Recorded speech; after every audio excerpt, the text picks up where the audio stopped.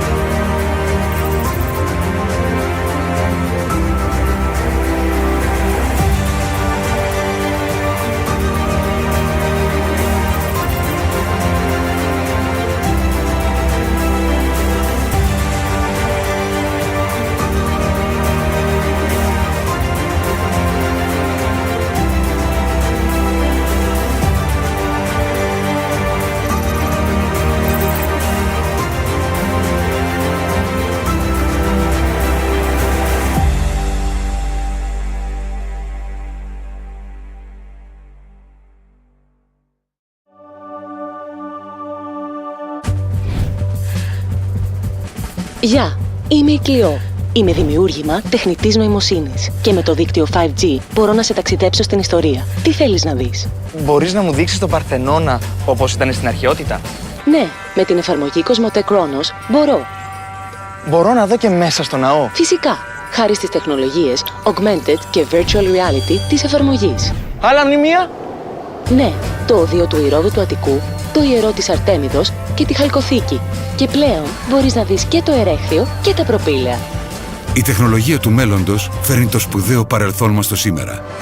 Και τώρα, με την προσθήκη δύο ακόμα σπουδαίων μνημείων, το ερέχθιο και τα προπήλαια, η εφαρμογή Κοσμοτέ Κρόνος προσφέρει μια ολοκληρωμένη εμπειρία στην Ακρόπολη. Δίνουμε ζωή στην ιστορία μας για να την απολαύσει όλος ο κόσμος. Κοσμοτέ, μέλος του ομίλου Telecom.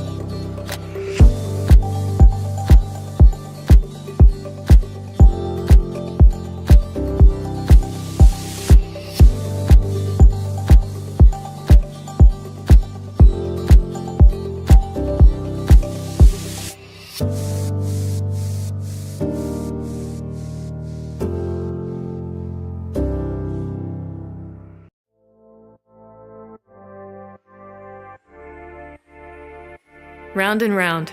The Earth is spinning. The world is changing. Everything is interconnected in a chain of stories. The exponential growth of digital technology is transforming the way we live, work, and communicate. Creating innovative business models, new realities, groundbreaking solutions. Each solution is unique, an unconnected dot in the vast ICT space. Being at the forefront of our industry requires continuous investment in innovation, digital transformation, and the ability to connect these dots. At Unisystems, we work closely with our clients to deliver high-quality, innovative solutions to meet their ever-changing needs. Through the transforming power of technology and the immense potential of ICT, we contribute our fair share in creating a sustainable future. an aspiration shared by our talented, unique people who are committed to excellence for over 55 years, establishing Unisystems as one of the most reliable systems integrators in Europe. We envision IT landscape transformation, set new technology trends, and drive change. At Unisystems, we see things from a brand new perspective for today and tomorrow. We see IT differently.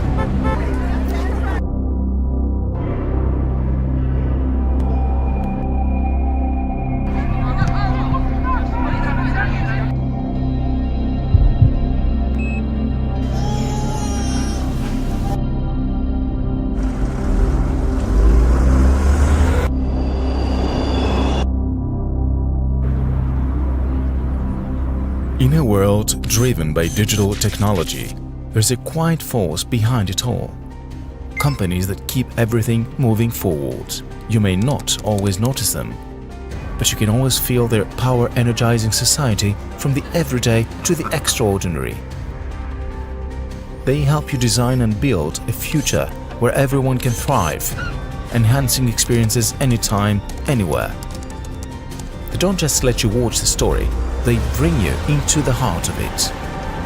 At In Digital, we believe that when progress finds its purpose, the future becomes limitless. In Digital, where the digital experience isn't just felt, it's lived.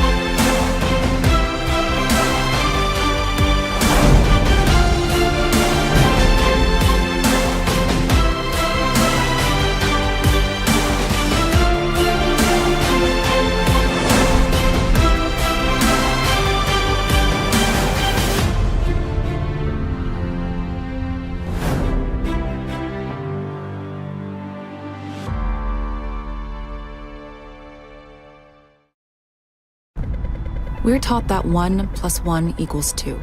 Simple, right? But today's world isn't simple. So, what happens if we look at it from a new angle? Could we make something greater?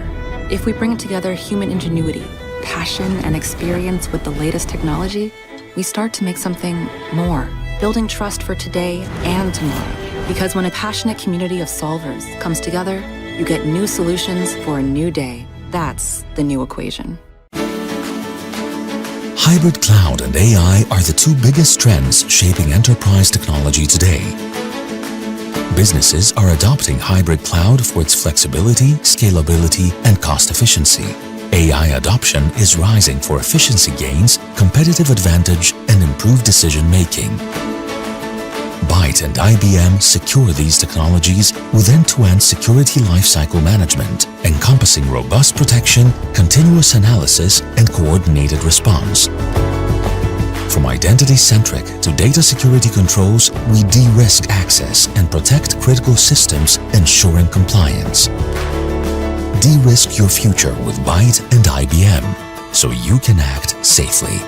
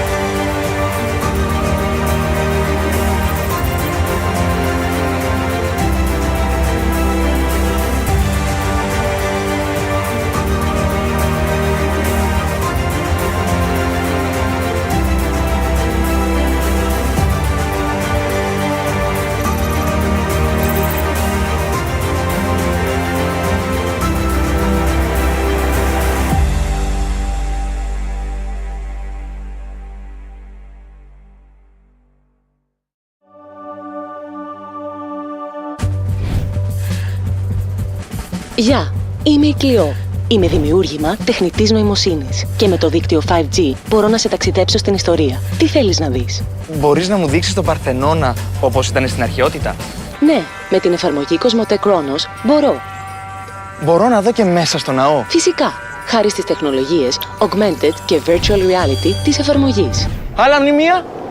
Ναι, το οδείο του Ηρώδου του Αττικού, το ιερό της Αρτέμιδος και τη Χαλκοθήκη. Και πλέον μπορείς να δεις και το ερέχθιο και τα προπήλαια. Η τεχνολογία του μέλλοντος φέρνει το σπουδαίο παρελθόν μας στο σήμερα. Και τώρα, με την προσθήκη 2 ακόμα σπουδαίων μνημείων, το ερέχθιο και τα προπήλαια, η εφαρμογή Κοσμοτέ Κρόνος προσφέρει μια ολοκληρωμένη εμπειρία στην Ακρόπολη. Δίνουμε ζωή στην ιστορία μας για να την απολαύσει όλος ο κόσμος. Κοσμοτέ, μέλος του ομίλου Telecom.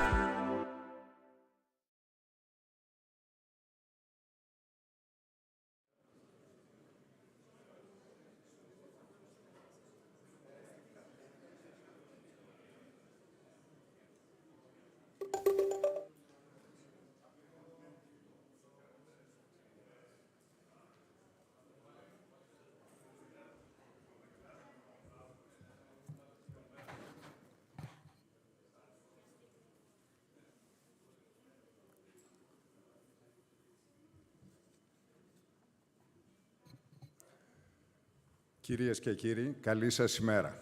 Ladies and gentlemen, good morning. I would like to welcome you to the fourth conference on Cyber Greece, which for 2024 will examine in depth the need to redefine resilience in the cyberspace. Next is now Dom Consulting, under the aegis of the Ministry of Digital Governance, contribute through the works of Cyber Greece to the important public discussion on cyber transformation, digital transformation, the new opportunities, but also the new risks. The developments in the digital world are very rapid, time-wise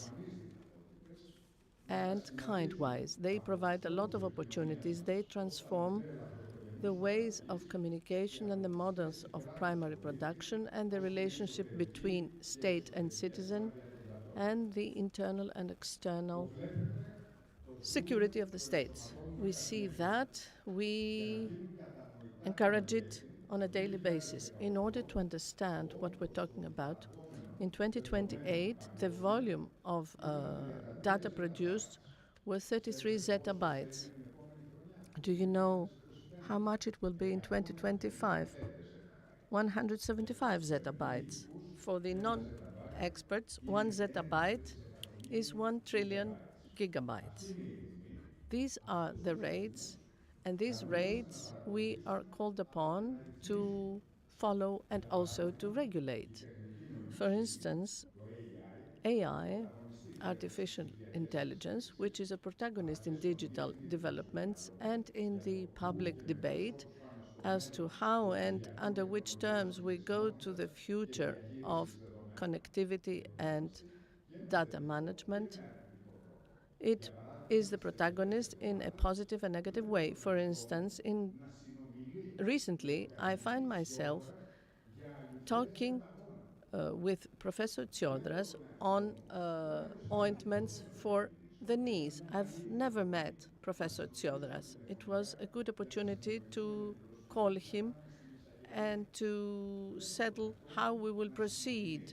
I see myself communicating with Professor Tsiodras through AI and propose ointments for the knees. If we were proposing something more juvenile, maybe I would not protest. The European Union advanced first in 2024 in a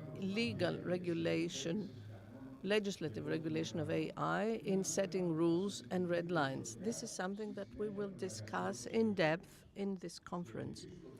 And since in the digital world no one should feel and no one is safe, the second axis is cyber security. Cybercrime, as I said, shows a great exacerbation in these last few years. According to recent data, every 39 seconds there is a new cyber attack. The overall cost of the damage created on the global scale will exceed in 2025 $10 trillion. That is, it will be almost 10% of the global GDP. 10% of the global GDP. According to the World Economic Forum, cybersecurity is at the top of the agenda, the top of the list for major challenges for the planet, together with climate crisis and demographic threat. In the coming years, we will have more and more cyber attacks against governments, organizations, companies, critical infrastructures, and public goods. And the efforts of criminals to steal information on property, and we will have more and more cyber attacks which will aim at manipulating electoral campaigns or geopolitical developments. Critical infrastructures such as transport, energy, health, and the financial sector, which depend more and more on digital technologies for their operation, will be at the forefront and as a target of cybercrime. So cybersecurity is inseparably linked to political stability, economic prosperity, and social cohesion. In order to enjoy the fruit of digital transformation, we need to have advanced tools, concerted action, and a modern institutional framework in order to safeguard a high level of security for the digital systems and services. So what are the priorities that we need to set ourselves for cybersecurity in the coming years?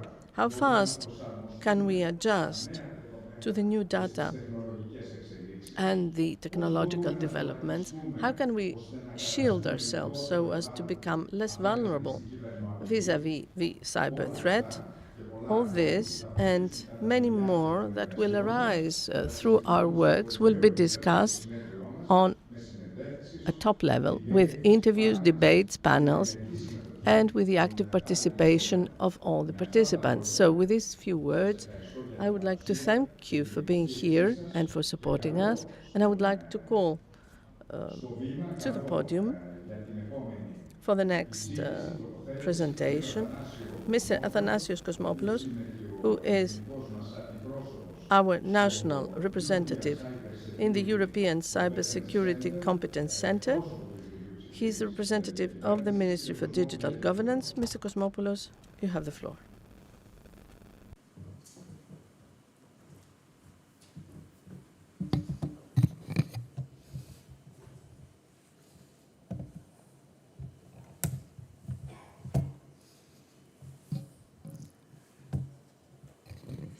Κυρίες και κύριοι, καλή σας ημέρα. Ladies and gentlemen, good morning. Welcome to the Cyber Greece 2024 conference, Redefining Cyber Resilience. We have been joining this meeting today in order to exchange views on one of the most critical topics of our modern times, that is resilience in the cyber world and in the cyberspace in particular. So technology progress and rapid development of digitization across all sectors, the economy, the health sector, education, public administration, all that has created huge opportunities. However, this skyrocketing progress is accompanied with challenges and risks. The cyber threat spectrum is today much broader than ever. We are faced with malware attacks, personal data leakage, violations of privacy, and also threats against the critical infrastructure supporting our societies. So cybersecurity in Europe is not a mere technical approach or an issue that affects only the IT groups and the professionals in the cyber world. No doubt, and it is not an understatement to say that it is a collective responsibility and the strategic necessity of a multidisciplinary nature. So the task to ensure the security of all those systems, cyber systems, involves all areas and aspects in the public sphere. It involves us all, the governments, the businesses, the educational stakeholders, and every citizen, especially as regards the knowledge level, so the cognitive domain. Why? Because as yet, firewalls to protect our brains had not yet been developed. So the fake news, the erroneous false news on the internet is well present, and the warfare that is engaged in the cyberspace destabilizes the society, undermines governments, and places menaces to the cyber entities. So we have the cyber social segment at the level of cybersecurity and the current hybrid threats. Ladies and gentlemen, dear participants, as we are at the beginning of this conference, let us remember that cyber security is not something constant as a destination. It is an ongoing journey which demands commitment, collaboration, and a multifaceted approach in order to protect our future, cyber future. So the topic is to evaluate the current threats, shed light to the developments, and identify regulatory and other aspects. A few days ago, among colleagues at a conference, we were said that if you want to contain, you have to regulate. So we need to adopt a collaborative stance. So the experts and the panelists that will meet by the organizers will cover a broad spectrum, strategies, threats, minimize risks. Also, and this is equally important, we will discuss here what is our responsibility at the level of the entities and also at the level of the civil society and as citizens to raise the awareness among the community. I feel that one of the major challenges is to ensure that cybersecurity is well understood and applied across all levels of our society, at schools, universities, offices, businesses, and of course every government entity and authorities. So we need to cultivate this cyber conscious as an integral part in our lives. So education is number one, the major step. Every citizen today is not only a consumer of news, but a reproducer of this piece of news via the reposting by the social media. So this actually demands a collective threat in order to develop this media literacy for citizens and for journalists. In conclusion, let's see what is the overall area of cyber threats and attacks currently. The threats and the attacks become all the more intelligent, as Mr. Hatzinikolaou stated. They deploy more complex, more state-of-the-art tools. And the victims are not only the organizations and the large enterprises, but also SMEs and citizens. So on the one hand, you have 32.4% ransomware attacks in 2023. We do not have the data for 2024. So, and on the other hand, you have extensive campaigns of phishing and actually users are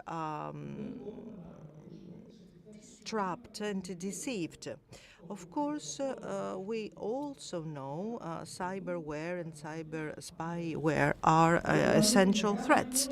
We need to see the broad picture and understand that we cannot avert all attacks, but we can prepare against such threats and minimize its impact. So we need to invest in technology and in processes and in policies of a regulatory nature, as this is very well identified by this conference.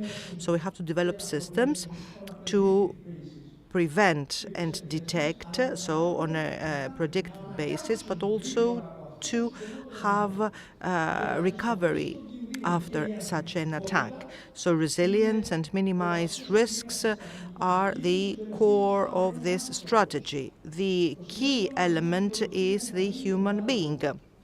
So our conference wants to encourage dialogue and consultation, intersectoral and across Europe. But unless we identify the cross-border aspect of cyber threats, we cannot engage in such an attempt. So the states, the private sector, companies, alongside with the public administration, we must collaborate to share information and share best practices in order to tackle such threats. The state is not the entity to impose penalties. We are all on the same side of the battle. Dear participants, there are no simple solutions to such complex issues. However, what we need to do is to continue to train ourselves, to innovate, and to share our knowledge and information. Only via a constant awareness and new innovative tools and the common culture of safety, we will be able to meet the challenge of the future. This is our task and our work at the Ministry of Digital Governance and also in Europe, where we represent the country at fora. It is very encouraging to see gathered today at this conference so many different participants with different backgrounds and expertise, but with a common interest, the volition to contribute towards a safer world. I am sure that we will all leave this conference with stronger knowledge and stronger collaborations.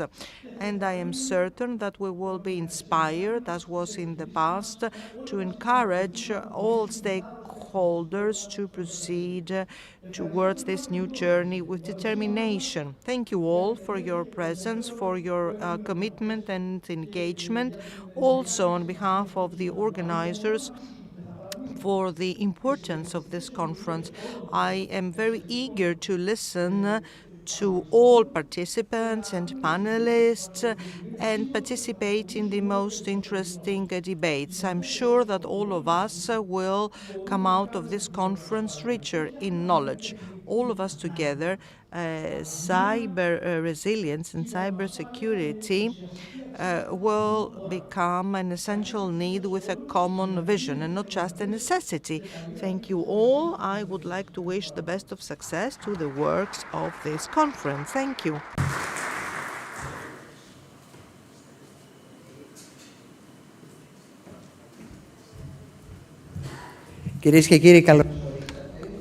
Welcome, ladies and gentlemen. Let me start by saying that we will have a minor change. The minister will arrive slightly delayed, so we will have this interview a bit later. I would like to thank the students and Professor Mr. Sklavounos and the students of the American College of Greece who are present.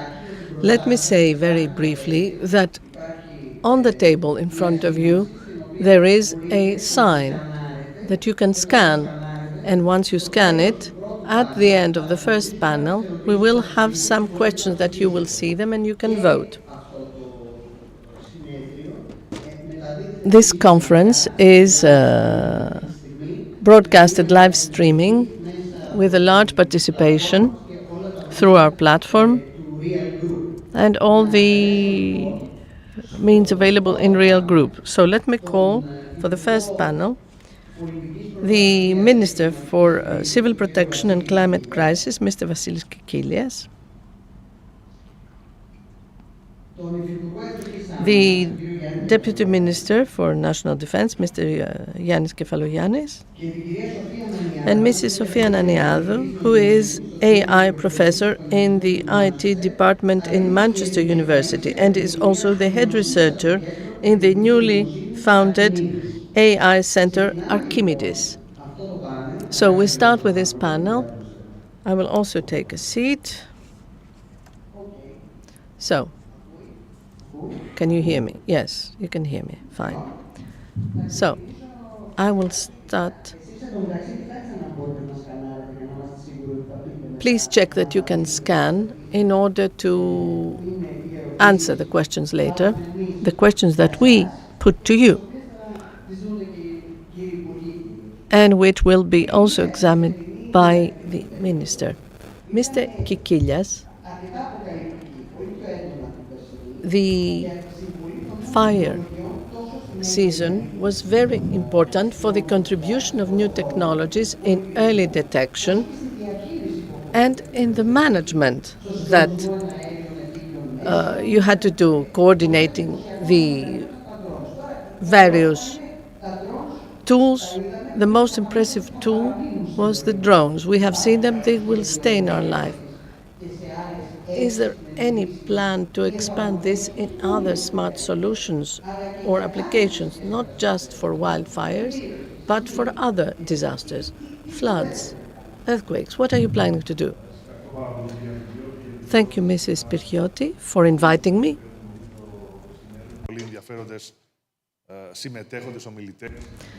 In this conference with so many important speakers, I think the figures are not lying. This was a very difficult year, the worst in 40 years. So we have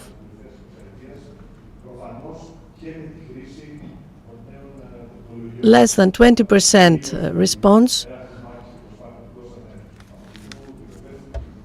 We had huge efforts by the soldiers, the army, the firefighters.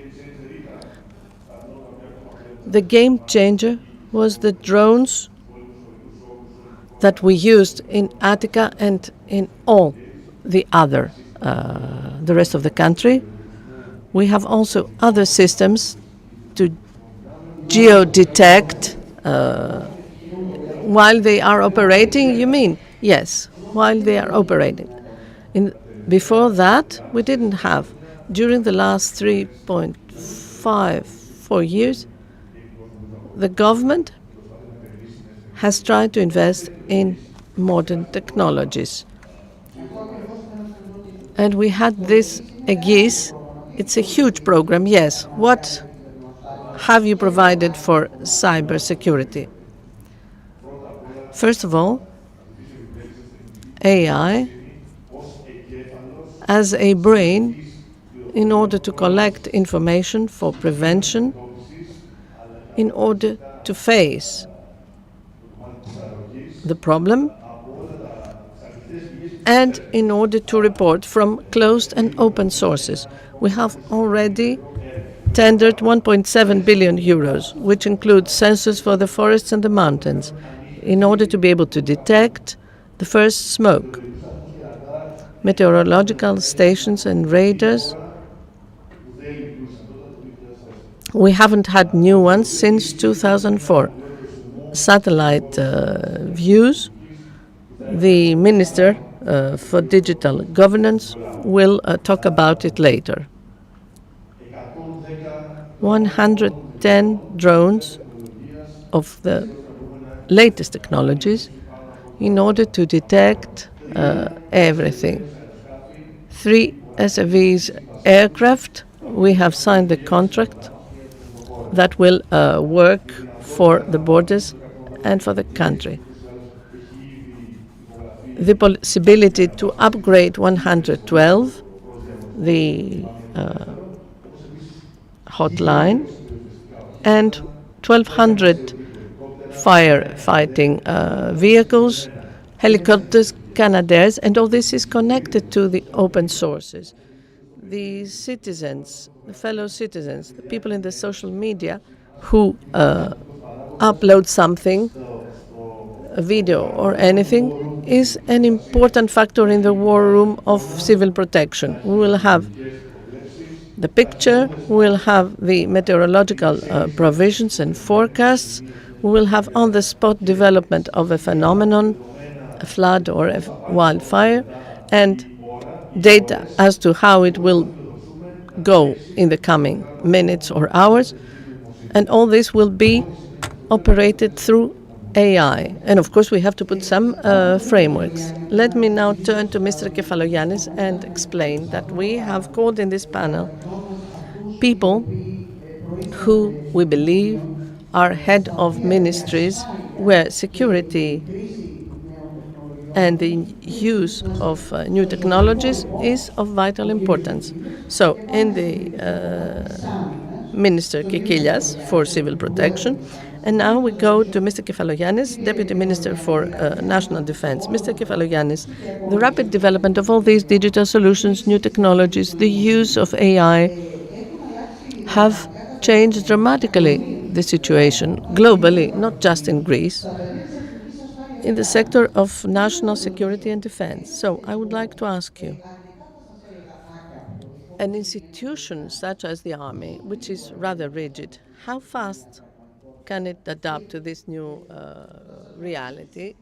And once you answer me, I will ask you how. Mrs. Piriotti, thank you for this honorary invitation to participate in this high level. I'm sorry, I have to answer. To participate in this high-level conference today with experts from the academia and from the private sector and the state sector. Now, coming to answer your question, I have to tell you that we need to face very fast all the challenges emerging globally. In the past, the main doctrine as regards threats is that the army of a country, for instance Greece, they have to face threats from the air, the sea, or the land. Now we have 2 dimensions, space and cyberspace. So these 5 dimensions have to be part of a defense doctrine that has to be where the human resources and the infrastructures have to be prepared in order to face any threat. In this context, we have moved along three axes. First of all, education. Second is the new structure of forces. And third, research and innovation. As regards the new structure of forces, we have established a new core of IT where all the executives, either from the Air Force, the Navy, or the land forces, to have a specific career path to belong to the IT core, which, with constant training and the specialized knowledge, will be in a position to face any threat from the cyberspace. The second has to do with education. With the recent law that we passed in the parliament, we gave the opportunity to the military schools for all three forces to have a specialized program for master's and PhD and post-PhD, which will give the opportunities to students to identify knowledge areas such as cybersecurity, cyber war, and all threats. And a third pillar is research and innovation. This is a move by Minister Dendias, who established the new Center for Research and Innovation. I will talk about it, which brings around the same table the private sector, the public sector, which is the Ministry of National Defense, in order to enhance the human resources and all the specialized knowledge that we can incorporate in the armed forces. So you believe that, at least as regards the planning and beginning of implementation, we have taken the path that we see other countries have taken, such as the US, Israel, etc. Countries that are much more advanced. We have this trend, especially among officers, I guess. It is a cosmogony, actually, in the armed forces. We like cosmogonies as long as they are successful. Yes, of course, but we don't need to reinvent the wheel. The new Center on Defense Technology has incorporated the good practices of other countries, such as Israel. So, the new technologies to the benefit of the armed forces. And beyond that, we have also advanced in establishing an IT department in the military school of the Armed Forces Corps. Someone would enter and he would be a doctor. Now we can have IT developers. Until they retire, in combination with the two new departments that we have established under the Chief of Staff, and they will dwell on cognitive areas that did not exist so far. I think, Mrs. Ananiadou, this is a good way to proceed to you. This newly established center, Archimedes, for IT, very few know what it's doing actually. You are there. This is the AI center. The first question, since you are there, you are heading this center, the first question is, what are the risks for national security from what we call generative AI? Thank you very much for the invitation. A few words about Archimedes. I am one of the Greeks living abroad, but I am a partner there. And the objective of Archimedes was to establish a unique center for AI and to invite Greeks, not just Greeks in Greece, but Greeks abroad. And everyone is working for Greece, actually, to create and to train, to educate young scientists in AI, in data science, and in algorithms. And for this reason, it is something unique, because in other centers, we have only those who are in the country. Archimedes established a very adopted a pioneer approach to invite all Greeks abroad who want to work. We have a lot of PhD students on very many topics: health, economy. Shall we go to security, which is the burning issue here? Yes, we will go to security, and I will talk about some of the risks, some of the threats.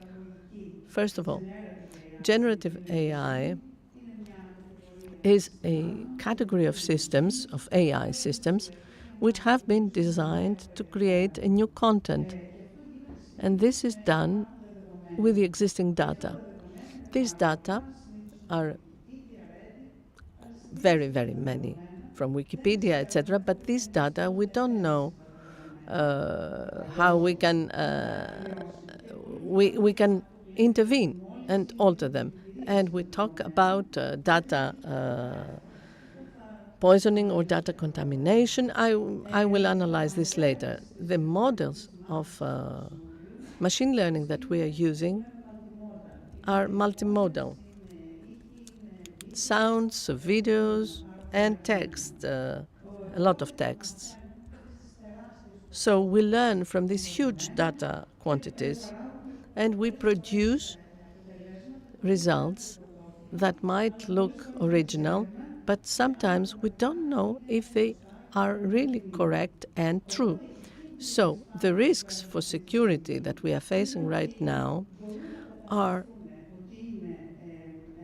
to be understood as valid, but maybe they are not. So this presupposes, or rather increases, risks that we knew already existed in cybersecurity, but it creates also new risks. You mean what? For instance,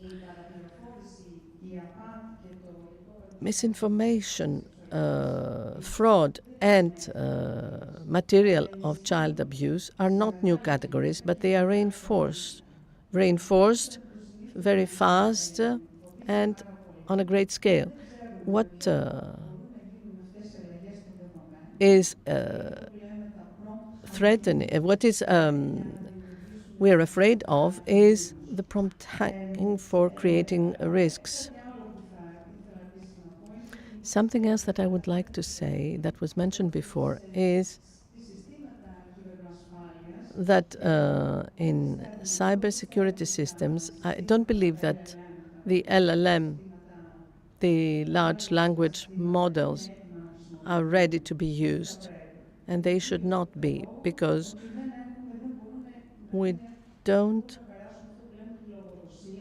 they cannot be held accountable, and we cannot have supervision. There are serious problems, so we need to be very cautious as to how we will use them. And another problem is for those who wish to undermine security, for instance, inaccuracy. A system who is inaccurate, that's not so important. A large language model may fail in the production of deep fakes, which is a major issue, or in the drafting of malicious software, malware. The cost for the attacker is low.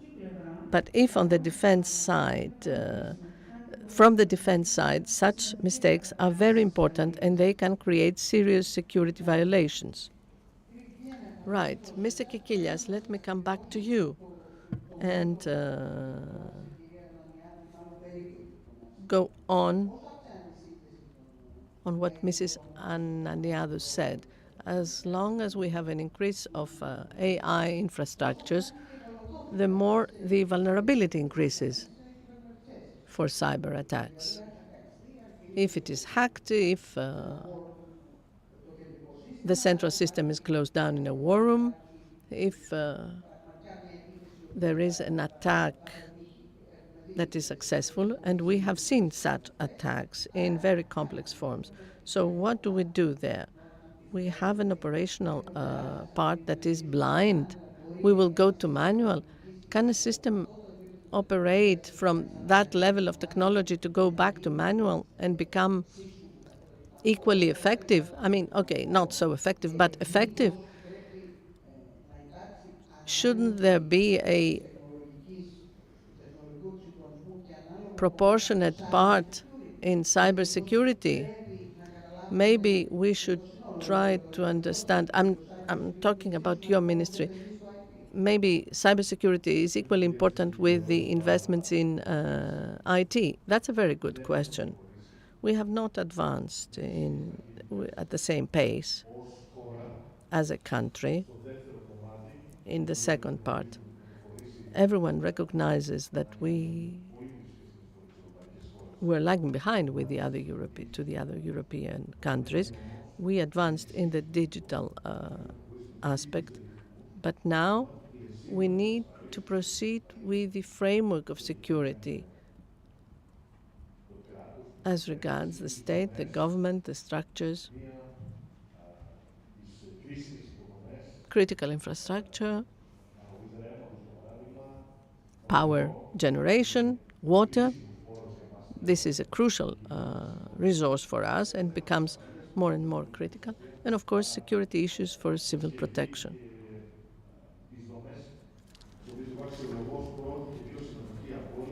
The structures, and the most important structure is 112, because it is directly linked to the effort to save human lives. If 112 does not work, if the system fails for some reason, if it is attacked, or for some other reason, how do we mount our defense, or how do we reinforce it? Well, we designed based on the worst case scenario. And this is what one should do when you are in critical areas. With our provider, Cosmote, we have planned and we have implemented a backup route, again digital one, with people present in the field from the companies, from SKD and IT people and officers, so that if it happens, and it happened this year during the firefighting period, then there is a possibility, if the system fails, we have the opportunity in some minutes to be mounted again in a different way. The third route is the manual. The second is people who know the computers. In Aegis, you have provided for cybersecurity, funds for cybersecurity and funds for IT. Now we're talking about the immediate future, near future. I explained that we consider it as something very serious. I served in two ministries, the Ministry of Health during the pandemic, with a lot of natural disasters in civil protection ministry. And I consider as the most important need the need to defend against cyber attacks, malware, and any type of attacks, digital attacks that are faster than the governments and the states and the security agencies. We try to find the antidote. An important part, and we have in the tender of Aegis, and it will pertain to civil protection and the war room, and then it will also pertain to all the critical infrastructures of the country. Mr. Kefalogiannis, I will condense my question. Cybersecurity and cyber resilience for armed forces, not just ours, but globally, is the number one issue, because we are facing threats not just from the hackers, anonymous hackers from all over the world, but threats by hackers that we suspect are manipulated by other state or parastate agencies, sometimes even state. So for our national defense, the issue of cybersecurity is very, very, very important. And I'm wondering whether from the material upgrading of the systems of the armed forces of the state, and from the personnel, the human resources side, people who are specialized and who are very numerous to support these systems, whether you are on the right path or at which part of the road you are. Mrs. Periotti, in order to corroborate what you are saying, I participated in the NATO Ministers' Summit in Brussels last week. And the issue of facing hybrid wars was one of the main issues, of course, for the alliance and for our country. And it is one of the 5 dimensions, as I said before, that the new doctrine of the Greek armed forces have to face. So in the context of this, and in the context of the answer I gave you before, the law 5110 provides for the establishment of a specialized team, 1864, which is composed by personnel ready to face any cybersecurity, cyber defense threat, which is moving very, very fast, a rate that adjusts to the new data and which has the specialized knowledge. This team, in order to face all risks, is under the chiefs of staff. So there is an order to face the threat right away. And we are investing in training all this personnel. And we have said that the main factor is the human factor. If we have trained human factors, human resources, then we are facing in the best possible way this. Maybe this should be an object of discussion between the 2 ministries, the Ministry of Education and the Ministry of Armed Forces, because you cannot find the human factor, the people like that. They are to be, they can be found when the students go towards this direction. And it is very demanding, and they need to have a special type of mentality, of psyche. You are serving in the armed forces. And at the same time, you are also a sort of genius on cybersecurity issues. So planning is difficult. You are a hacker and you are a commando at the same time. It's not easy to find this. No, this is why I told you before that in order to face this difficulty, we established the joint IT corps in the military school for officers, for land officers, which will give us executives that will be specialized in this sector. And since you mentioned the Ministry of Education, this process is in collaboration with the Greek universities, and we have a memorandum of understanding with the University of Piraeus and with other research centers in Greece and abroad in order to be able to have the best possible exchange of views and the introduction of good practices that we have from abroad, always in the context of collaboration with various organizations. Mrs. Ananiadou, there are some questions on LLMs. Can you please introduce us? Can you please connect this to the topics of security, domestically and abroad? We would be obliged because Archimedes will play a major role there in the know-how. Yes, indeed. One of the reasons of Archimedes is to all of us work in LLMs and in many applications, because it aims to combine theory and practice. We have all heard about LLMs and ChatGPT and the other models. They are deep neuronic networks. They have been trained in large volumes of texts, which mainly come from Reddit, Wikipedia. In LLMs, in LLM, they learn patterns in the language. That is, they are based on probabilities. What are the probabilities to have some words in a sentence? Next talking. And other models that we call masking models which examine the environment, the context, in order to produce the texts. But the main thing is that the LLMs do not understand the semantics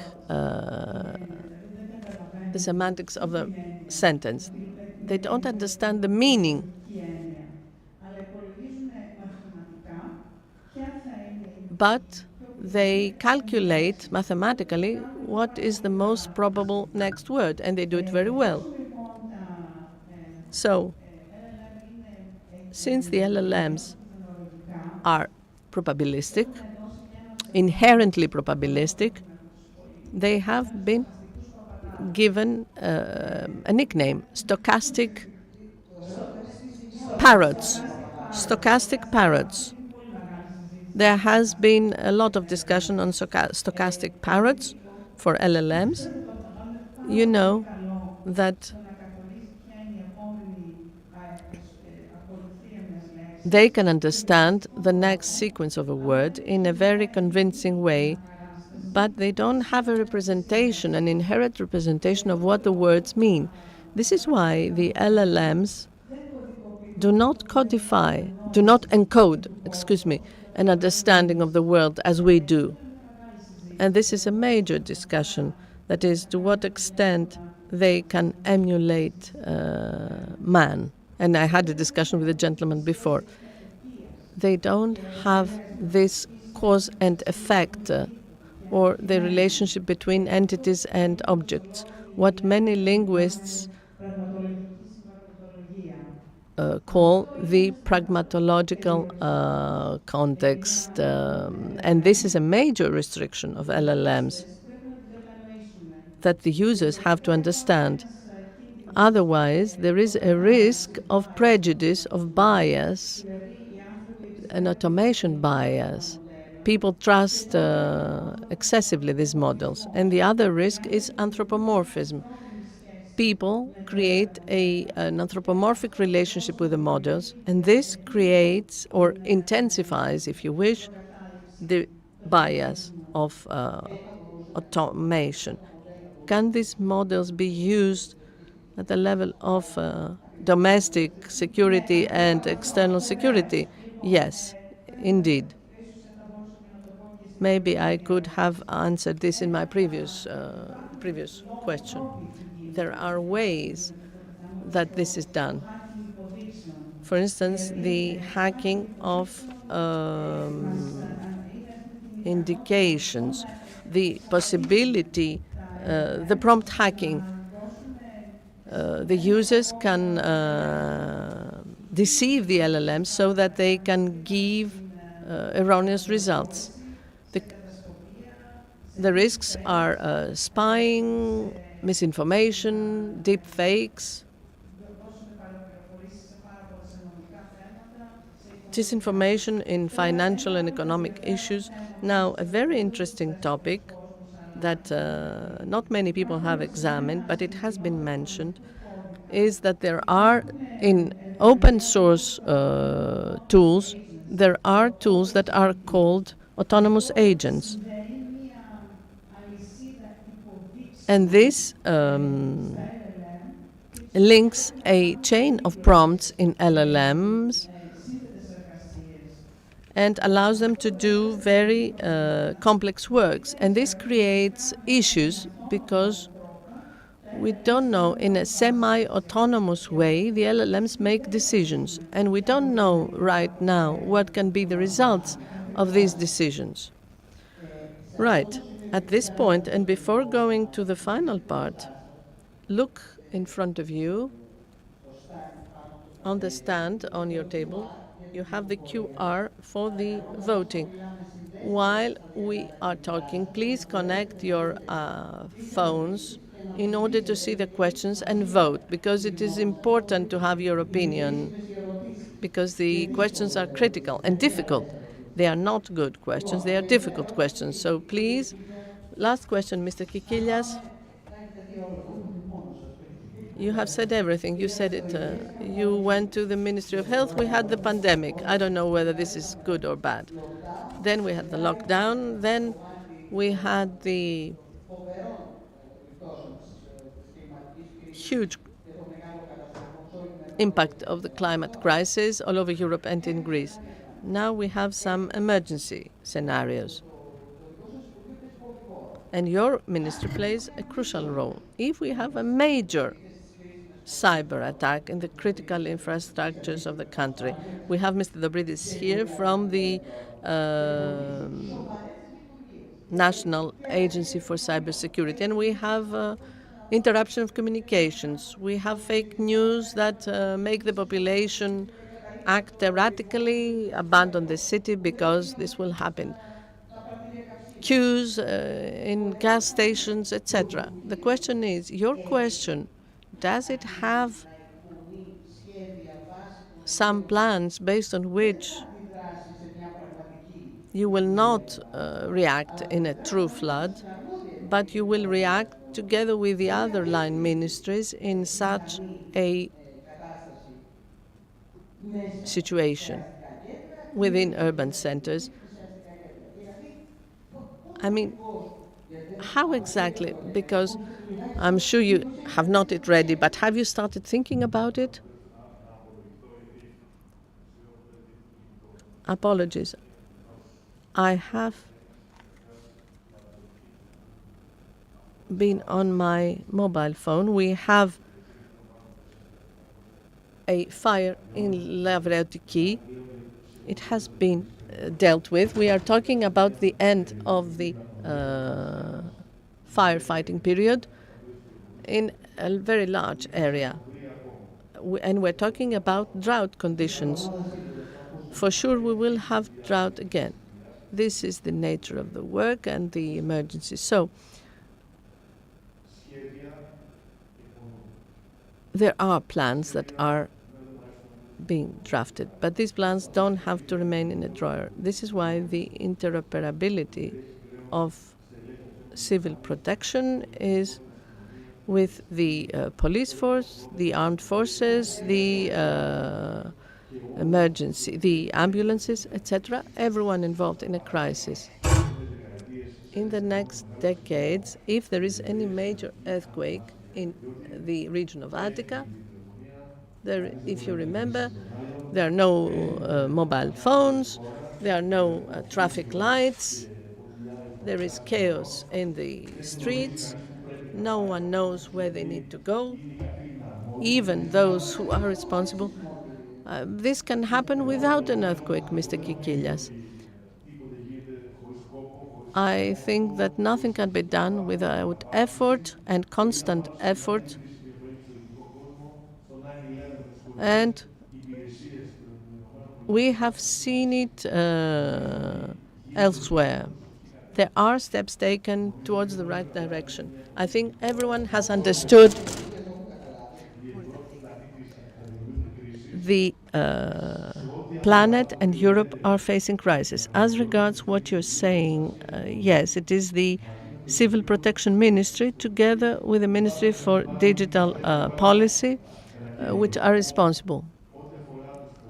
But as regards the citizens and civil protection pertains to us. I think the way we collaborated with the Greek police, the Hellenic police, with the armed forces on natural disasters, and with the other line ministries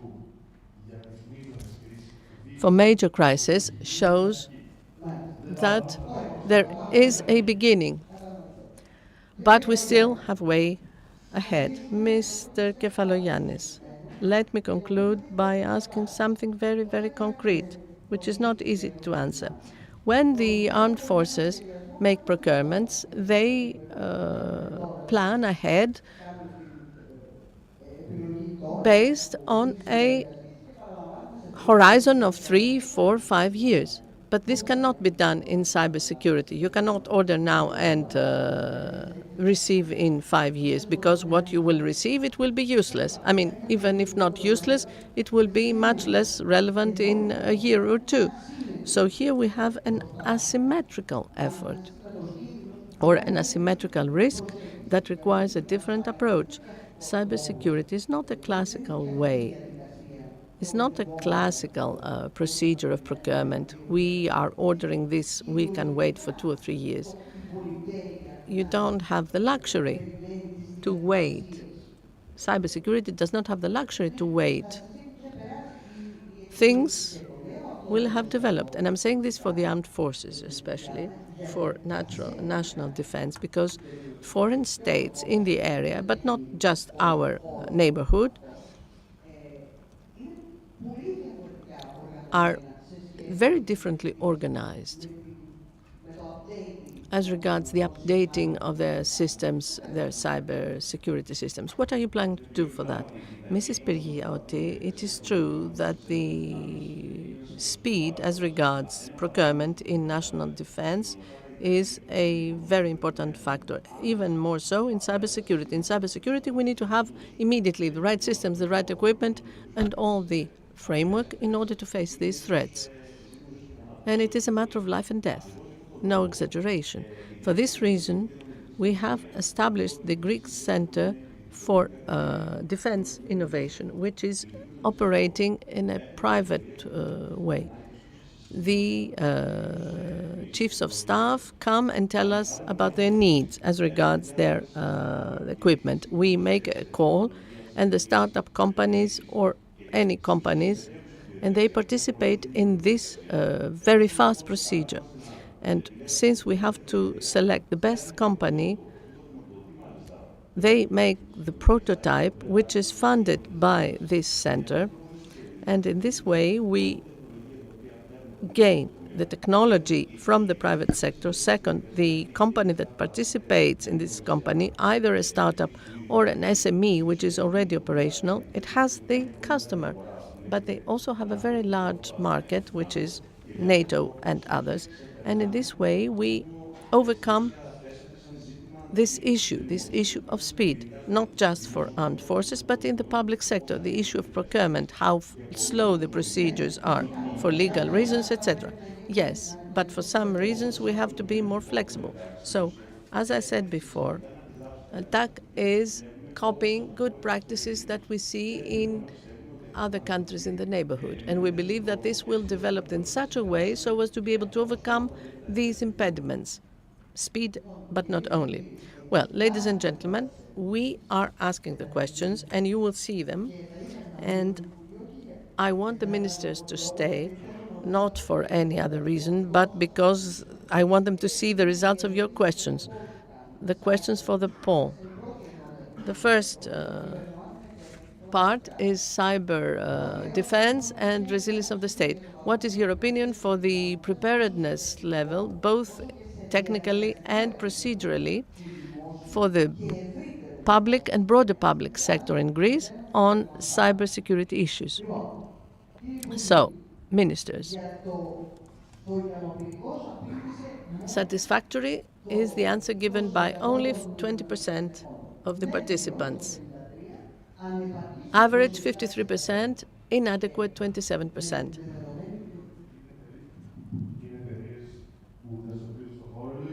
Are these companies which are active in the sector? They want to be more active. Well, pay attention to the second question. Off the microphone, unfortunately, the comment.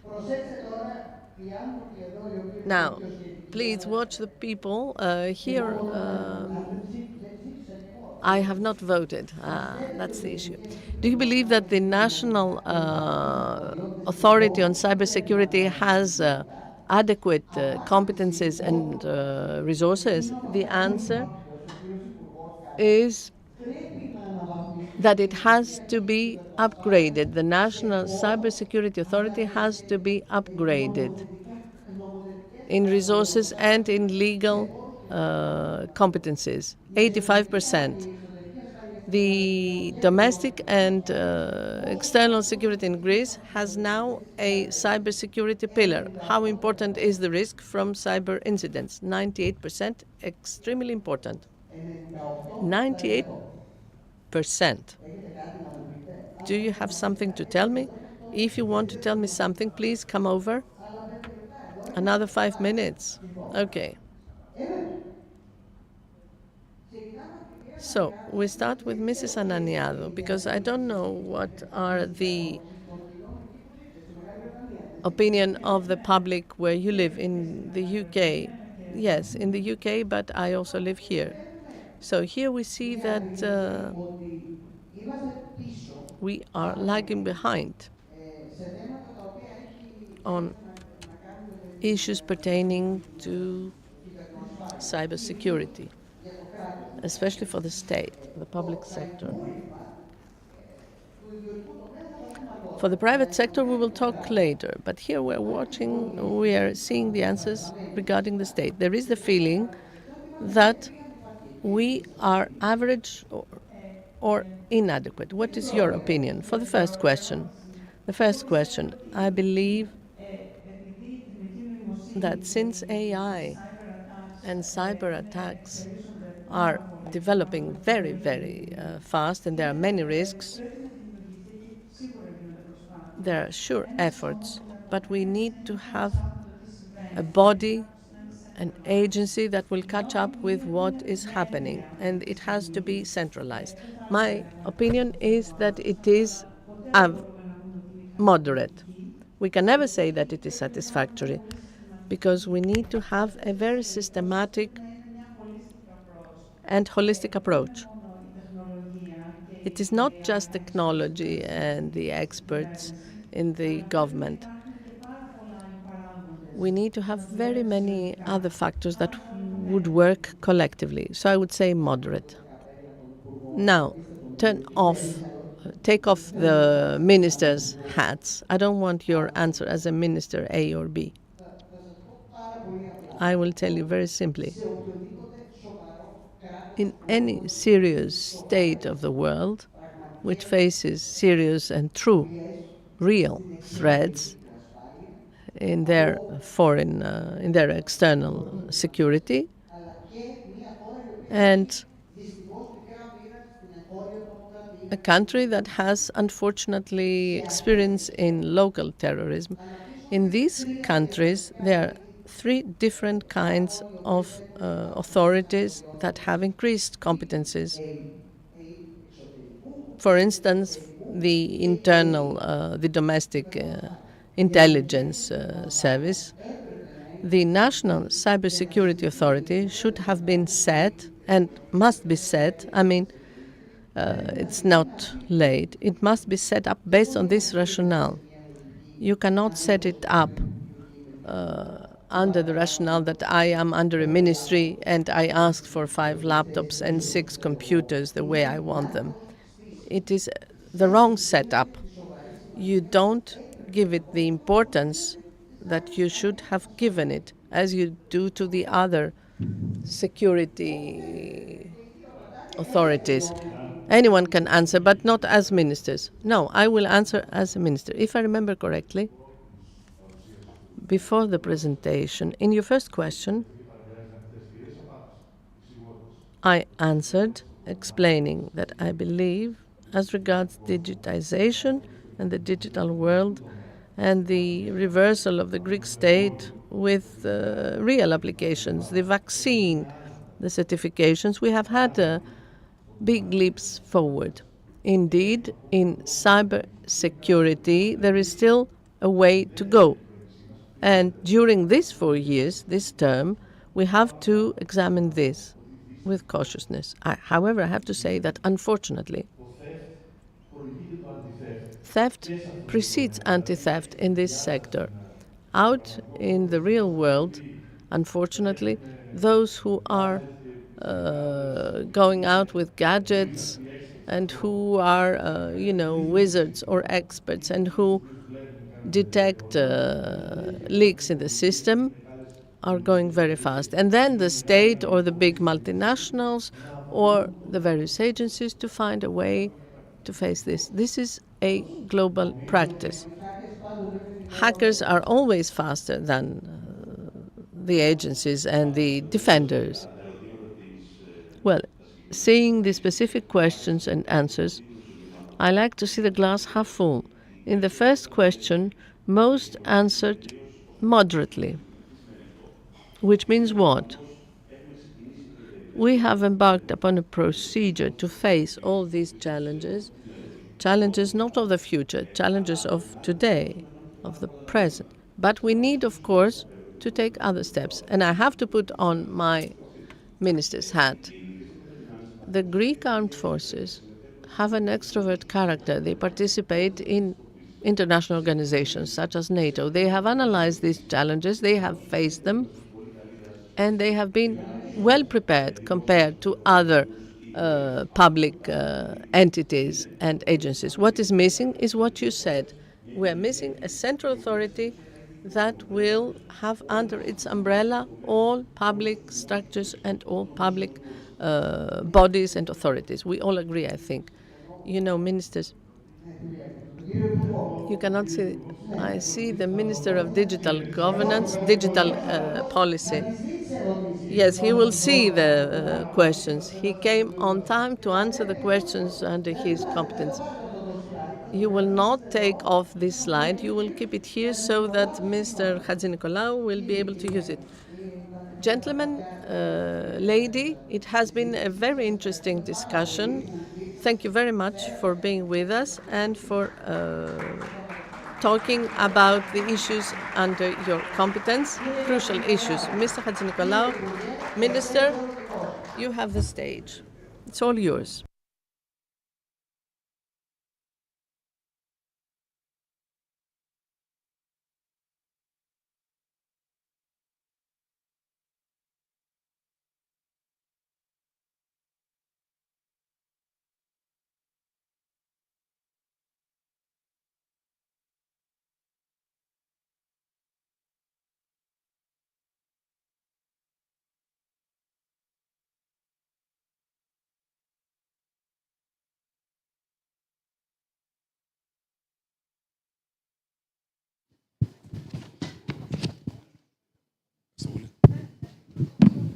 Ακούγομαι.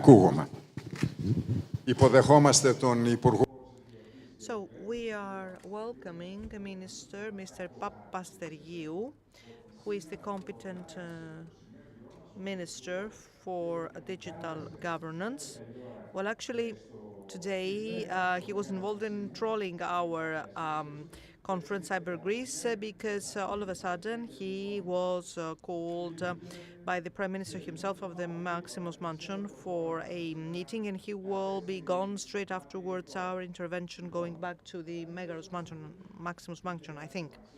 So first of all, do we have any news following this meeting with the PM? Well, the news is unfortunately the following: that we had made different arrangements for today, starting very nicely with your conference, but unfortunately we had this emergency meeting. Anyway, the news is as following: that very soon we will be able to announce at the level of the National Defense Ministry, the progress that we have made as a country, Greece, at the level of our presence in the space. So we will also proceed with the military satellite. So we have asked for a refi from the private sector, 14 out of the most serious players in the market, in order for this call to participate. So this proves that Greece is becoming a considerable entity in this area. So this is the poll that we have just discussed about the Greek public administration and how it is moderately armed in order to manage cybersecurity threats. So in which areas and under which competences we will continue with the interoperability across the state and digital transformation. Well, Minister, I will not argue against those findings. And the framework during the poll was considered to be as an inadequate one. Answer: yes, indeed, the new regulation is there. The draft, as we speak, is under consultation, and however, we do have the new authority for the national security. We have the new regulation, NIS 2, and also the DSA as well. whatever we do, of course, we know that it is very important to proceed with the cloud infrastructure. It is not easy to have a large number of small data centers. Of course, at the level of sovereignty, we need to keep data to some of our infrastructure, but as for the rest of infrastructure, we will have the cloud computing in order, however, to ensure that the country will remain safe. And also, it's not only about the data center and the data, as you know, Nikos. You see that the warfare now is engaged in different manners. Let us see the cables, infrastructure, whether this is secure or not, the energy infrastructure, and so on. So indeed, the data makes us rethink everything. How about funding? What are the funding tools in order to support the necessary investment as of 2025 and the next years to come by 2030? Okay, we do have funding coming from the RRF, but also from the next programming period, the NSRF 21-27. We do have, of course, several projects under the NSRF that are to be transferred in the new programming period, but actually money will never be enough, in my view. So the threshold and the bar is set by the private sector capacity in order to be able to catch up with all those projects to be developed. So my next question is the following. It seems that we lack human resources of high quality, of high specialization in order to put into implementation all those projects, such as the ones planned by the public administration. And do you also plan to take some initiative with other competent ministries, such as the Minister of Education, with Minister Pierakakis, given the fact that we need 3 times or 4 times more the number of the existing IT staff that we have in Greece? Yes, indeed, this is also the feeling from the private sector. Even if we had 5,000 IT professionals tomorrow, they would be all hired. And indeed, as regards the cybersecurity, the needs are very demanding. So one aspect has to be tackled at the level of the tertiary education, our universities. Mr. Pierakakis has identified the need. Also, the existing staff, the existing human resources need to be reskilled and upskilled at the level of our human staff. So we already have a call with a budget of 62 million. The third area is to have Greeks from abroad be repatriated. So, if the efforts are well thought out, as the one which regards Greece and the projects in the space, we have seen people, young people, coming back to Greece, come here to work in Greece because they have identified job openings, job offerings, and the location was Greece. Initially, they thought that, okay, perhaps that was a joke, but no, it was a reality. So we were able to have people repatriated from abroad, and of course, the wages are an important incentives. Now, the European dimension, the cyberspace is developing so rapidly. Even before we were able to absorb 5G, already we discussed 6G. And we know that AI is part of our lives. A while ago, we would say that it was science fiction.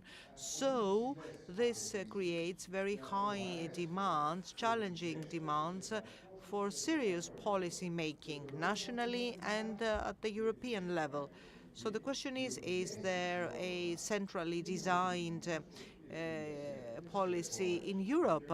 Because the US, Asian countries, China find themselves at the helm of those developments. They are ahead of us. So perhaps Europe should invest more and in a more targeted manner in order not to be a laggard. Well, an excellent question. I could have thought of that question myself. So indeed, Europe has lost this first AI coach. So what we do in Europe, in the US, takes place in one day. But we need to see what are the European models, the European algorithms. So large models are not developed by European companies. So what do we do at the level of infrastructure, microprocessors as well? If there is an extreme need to have our own software and material or hardware developed. This is another debate in Europe.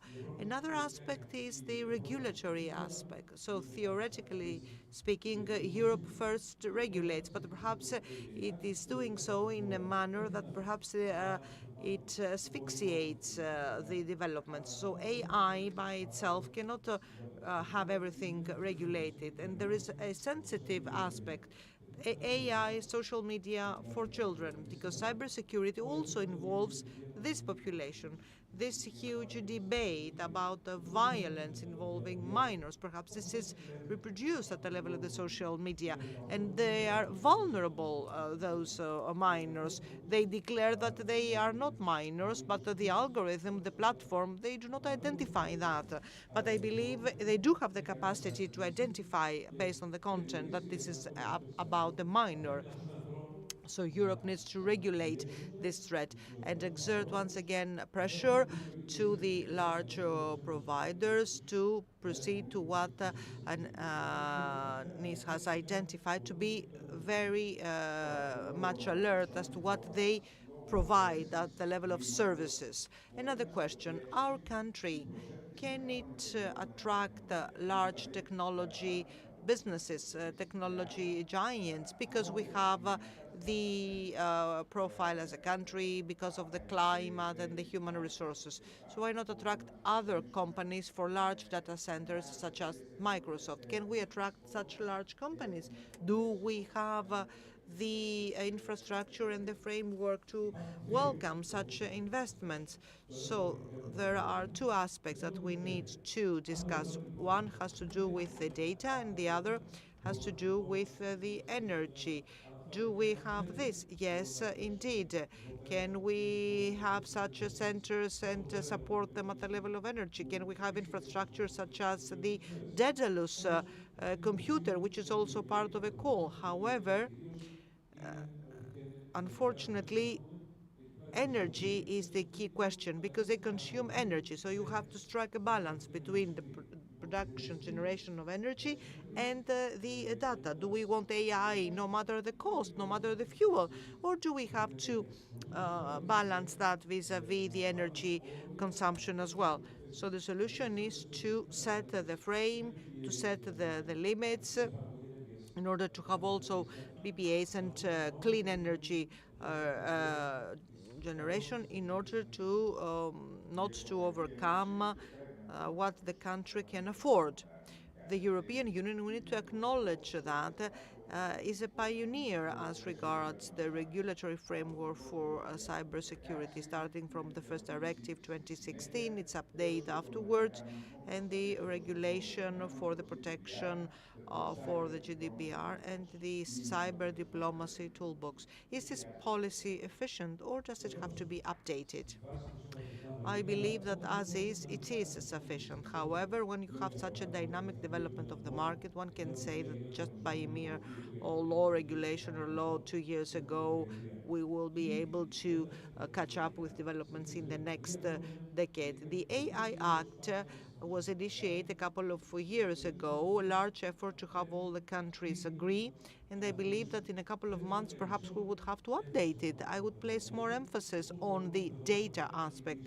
How can the data talk and go beyond the GDPR limitations, so generate legal data, and that should be the richness for the new ecosystems, for the justice, the public administration, the education.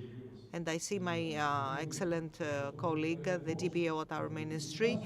The key is to respect the EU regulations, however, create a transversal layer, entity, organization that will work more openly, ensuring the data anonymity, because we do have data available in order to trigger a new ecosystem, and also supported by Daedalus, our own multi-computer. According to media in news, we know that the ministry is going to announce, let's say, the content of the new European directive. Well, what would be the key points? Well, it regards us all. So NIS 2 is about how everyone will be safe in this environment. So you may be safe in your group, but me as a supplier, perhaps I have not provided for the framework to have a safe collaboration and a secure collaboration with you. So perhaps it was a leak, a mail server that due to that you were affected by a threat. So we need to see what is the cybersecurity and how to train the companies, the people, and the SMEs in order to be secure. So bodies will be certified in order across the entire chain to have specific processes. The food chain, the pharma industry, the chemical industry. It doesn't have to be a whole lot of thinking. Just see what has been the hybrid threats, the asymmetric threats that have been generated. So it is clear we have to be much more careful and identify all potential threats across the chain. Well, Minister, you know, when this is known among the entire community of stakeholders, that the level of the public stakeholders, public administration stakeholders, is very low as regards cybersecurity, and investments in infrastructure also inadequate. What is your intention? Will you change it? Yes. The figures and the fact is that there will be a call under our ministry for the land registry, IDICA General Secretariat for the IT systems. This is also part of a large call. New investments as well for cyber security at the level of the local authorities, local administrations. So at the municipality level, very often the knowledge is very low as regards cybersecurity. For example, municipalities unfortunately lost data. They were not able to recover them. And in the case of the land registry, it was proven that one can never feel safe because it would suffice to have a lost password at the dark web in order to be faced with a severe problem. And fortunately, we were able to avert a large problem thanks to our system. So I believe that we will be all supported thanks to NIS 2, municipalities, regions, the central government, to protect ourselves at the level of cybersecurity. In conclusion, web payments, trade online, capital transactions, the whole economy actually is operating in this digital environment. What should we do in order to ensure cybersecurity at the level of operation? And the companies, the SMEs, and private sector stakeholders. Well, first of all, it is important for us to understand that we can no longer be so open and continue to do business as usual, as was the case in the past. Also, to tap on the tools available.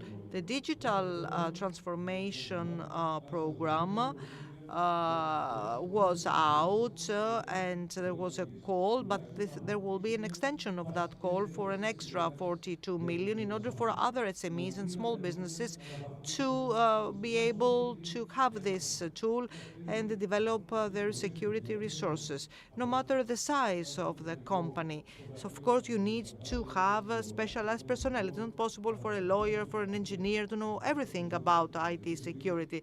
So you need to be supported by the experts, the companies, in order to be updated and to date as regards security.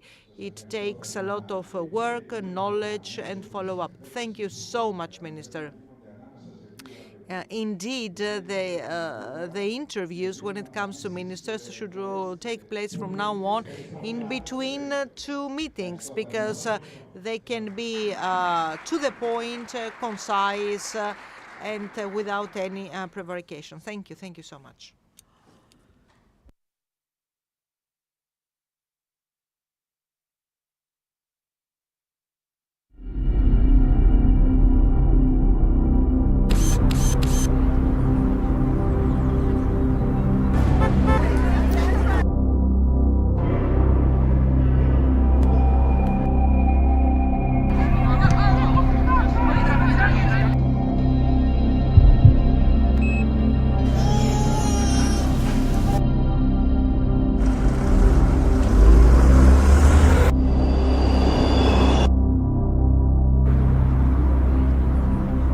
In a world driven by digital technology, there's a quiet force behind it all. Companies that keep everything moving forward. You may not always notice them, but you can always feel their power energizing society from the everyday to the extraordinary.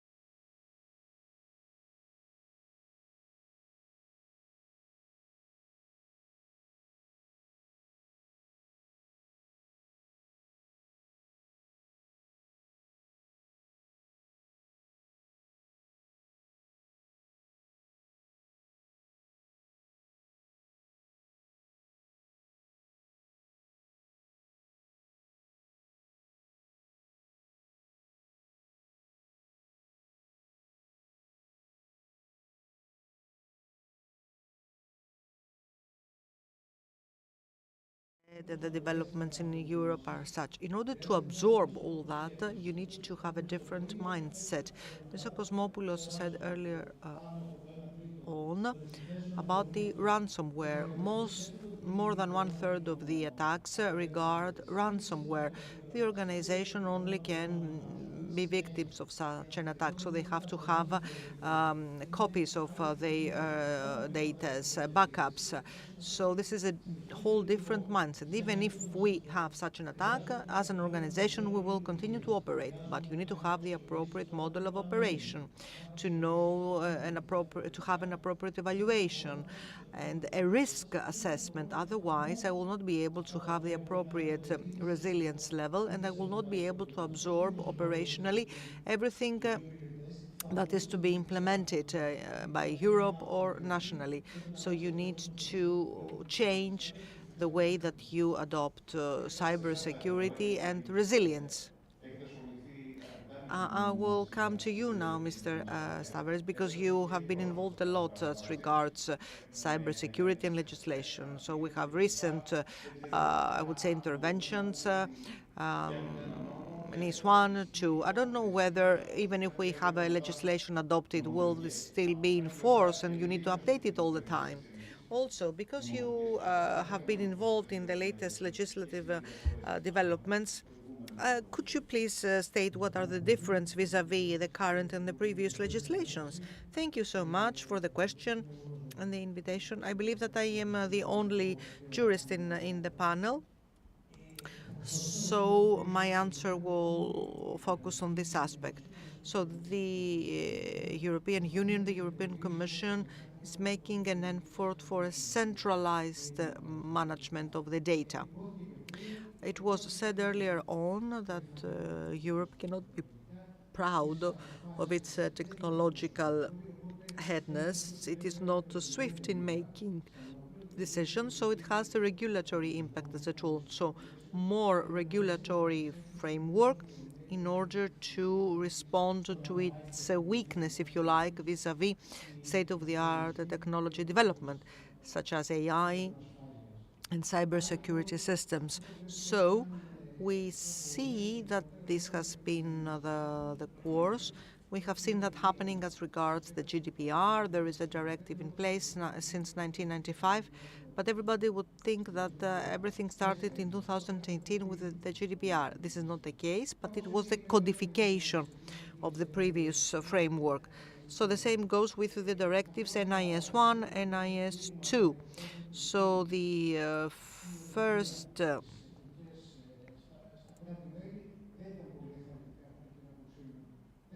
operational examples of how those directives were implemented in the national member states were not very encouraging. This is why we had NIS 2 to mend the gaps. So you have a more centralized approach, a consolidation of the national cybersecurity agencies. I will not agree to have an A type 2 NSA, because when you exert control and checks over private sector bodies, you cannot do that in a non-open manner. So it cannot take place in secrecy. Therefore, all bodies should be broken down as to the critical ones and the less critical ones when it comes to the data sets managed and the size of the data sets. And also the other innovation as regards NIS 2 is that it involves the entire supply chain, not only the critical infrastructure, water supply, railways and airports, but also all the other stakeholders around the key critical stakeholders. And you know, this actually involves the entire market. So I believe that there is an increase of alertness, an increased responsibility, and generally speaking, this is a more centralized approach via a system of notification and with the support of ENISA to tackle all incidents in Europe centrally. Thank you so much. Mr. Tassis, coming to you, Mr. Stavris. The AI, the cloud computing, the IoT, and all those developments, how do they generate new challenges and how do they make us respond to them. Thank you for the question, for the invitation. I'm so glad that I am a member, I'm a panelist. And fortunately, we have a jurist with us because he's an expert on the subject matter. Yes, he's a lawyer. That's why I'm sitting next to him. So I would rephrase my answer. IoT, AI, the cloud computing, all those are emerging technologies and have been emerging technologies for the last 10 years. AI in the way that we name it today. Initially, it was statistics and algorithms. The first algorithms date back to the 50s. So you need to merge two worlds: the regulatory world and the world which wants to tap on those new technologies and AI in order to do their business, to be more efficient and also to be secure. The challenge, I wouldn't say the problem, so the challenge identified is that in Europe those two worlds do not really meet. There are very few experts, technical experts,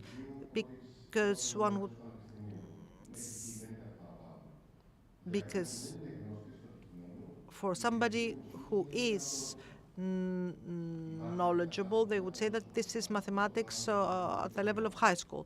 For somebody who is not knowledgeable, they would say that this is a whole universe. So there is this huge gap, and you need to mend it. Regulatory gaps, laws, directives, and in the European Union. All this environment is rather confusing and foggy, and this creates problems in the private sector. For a large company supported by a legal unit, interpreting this environment, this can happen quite easily. But for a small business to be able to interpret and understand the law and how they can be compliant vis-à-vis the law, this is a huge task. So, first of all, you need to see the innovative technologies, IT, cloud computing, and AI, how all that can be registered and how we can take stock of this situation, of the reality in Greece, in the European Union, and how both scientists, the jurists, and the IT experts to develop a framework. This is a key parameter for me, because if there is a regulatory framework that is not applicable, then the private sector company will exit the country. It is as simple as that, and they will establish their business in a different country with a simpler framework. Now, as regards AI, IoT, and cloud, my view is that everything should be established properly from the beginning. So security by design, compliance by design from the beginning. There is an option not to be compliant, of course, but this will be very dearly paid by the companies if they are not compliant. Thank you. Mr. Levendopoulos, four panelists already identified the human resources gap. So the legislation may be in place, the technologies are available, but when you do not have the people to work with that, have you been concerned over this? Perhaps this should be part of a process to have human resources trained. Yes, indeed, the human resources and the labor force mismatch and gap has been identified time and again, and in many meetings. So we do not have the human resources with the technical knowledge, because cybersecurity is about the technical knowledge, but also the administrative, let's say, tasks. So although we have a large number of IT experts skilled in our country, a very small percentage of them will opt for cybersecurity training. So the problem here is that perhaps we have not promoted, valorized the strong points of cybersecurity. So cybersecurity is actually at the forefront of technology. Of course, it is also about the financial remuneration or the financial aspects, but also because this topic is at the vanguard of technology, it is also very difficult. So apologize to interrupt, but this is very important because the wages offered to those experts in Greece are much higher than other technological experts. So there is an issue here. Yes, the wages are higher, but still the responsibility is huge. And once you are in, you can never exit this environment, but only when you are retired. So there is an ongoing constant reskilling and upskilling, studying, perhaps further education, PhD, and so on. Because when you are involved in compliance, you must also be knowledgeable about the technical parameters and the feasibility. And there is also another challenge. First, you have the universe, let's say, abroad. Abroad, there is a huge difference as regards wages vis-à-vis Greece. The second universe has to do with the private sector, and they want to attract people also by providing high wages. And the third universe and the challenge has to do with the public sector. They cannot compete with the private sector companies because of the wages, because of the hiring process. So if you want to be at the vanguard of technology, perhaps from a legislative point of view, you need to address it. So coming back to you, Mr. Dobridis, I believe that we can further forward the comment by Mr. Levedopoulos. So human resources, problems at the level of implementation, but also competitiveness. How can the public sector compete with the private sector?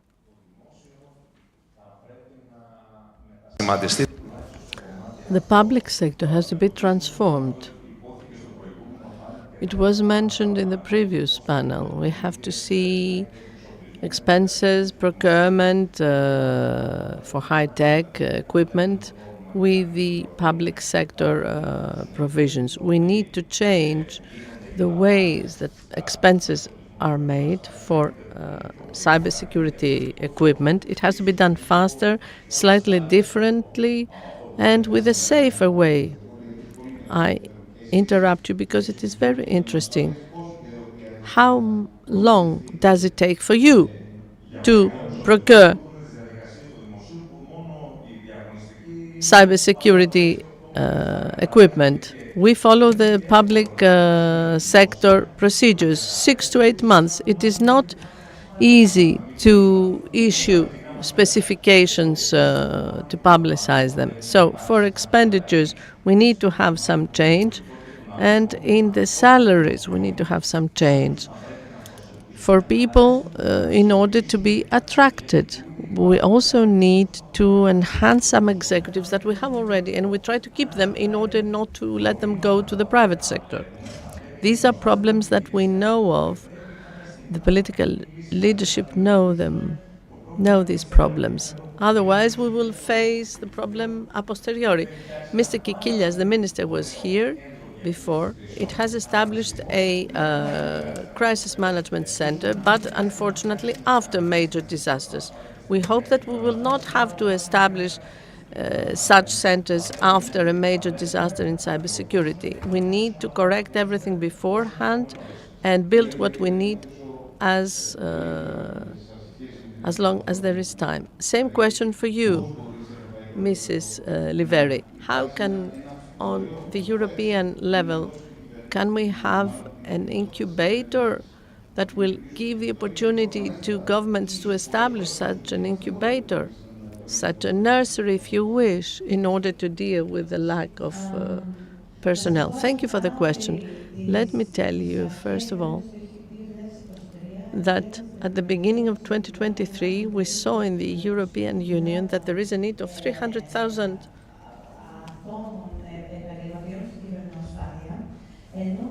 cybersecurity professionals, whereas now, after the coming of NIS2, the new directives and regulations, we see a projection of 600,000 cybersecurity professionals who need to staff all the organizations that are under the scope of NIS2. I will disagree with what you said before regarding the personnel and the training. We don't need just personnel with that experience. We need also people with a legal background. We need people with communication, political science background. We need people who have a background on international relations. What we have not understood as regards cybersecurity is that it is an interdisciplinary sector. Anyone who wishes to train, to be educated, can link this to cybersecurity. And this is something that the European Commission promotes a lot. Before 18 months, we have the regulation, the communication on the Cybersecurity Skills Academy, and it asks from the various sectors, the various states to undertake actions in order to help develop these skills. And NISA has undertaken the part of the framework that is to try to explain what are the skills that one could have depending on the role that they wish to have. ECCC has the funding aspect. There are funds that can be allocated to the member states so as to be able to set up programs for training, programs for awareness raising, because, as we said, it is a matter of mindset as well, which is very important. So this requires time. The fact that I will get some certification in 1 year, I can work directly.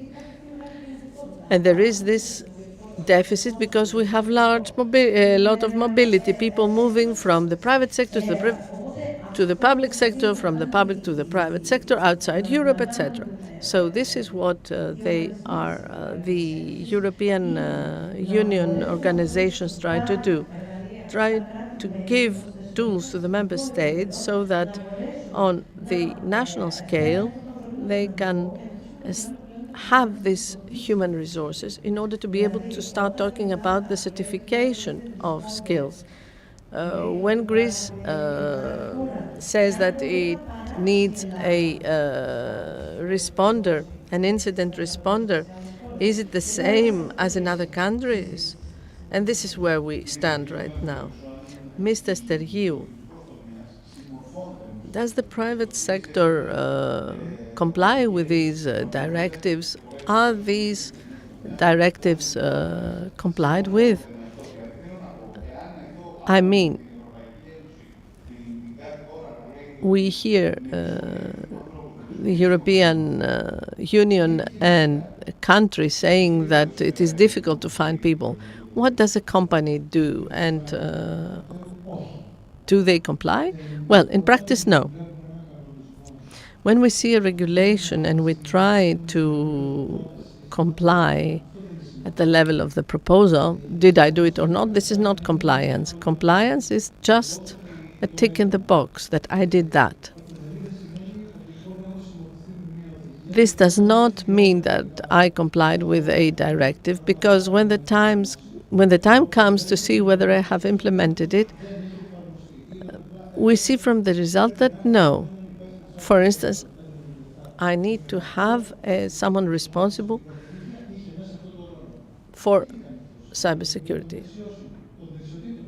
And what does that person do? Does it have the level of skills required? The private sector has also a problem in staffing services. All organizations, such as mine, with the provision of similar services, we have difficulties in finding people, difficulties in providing similar services to public organizations or to private ones in order for them to comply. there is a perception that I am expecting the regulation or the directive like a monster that will be threatening me in order to do something. This is not cybersecurity. Cybersecurity means that it helps me, the regulation helps me to achieve my strategic objectives, my operations and my financial operations in order. And so the answer is there is no compliance, because compliance, we see it as something that we must do. This is not the framework. Even more so because it does not lead to resilience. Sorry, I repeat that, but in the next incident, we will not achieve resilience. We will fail. Mr. Tassis, a company, when it starts its operation, what is the first thing that they need to do to deal with such risks?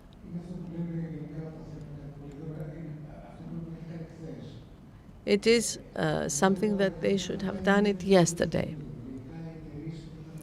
It is risky to say what they should have. The companies must know their assets. They must have a very good framework of data management, because this is the A to Z on anything pertaining to their compliance with regulatory framework.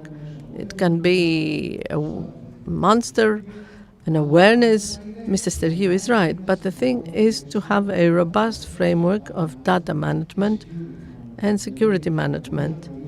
You need to know very fast what you have to do if something happens. For me, this is the best tool that they can have. It sounds like overhead, because you need to have people who will build this and who will monitor it. But if you are not compliant, you will pay at some time, as Mr. Stavris said. And this becomes more and more obvious. The problem we have in Greece, I will disagree with Mr. Stergiou, is that the public sector is taking backwards the private sector as well. Because if the public sector is not compliant, it cannot set the example for the private sector, which of course seek more than look more towards profit than the public sector. May I interrupt you to make an observation? During the pandemic, the public sector took great leaps forward compared to the private one. Yes, because it operated like the private sector. The private sector stayed behind. No, it didn't stay behind. I think that on a European level, we put aside some things. It happened to me to do a study for the Ministry and for BP, how you take private sensitive data, medical data. Mr. Kosmopoulos was an excellent colleague. He's a DPO. How you do e-gov to go and take a date for a vaccine, that was very, very difficult. It would take 6 to 7 years. But they did happen in cooperation with all of us in order to send medical data to the US in order for the vaccines to be made. We put aside all the regulations regarding the interconnection of data. Everyone functioned in a completely different mentality. They did not operate like the public sector, which is waiting for a political initiative to solve something. They functioned like this need exceeded every organization. This is the issue. Can we do it? Can we have some harmony moments? Mr. Dobridis has been in the National Cybersecurity Authority. It became a legal entity under public law. You knew that I was in the first group for NIS, and we were saying that it cannot be a department, it has to be an authority. But the public sector is still the big patient as regards cybersecurity and data management. So, should I feel more worried when my data are in a platform of the public sector? Yes, but they operate with private sector platforms. A hospital that has still in its warehouses all the files, all the important files of the people with their health problems, I wouldn't say that it is compliant in the context of a public health system. This is a huge problem of the Greek state, the public sector. But we need to say, I will give you an example.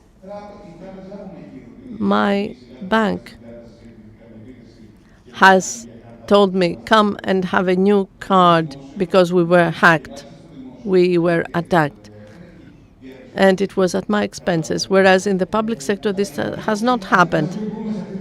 Let's not go into that discussion, into that direction, because my friend Thanasis Kosmopoulos will reproach me. No, the private sector has greater accountability due to the regulatory framework, and they need to do some things. They have different structures that check what has been done, how fast, how easy it is to catch it, and what they do to rectify it. Now I will go to Mr. Savaris. What are the risks related to the incorporation of old systems in modern compliance frameworks, what we described before? Well, the old systems cannot be incorporated in the new systems. The most risky part of this discussion is the SCADA systems. There, I don't have data.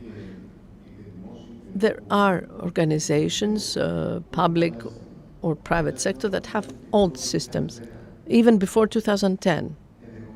Systems dating back, that is, before 2010, even before even of the last millennium. Here we have a lot of problems. We forget compliance, okay? We're not talking about compliance. We're talking about the physical security of the systems. And we accept that they are subject to attacks. And these are the first and will have a major impact on the economy. So let's go to see what needs to be done. This pertains not just the public sector, but the private sector, and it pertains also to other countries of the EU, not just Greece. First of all, we need to record what are these systems. Systems, procedures, organization, etc. The recording has to accompany a strategy to change the systems and incorporate new systems that will be technologically compliant to the new specifications. And here we have a difficulty, apart from the financial cost, that the people who are responsible for the design and the change of these systems to have specific technical criteria. And this is where I go back to the previous discussion on the liaison of the two worlds. When I need to change my infrastructure, I need to have specific criteria, concrete criteria, in order to know what I must put in my systems. If something is foggy, it creates delays, because until I understand what the lawmaker means, whatever lawmaker, any lawmaker, things have gone by, and the thing that I inherited will be inherited by my successors. So we need serious job, recording, renewal of the systems, and in the meanwhile there are ways, patches, etc., because I have heard that there are systems written in COBOL. COBOL is a language of the 80s. So here we need to have a cooperation of technical consultants specialized in the older systems and people who can connect the old with the new one, because this change, the transposition of the old SCADA to the new ones, cannot be done in 6 months. It might require years. Throughout these years, we need to work all together. The public sector, it must make clear some things regarding the legislation. The company must realize the risks that are entailed, because if there is any incident, it will close down. And also they need to enhance people, to utilize people who know the transition technology from the old to the new one. Yes. Mr. Leventopoulos. Where do we stand compared to the other European Union countries at the level of cybersecurity? I cannot answer that. It's not my position. No data, but generally speaking. No, what I can tell you, which is the topic of the conference on cyber resilience, NIS2 uses some words. Old hazard approach. On the 24th of February 2022, the Russian invasion in Ukraine started. One of the first objectives, targets, were the data centers that supported the operation of the state of Ukraine. We had never seen that before, to have missiles hitting data centers. Since then, the Russians have been trying systematically to unravel the power system, the power grid of Ukraine, which is designed to sustain nuclear attacks from the Soviet era. So I will leave the digital world because the clouds are fine, but everything ends up in some physical infrastructure. Right now, with AI, as it was rightly said, the first AI that started was in the 50s by Turing. The algorithms were there. Why now? We have the computers that have the processing power. Which means what? It means power and water. It was mentioned that we don't have water. Moderate data center that runs AI algorithms requires the quantity of water that a nuclear plant generating power needs. Microsoft bought 3 Mile Island, where the accident had happened in Pennsylvania, to utilize it and have power for its data centers. As we speak, there is a private company in San Francisco which is laying data centers in the sea in order to face all these challenges. Imagine now, we're talking about the cloud and data, etc., but all this boils down to a physical infrastructure. How can we have this data physical infrastructure at 1,000 meters? Houthis last month cut an optical fiber cable. There are entities that have unmanned submarines which aim at cutting the optical fibers cables. We're talking about satellites, but more than 85% of the internet traffic goes through these submarine cables. So when we talk about cybersecurity, we should leave the digital world a little, which is good, and see the physical world, because we tend to disregard that. We have too many examples from successful attacks that started because the physical security measures were almost inexistent or inexistent.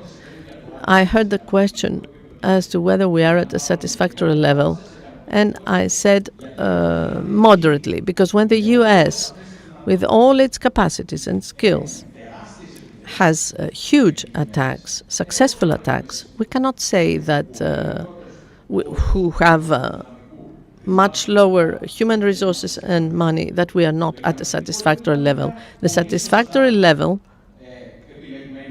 was a very correctly chosen world. We are not at the perfect level. It doesn't exist. But there are steps taken for our size and our capabilities. Mr. Dobridis, where do we stand in relation to the other European countries? I'm not asking for data, just empirically. What is happening? I will answer, but I want to answer to some comments made before. Give me a minute. First of all, we should not focus and see the cybersecurity and the NIS2 as compliance. It is not another GDPR. It is much more important. It does not pertain to a data leak that will leave the company and there will be a fine. It pertains to the operational capacity of the organization, either public or private. And if big part of the operational capacity pertains to services online or on the internet, the organization most probably will not exist the next day, the following day. The companies that are in cybersecurity have understood that, but the companies that are under the obligation of NIS2 is the information and education of CEOs. So the management of these companies should understand how important cybersecurity is, and they should invest in that. That's one thing. Second, regarding the bombing of data centers, etc., it's not in the competence of the National Authority on Cybersecurity. We deal with that as cyber defense. NIS2 compels the states to set up crisis management frameworks. Here in Greece, there is a gap here. We do not expect a company or an agency to take cybersecurity measures to deal with the bombing of its data centers. This has to be done on a central level.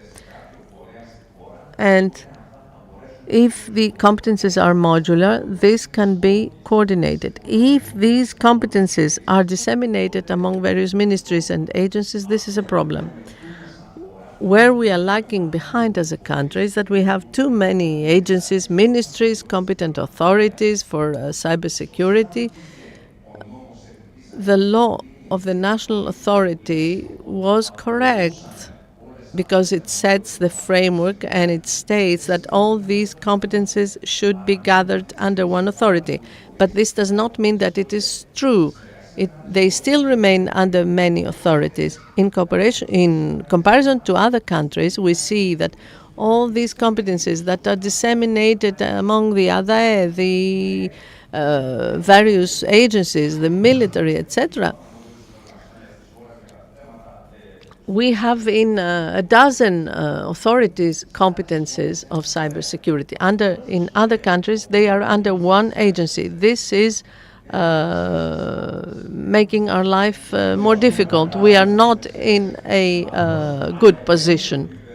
The level of the country is growing, it is improving, because we happen to have some authorities who have taken some measures.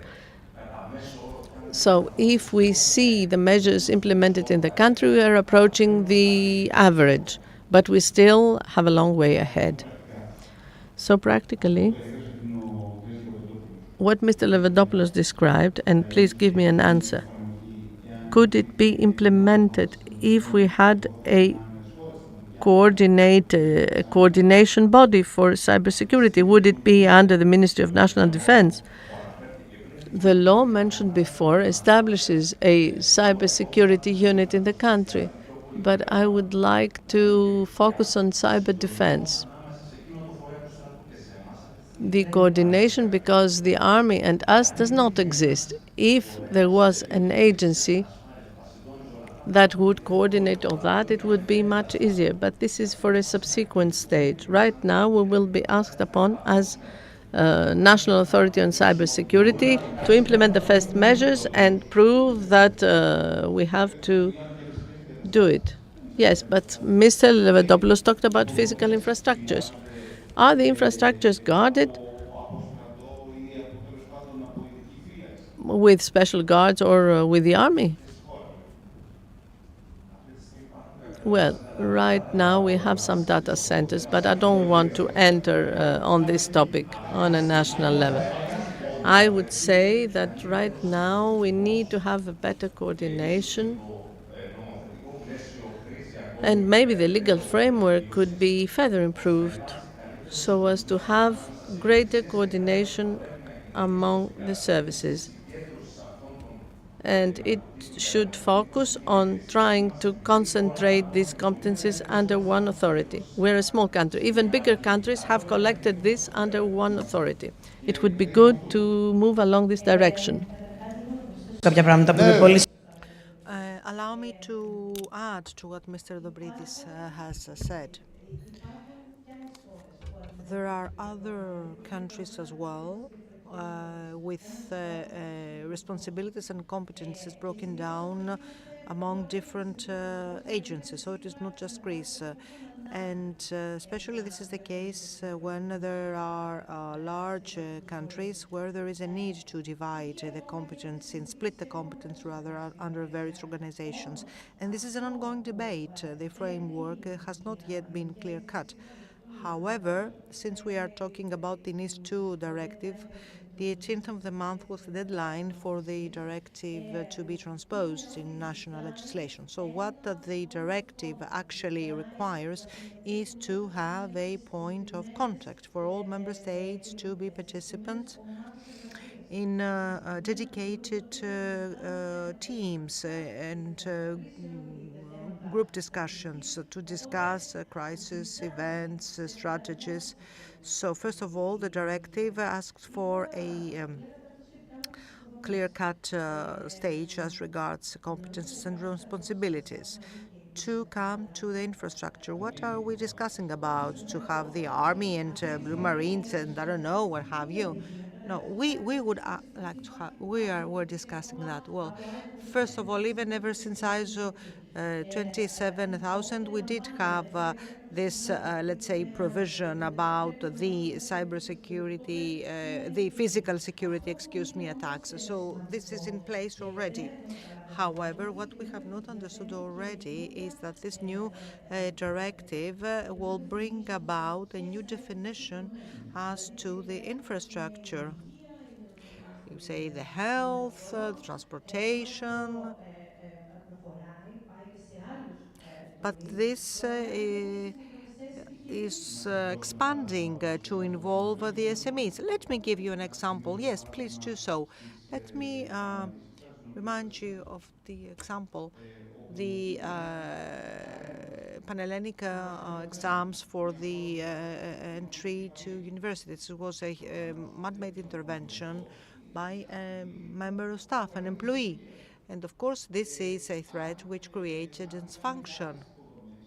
If we were to discuss other type of infrastructure with economic data, health sector data, I would like to ask, can we feel safe about that? Yes. No, nobody can feel, let's say, so calm and reliant, but no country is actually, not just Greece. So yes, indeed, we have not yet identified what are the critical infrastructure totally in order to protect all countries, not just Greece, and we have not really, if you like, categorized which are the most critical ones than others. So as other panelists have said, the ministries and the regions and the local authorities are under the competency of NIS2. So data centers at every level, even at a small municipality, have to comply with the NIS directive. So this is not clear for all member states as yet, but we are making steps towards this direction. Yes. Mr. Stergiou. Since we are discussing the public sector, excuse me, infrastructure and the big picture, in the private sector, what would be the cost to secure all this infrastructure and the data? And based what could be the cost for a small business or for a business high, low, moderate? Well, the answer is it depends. It depends, and the reason is very simple. It depends on how you perform your risk assessment. If the risk assessment is the correct one, you will come up with a plan, immediate steps in the longer run and in the medium term. So the cost would be corresponding to this action plan in order to be able to prevent such a risk. Now, organizations who take seriously this risk assessment and the cost, and they have plans, they know that they can deploy the investment and the costs of an organization because they want to have figures. This cost in their budget and in their balance sheet is much smaller than in any business without an assessment. So when an organization comes ex post to rectify an incident, then the cost is indeed very big. And this is regardless of the nature or of the size or an organization. So no matter the sector, it is important to have a risk assessment to frame a bit the cost, as Dimitra said. For anybody that has performed this risk assessment, they were faced with reduced costs than other bodies that did not so, and they can take it a step further. They want to have data from other organizations at the level of benchmarking to see where they stand and compare the investment, the cost, and the benefit from the investment. So the risk assessment is the key answer. So either you can, let's say, reduce the cost and deploy the cost in the future. Otherwise, unless you have the risk assessment and you come exposed to repair an incident, then the cost will be very big. Okay, thank you. I wouldn't say, let's say, to focus so much the discussion on the large businesses who have the staff and the personnel to manage the big data and so on, but at the level of smaller businesses, because they have to be secure in cyberspace. Is there a mindset? Is there a training about?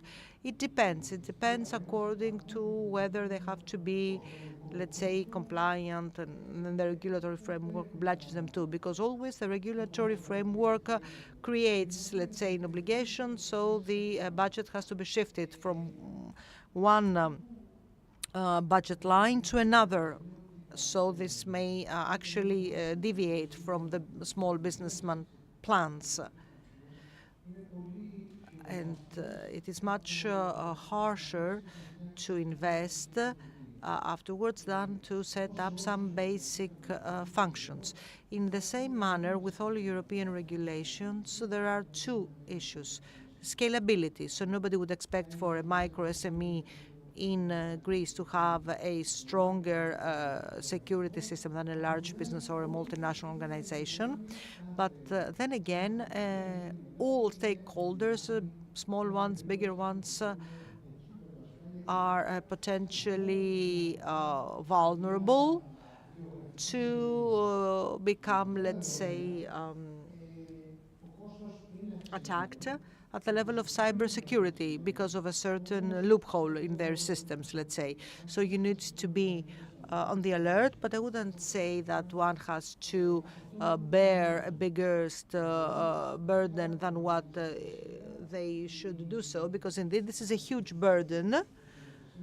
And for all of us who are, let's say, consultants, you need to choose the correct consultant. So you have to have a consultant who knows very well the business, because on the one hand, what you will choose to do, it will actually be well thought out, because quite often what I have come across is that they have paid for a, let's say, service, but then we had to rebuild it from scratch, because it is as if they had done nothing.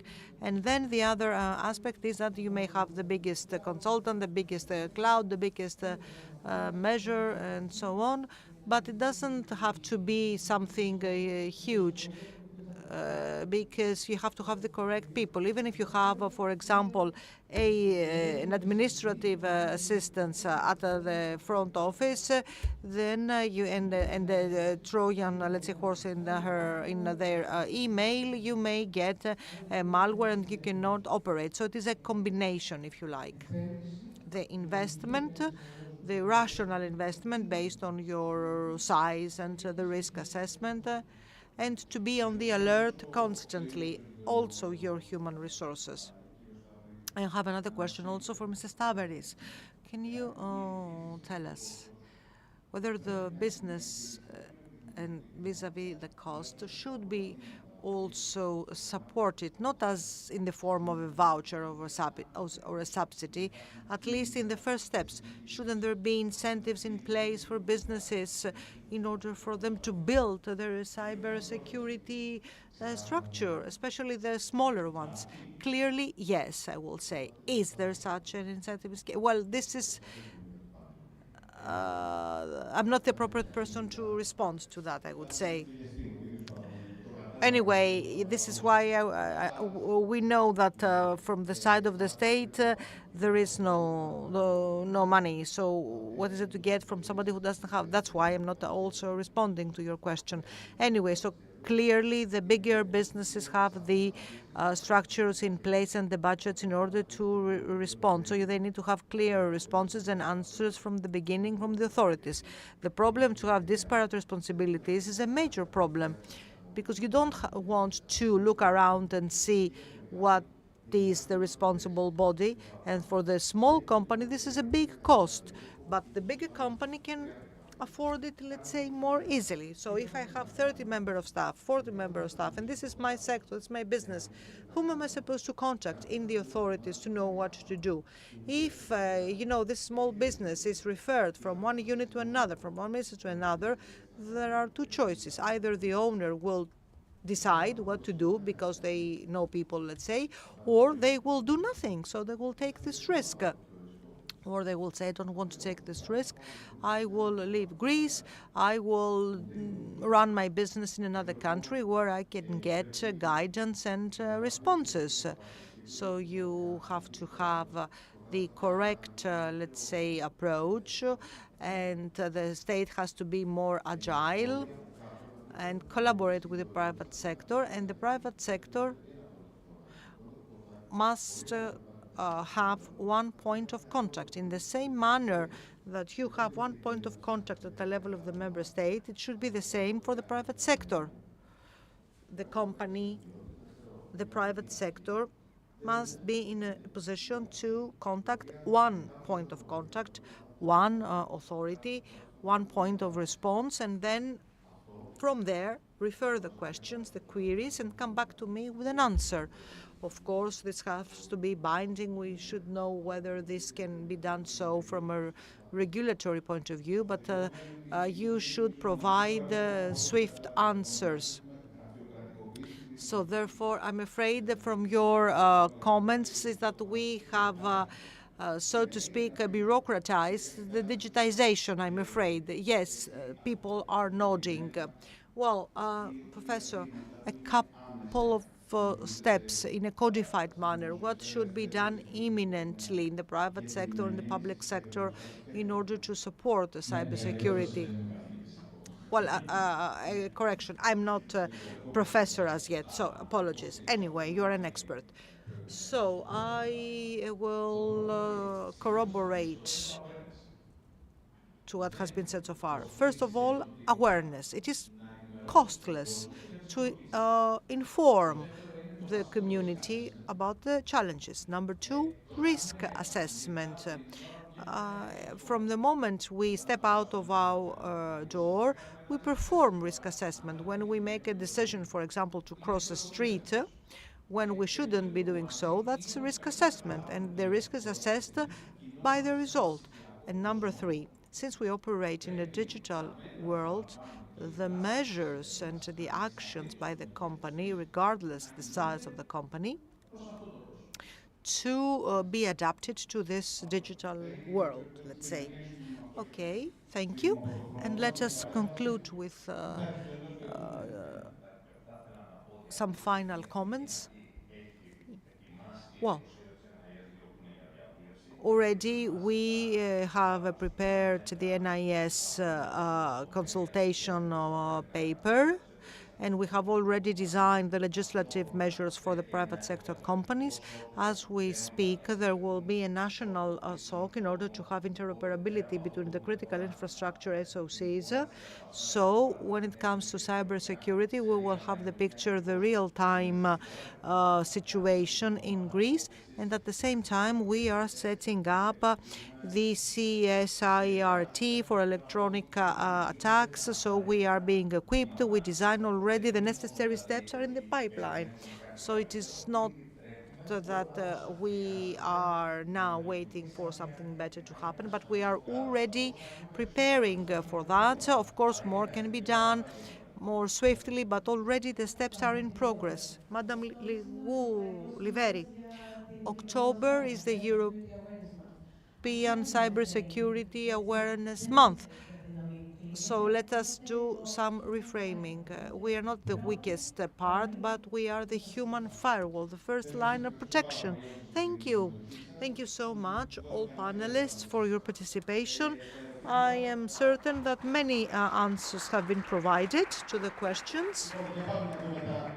So let's go over the questions and the answers once again.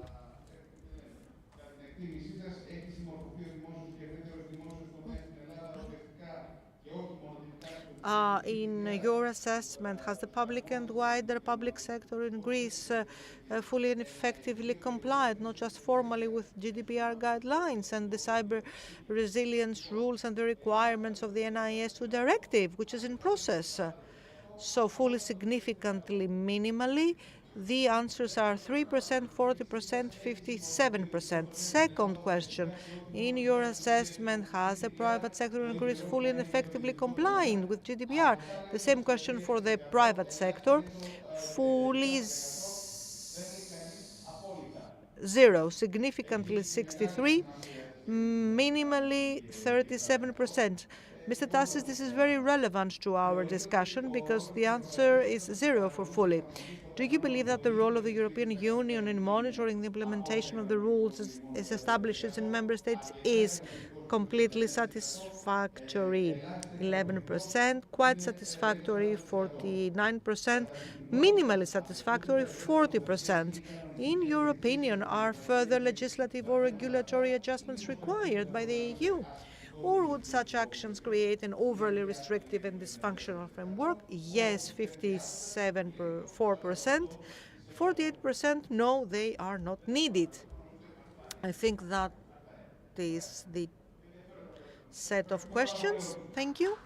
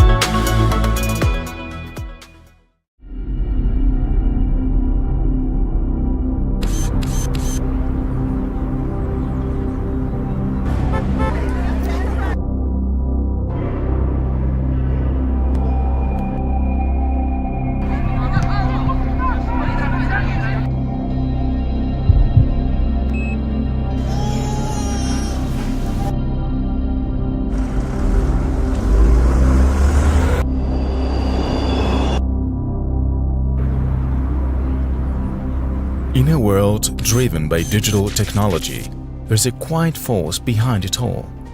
Companies that keep everything moving forward. You may not always notice them, but you can always feel their power energizing society from the everyday to the extraordinary. They help you design and build a future where everyone can thrive, enhancing experiences anytime, anywhere. They don't just let you watch the story, they bring you into the heart of it. At In Digital, we believe that when progress finds its purpose, the future becomes limitless. In Digital, where the digital experience isn't just felt, it's lived.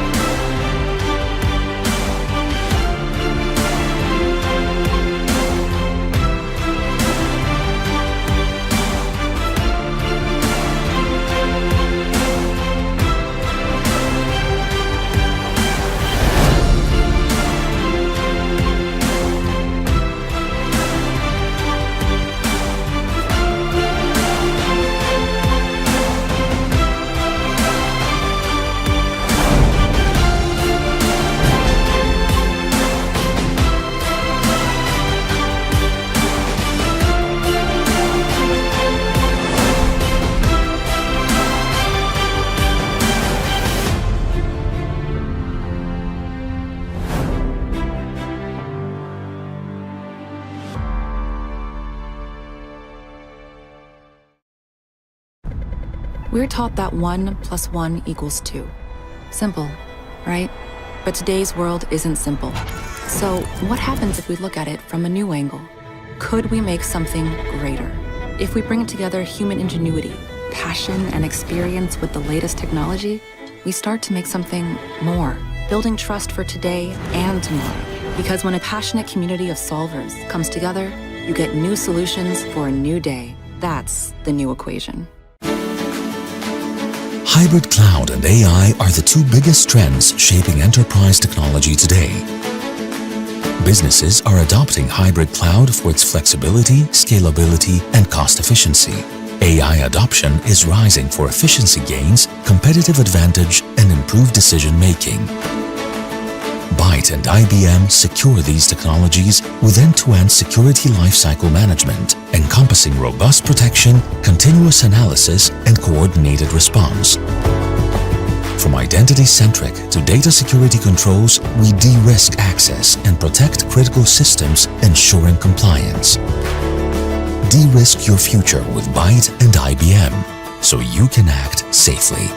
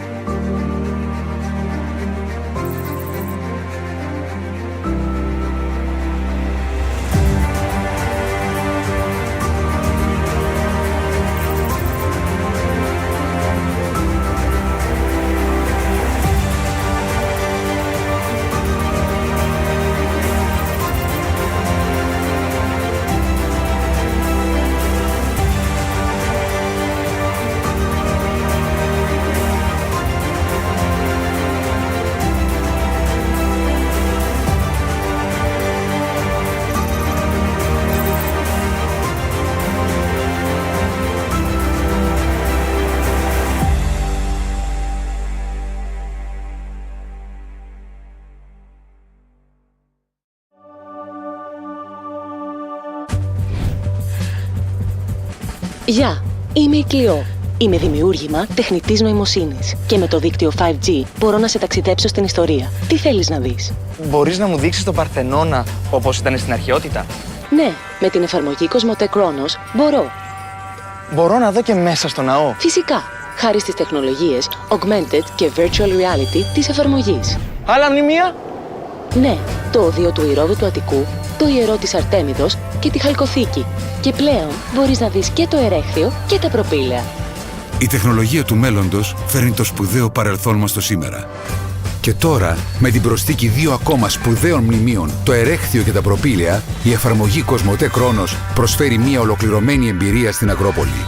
Δίνουμε ζωή στην ιστορία μας για να την απολαύσει όλος ο κόσμος. Κοσμοτέ, μέλος του ομίλου Telecom.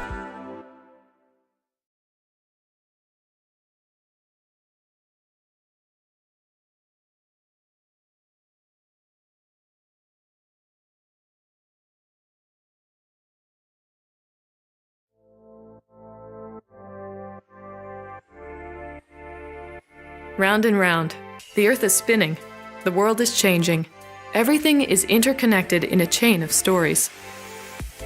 The exponential growth of digital technology is transforming the way we live, work, and communicate. Creating innovative business models, new realities, groundbreaking solutions. Each solution is unique, an unconnected dot in the vast ICT space. Being at the forefront of our industry requires continuous investment in innovation, digital transformation, and the ability to connect these dots. At Unisystems, we work closely with our clients to deliver high-quality, innovative solutions to meet their ever-changing needs. Through the transforming power of technology and the immense potential of ICT, we contribute our fair share in creating a sustainable future. An aspiration shared by our talented, unique people who are committed to excellence for over 55 years, establishing Unisystems as one of the most reliable systems integrators in Europe. We envision IT landscape transformation, set new technology trends, and drive change. At Unisystems, we see things from a brand new perspective for today and tomorrow. We see IT differently.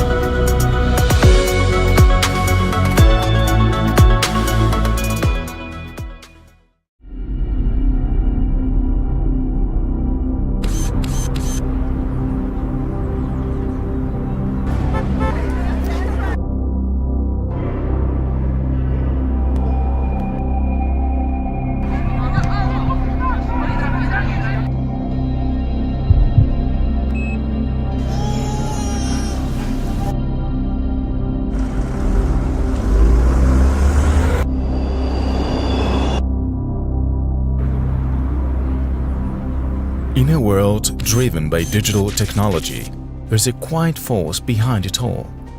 Companies that keep everything moving forward. You may not always notice them, but you can always feel their power energizing society from the everyday to the extraordinary. They help you design and build a future where everyone can thrive, enhancing experiences anytime, anywhere. They don't just let you watch the story, they bring you into the heart of it. At In Digital, we believe that when progress finds its purpose, the future becomes limitless. In Digital, where the digital experience isn't just felt, it's lived.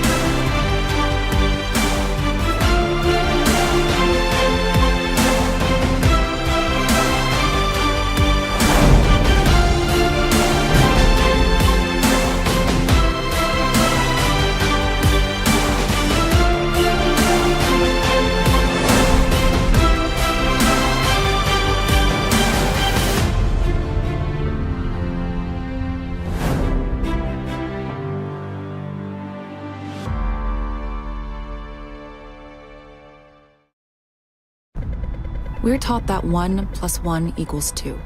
Simple, right? But today's world isn't simple. So what happens if we look at it from a new angle? Could we make something greater? If we bring together human ingenuity, passion, and experience with the latest technology, we start to make something more, building trust for today and tomorrow. Because when a passionate community of solvers comes together, you get new solutions for a new day. That's the new equation. Hybrid cloud and AI are the two biggest trends shaping enterprise technology today. Businesses are adopting hybrid cloud for its flexibility, scalability, and cost efficiency. AI adoption is rising for efficiency gains, competitive advantage, and improved decision-making. Byte and IBM secure these technologies with end-to-end security lifecycle management, encompassing robust protection, continuous analysis, and coordinated response. From identity-centric to data security controls, we de-risk access and protect critical systems, ensuring compliance. De-risk your future with Byte and IBM, so you can act safely.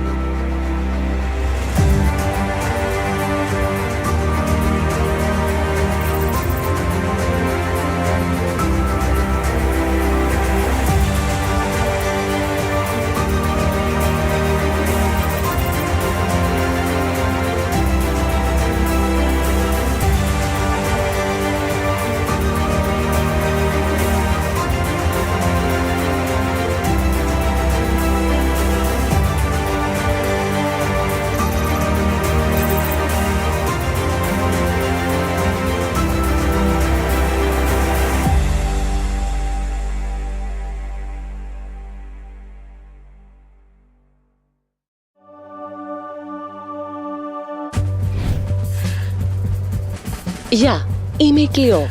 Είμαι δημιούργημα τεχνητής νοημοσύνης και με το δίκτυο 5G μπορώ να σε ταξιδέψω στην ιστορία. Τι θέλεις να δεις? Μπορείς να μου δείξεις τον Παρθενώνα όπως ήταν στην αρχαιότητα? Ναι, με την εφαρμογή Κοσμοτέ Κρόνος μπορώ. Μπορώ να δω και μέσα στο ναό? Φυσικά, χάρη στις τεχνολογίες Augmented και Virtual Reality της εφαρμογής. Άλλα μνημεία? Ναι, το οδείο του Ηρώδου του Αττικού, το ιερό της Αρτέμιδος και τη Χαλκοθήκη. Και πλέον μπορείς να δεις και το ερέχθιο και τα προπήλαια. Η τεχνολογία του μέλλοντος φέρνει το σπουδαίο παρελθόν μας στο σήμερα. Και τώρα, με την προσθήκη 2 ακόμα σπουδαίων μνημείων, το ερέχθιο και τα προπήλαια, η εφαρμογή Κοσμοτέ Κρόνος προσφέρει μια ολοκληρωμένη εμπειρία στην Ακρόπολη. Δίνουμε ζωή στην ιστορία μας για να την απολαύσει όλος ο κόσμος. Κοσμοτέ, μέλος του ομίλου Telecom.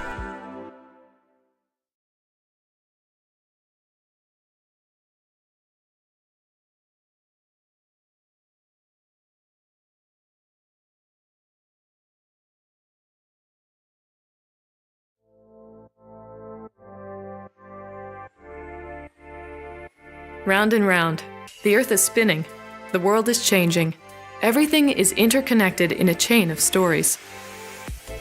The exponential growth of digital technology is transforming the way we live, work, and communicate. Creating innovative business models, new realities, groundbreaking solutions. Each solution is unique, an unconnected dot in the vast ICT space. Being at the forefront of our industry requires continuous investment in innovation, digital transformation, and the ability to connect these dots. At Unisystems, we work closely with our clients to deliver high-quality, innovative solutions to meet their ever-changing needs. Through the transforming power of technology and the immense potential of ICT, we contribute our fair share in creating a sustainable future. An aspiration shared by our talented, unique people who are committed to excellence for over 55 years, establishing Unisystems as one of the most reliable systems integrators in Europe. We envision IT landscape transformation, set new technology trends, and drive change. At Unisystems, we see things from a brand new perspective for today and tomorrow. We see IT differently.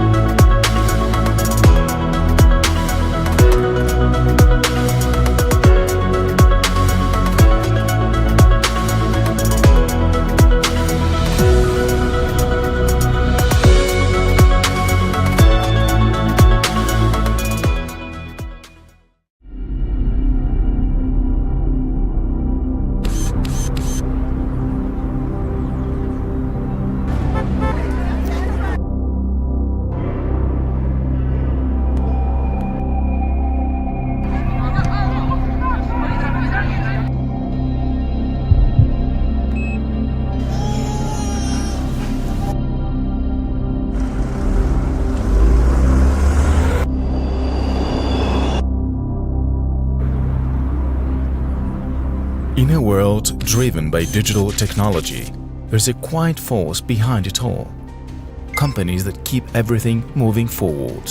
You may not always notice them, but you can always feel their power energizing society from the everyday to the extraordinary. They help you design and build a future where everyone can thrive, enhancing experiences anytime, anywhere. They don't just let you watch the story, they bring you into the heart of it. At In Digital, we believe that when progress finds its purpose, the future becomes limitless. In Digital, where the digital experience isn't just felt, it's lived.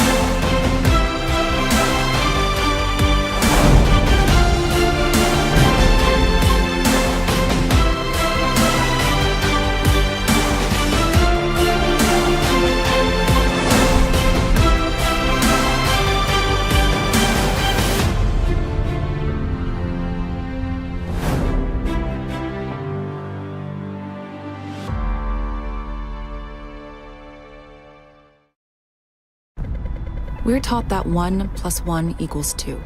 Simple, right? But today's world isn't simple. So what happens if we look at it from a new angle? Could we make something greater? If we bring together human ingenuity, passion, and experience with the latest technology, we start to make something more, building trust for today and tomorrow.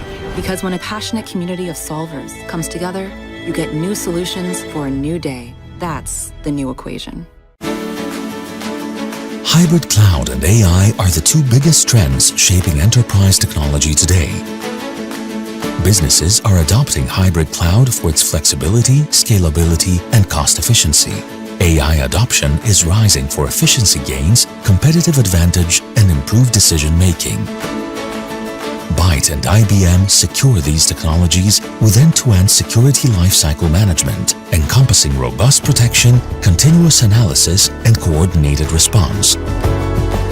From identity-centric to data security controls, we de-risk access and protect critical systems, ensuring compliance. De-risk your future with Byte and IBM, so you can act safely.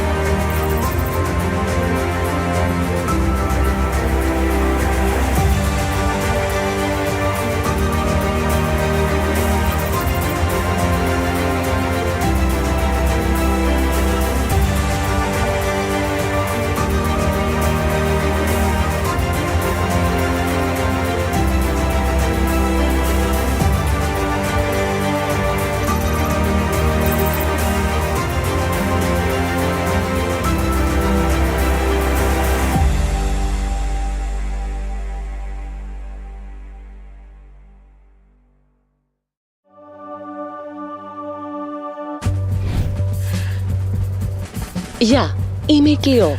Είμαι δημιούργημα τεχνητής νοημοσύνης και με το δίκτυο 5G μπορώ να σε ταξιδέψω στην ιστορία. Τι θέλεις να δεις? Μπορείς να μου δείξεις τον Παρθενώνα όπως ήταν στην αρχαιότητα? Ναι, με την εφαρμογή Κοσμοτέ Κρόνος μπορώ. Μπορώ να δω και μέσα στο ναό? Φυσικά, χάρη στις τεχνολογίες Augmented και Virtual Reality της εφαρμογής. Άλλα μνημεία? Ναι, το οδείο του Ηρώδου του Αττικού, το ιερό της Αρτέμιδος και τη Χαλκοθήκη. Και πλέον μπορείς να δεις και το ερέχθιο και τα προπήλαια. Η τεχνολογία του μέλλοντος φέρνει το σπουδαίο παρελθόν μας στο σήμερα. Και τώρα, με την προσθήκη 2 ακόμα σπουδαίων μνημείων, το ερέχθιο και τα προπήλαια, η εφαρμογή Κοσμοτέ Κρόνος προσφέρει μια ολοκληρωμένη εμπειρία στην Ακρόπολη. Δίνουμε ζωή στην ιστορία μας για να την απολαύσει όλος ο κόσμος. Κοσμοτέ, μέλος του ομίλου Telecom.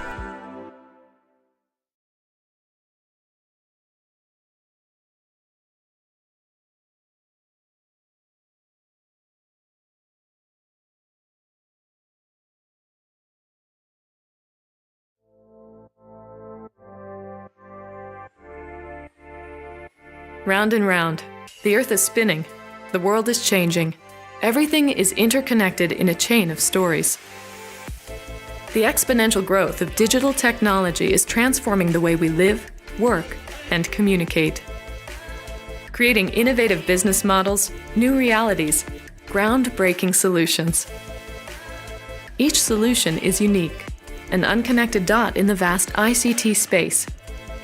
Being at the forefront of our industry requires continuous investment in innovation, digital transformation, and the ability to connect these dots. At Unisystems, we work closely with our clients to deliver high-quality, innovative solutions to meet their ever-changing needs. Through the transforming power of technology and the immense potential of ICT, we contribute our fair share in creating a sustainable future. An aspiration shared by our talented, unique people who are committed to excellence for over 55 years, establishing Unisystems as one of the most reliable systems integrators in Europe. We envision IT landscape transformation, set new technology trends, and drive change.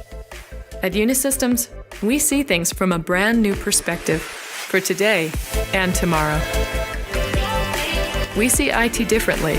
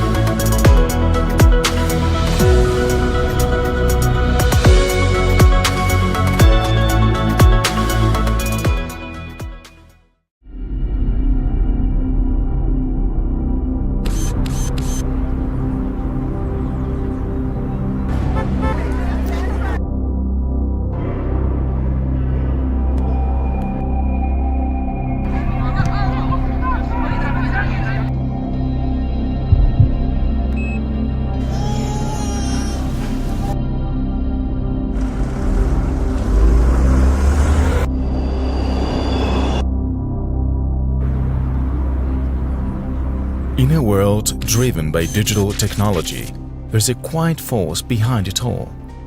Companies that keep everything moving forward.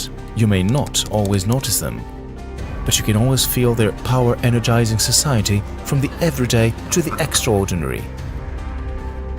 They help you design and build a future where everyone can thrive, enhancing experiences anytime, anywhere. They don't just let you watch the story, they bring you into the heart of it. At In Digital, we believe that when progress finds its purpose, the future becomes limitless. In Digital, where the digital experience isn't just felt, it's lived.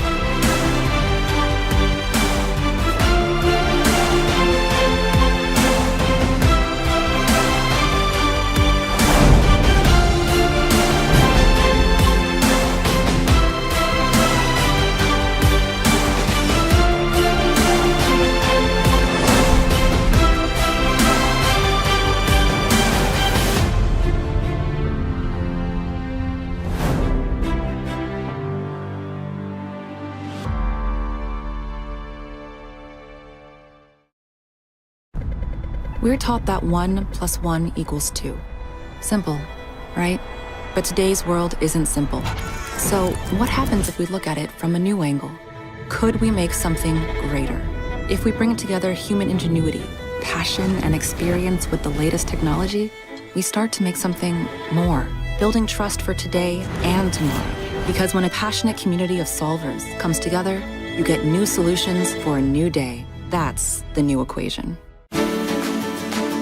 Hybrid cloud and AI are the two biggest trends shaping enterprise technology today. Businesses are adopting hybrid cloud for its flexibility, scalability, and cost efficiency. AI adoption is rising for efficiency gains, competitive advantage, and improved decision-making. Byte and IBM secure these technologies with end-to-end security lifecycle management, encompassing robust protection, continuous analysis, and coordinated response. From identity-centric to data security controls, we de-risk access and protect critical systems, ensuring compliance. De-risk your future with Byte and IBM, so you can act safely.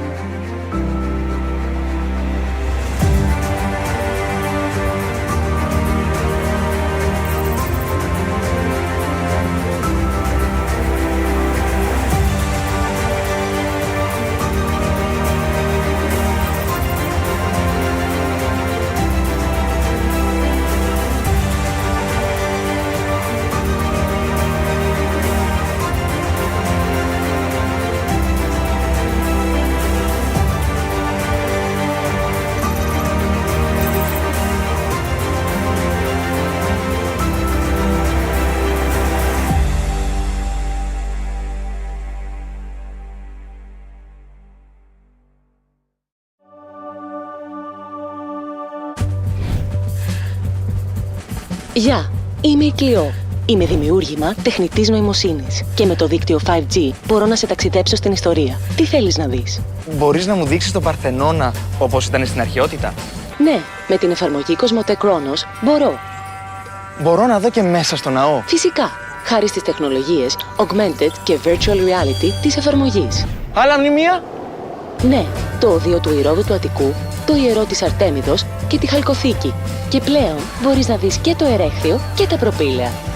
Η τεχνολογία του μέλλοντος φέρνει το σπουδαίο παρελθόν μας στο σήμερα. Και τώρα, με την προσθήκη 2 ακόμα σπουδαίων μνημείων, το ερέχθιο και τα προπήλαια, η εφαρμογή Κοσμοτέ Κρόνος προσφέρει μια ολοκληρωμένη εμπειρία στην Ακρόπολη. Δίνουμε ζωή στην ιστορία μας για να την απολαύσει όλος ο κόσμος. Κοσμοτέ, μέλος του ομίλου Telecom.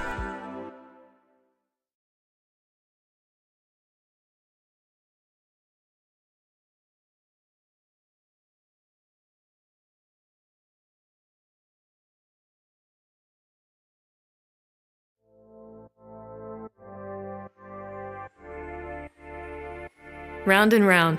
The earth is spinning. The world is changing. Everything is interconnected in a chain of stories.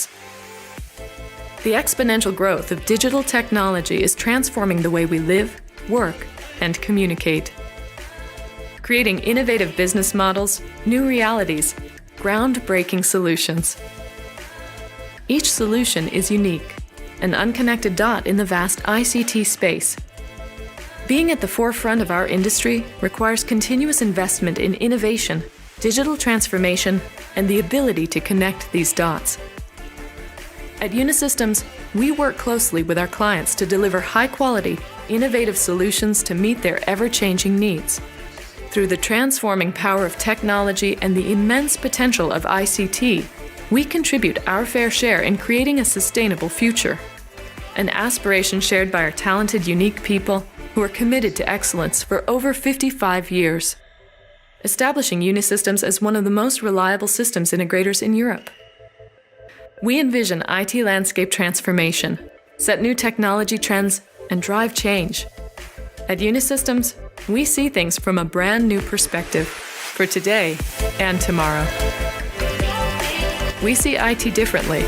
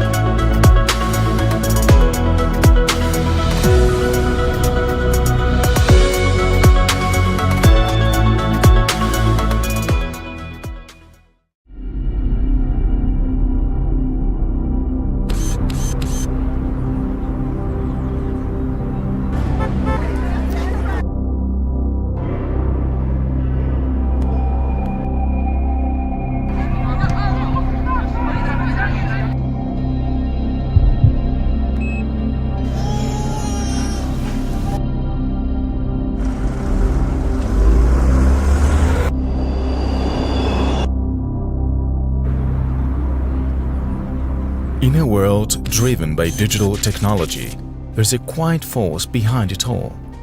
Companies that keep everything moving forward.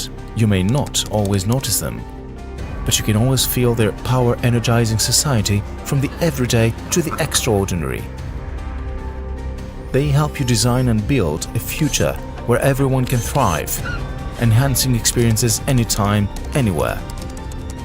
They don't just let you watch the story, they bring you into the heart of it.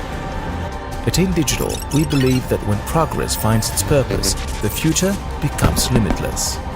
In Digital, where the digital experience isn't just felt, it's lived.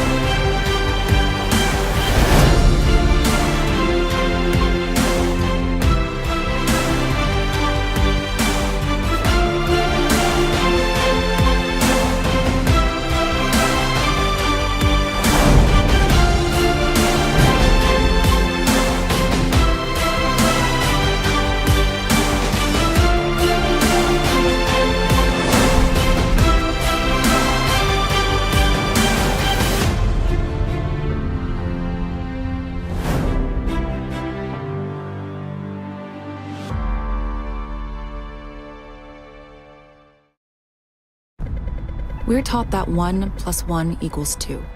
Simple, right? But today's world isn't simple. So what happens if we look at it from a new angle? Could we make something greater? If we bring together human ingenuity, passion, and experience with the latest technology, we start to make something more, building trust for today and tomorrow. Because when a passionate community of solvers comes together, you get new solutions for a new day. That's the new equation. Hybrid cloud and AI are the two biggest trends shaping enterprise technology today. Businesses are adopting hybrid cloud for its flexibility, scalability, and cost efficiency. AI adoption is rising for efficiency gains, competitive advantage, and improved decision-making. Byte and IBM secure these technologies with end-to-end security lifecycle management, encompassing robust protection, continuous analysis, and coordinated response. From identity-centric to data security controls, we de-risk access and protect critical systems, ensuring compliance.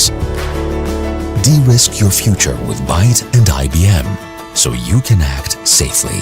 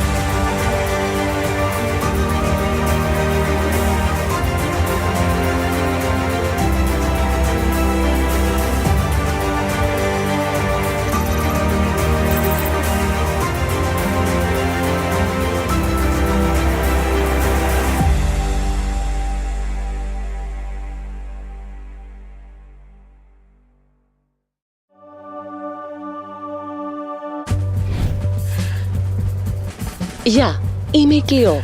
Είμαι δημιούργημα τεχνητής νοημοσύνης και με το δίκτυο 5G μπορώ να σε ταξιδέψω στην ιστορία. Τι θέλεις να δεις? Μπορείς να μου δείξεις τον Παρθενώνα όπως ήταν στην αρχαιότητα? Ναι, με την εφαρμογή Κοσμοτέ Κρόνος μπορώ. Μπορώ να δω και μέσα στο ναό? Φυσικά, χάρη στις τεχνολογίες Augmented και Virtual Reality της εφαρμογής. Άλλα μνημεία? Ναι, το οδείο του Ηρώδου του Αττικού, το ιερό της Αρτέμιδος και τη Χαλκοθήκη. Και πλέον μπορείς να δεις και το ερέχθιο και τα προπήλαια. Η τεχνολογία του μέλλοντος φέρνει το σπουδαίο παρελθόν μας στο σήμερα. Και τώρα, με την προσθήκη 2 ακόμα σπουδαίων μνημείων, το ερέχθιο και τα προπήλαια, η εφαρμογή Κοσμοτέ Κρόνος προσφέρει μια ολοκληρωμένη εμπειρία στην Ακρόπολη. Δίνουμε ζωή στην ιστορία μας για να την απολαύσει όλος ο κόσμος. Κοσμοτέ, μέλος του ομίλου Telecom.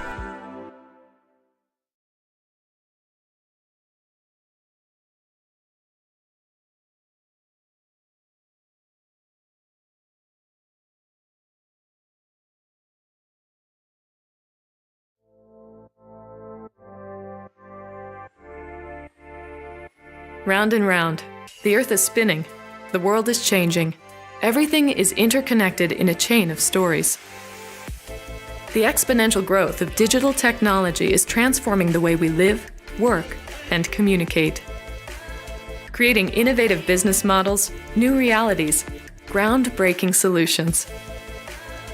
Each solution is unique, an unconnected dot in the vast ICT space. Being at the forefront of our industry requires continuous investment in innovation, digital transformation, and the ability to connect these dots. At Unisystems, we work closely with our clients to deliver high-quality, innovative solutions to meet their ever-changing needs. Through the transforming power of technology and the immense potential of ICT, we contribute our fair share in creating a sustainable future. An aspiration shared by our talented, unique people who are committed to excellence for over 55 years, establishing Unisystems as one of the most reliable systems integrators in Europe. We envision IT landscape transformation, set new technology trends, and drive change. At Unisystems, we see things from a brand new perspective for today and tomorrow. We see IT differently.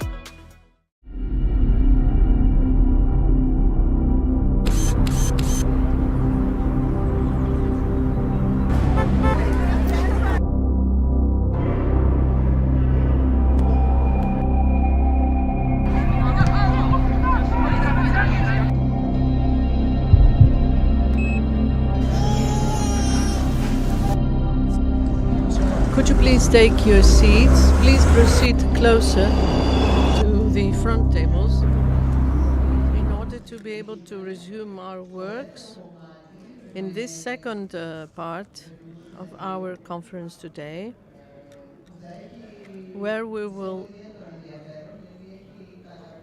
have a lot of interesting things. We will have a debate. We become more political, but at the same time, we try to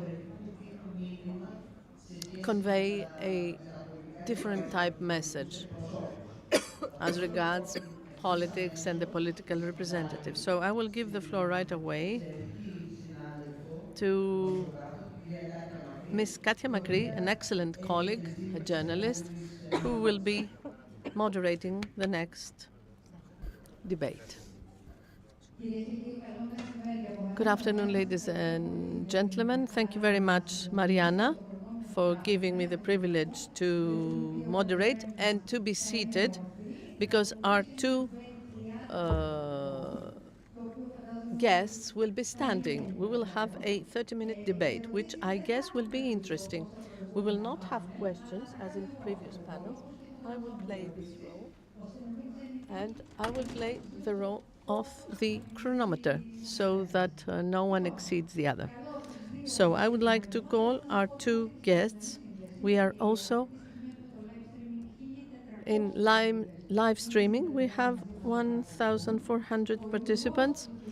The Minister for Digital Governance, Mr. Konstantinos Kyranakis, and the State MP of Syriza, Mrs. Popi Tsapanidou, Head of the Digital Governance. You have been only 10 days in this sector. Yes, you have invited me right away. Good afternoon, Mr. Kyranakis. The roles are not equal. So our topic is cyber policies. Are they a reason for consensus? This is what we will try to seek. The Ministry of Digital Governance is an object of consensus. It was founded during the Syriza administration. It was not changed. It was reinforced during New Democracy administration. So it was a very good beginning. We will see how it goes on. Of course, this year did not start like that with a consensus, and I wonder why. Minister, I start with you. You have voted a few months ago the bill on cybersecurity, which supervises and has the say among 2,000 public sector bodies. But you did not secure a consensus. Although you made some changes and you have brought new things, there was not a consensus. Maybe it was not the right direction. Well, first of all, I would like to thank good beginning to Mrs. Tsapanidou. I'm very happy that we will have this healthy juxtaposition, not just today, but generally. And for those who expect a very conflictual debate, I am afraid I will disappoint you. At least me too. Well, you do not start well. I'm a journalist. Well, it depends on the answer, of course. The brief answer, Mrs. Makri, is yes. Cybersecurity is an area for consensus. I believe that as regards technology and cybersecurity, AI, and more technical issues as well, where we have to embark upon, the education that the society needs is based on two things. One is the new generation in schools, universities, etc. And the second one is we, the politicians, or rather lawmakers, because we will be called, we are already called upon, but we will be called upon to legislate on things about which the great majority of the MPs and the elected personnel do not understand, do not know in depth. So I think that the non-voting of this bill This bill, which established the National Authority on Cybersecurity, granting a horizontal authority and power, which will be supervising 2,000 public sector entities, maybe is due to a lack of understanding and not due to a lack of confidence. Mrs. Tsapanidou, I will insist on that because it was an important bill of law. Syriza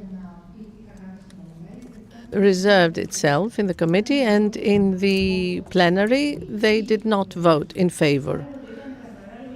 Why? What was the reason? It was a reason of substance, substantial substance, if I may use this term. First of all, we all agree that we are in favor of technology. We support everything that can give the right to the citizens to be in direct contact with the state, to promote education, health, and the daily life of people.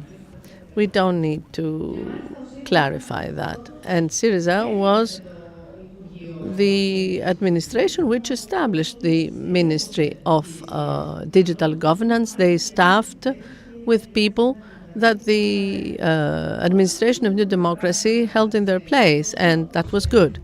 But when things come to such substantial issues such as the National Authority on Cybersecurity, no one disagrees that it should exist.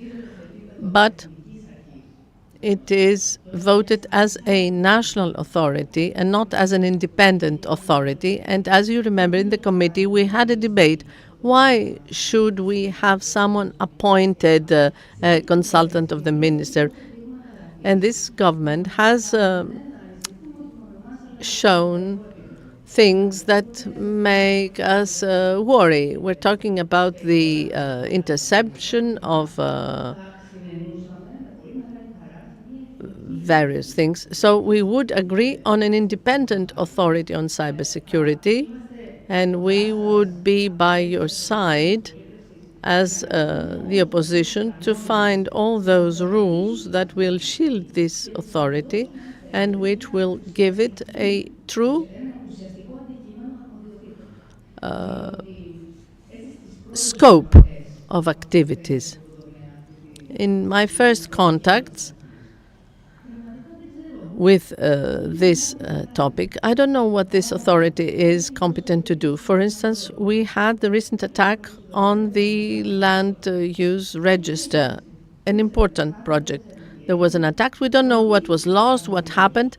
We asked the head of the land use register, what do you do in this case? And he said, I am not competent. It's the new service of the Ministry of National Defense. So let's give it some competences and let's all find out whether we're talking about companies, about the simple citizens, and let's know where we should address ourselves to find a solution in such an attack centrally.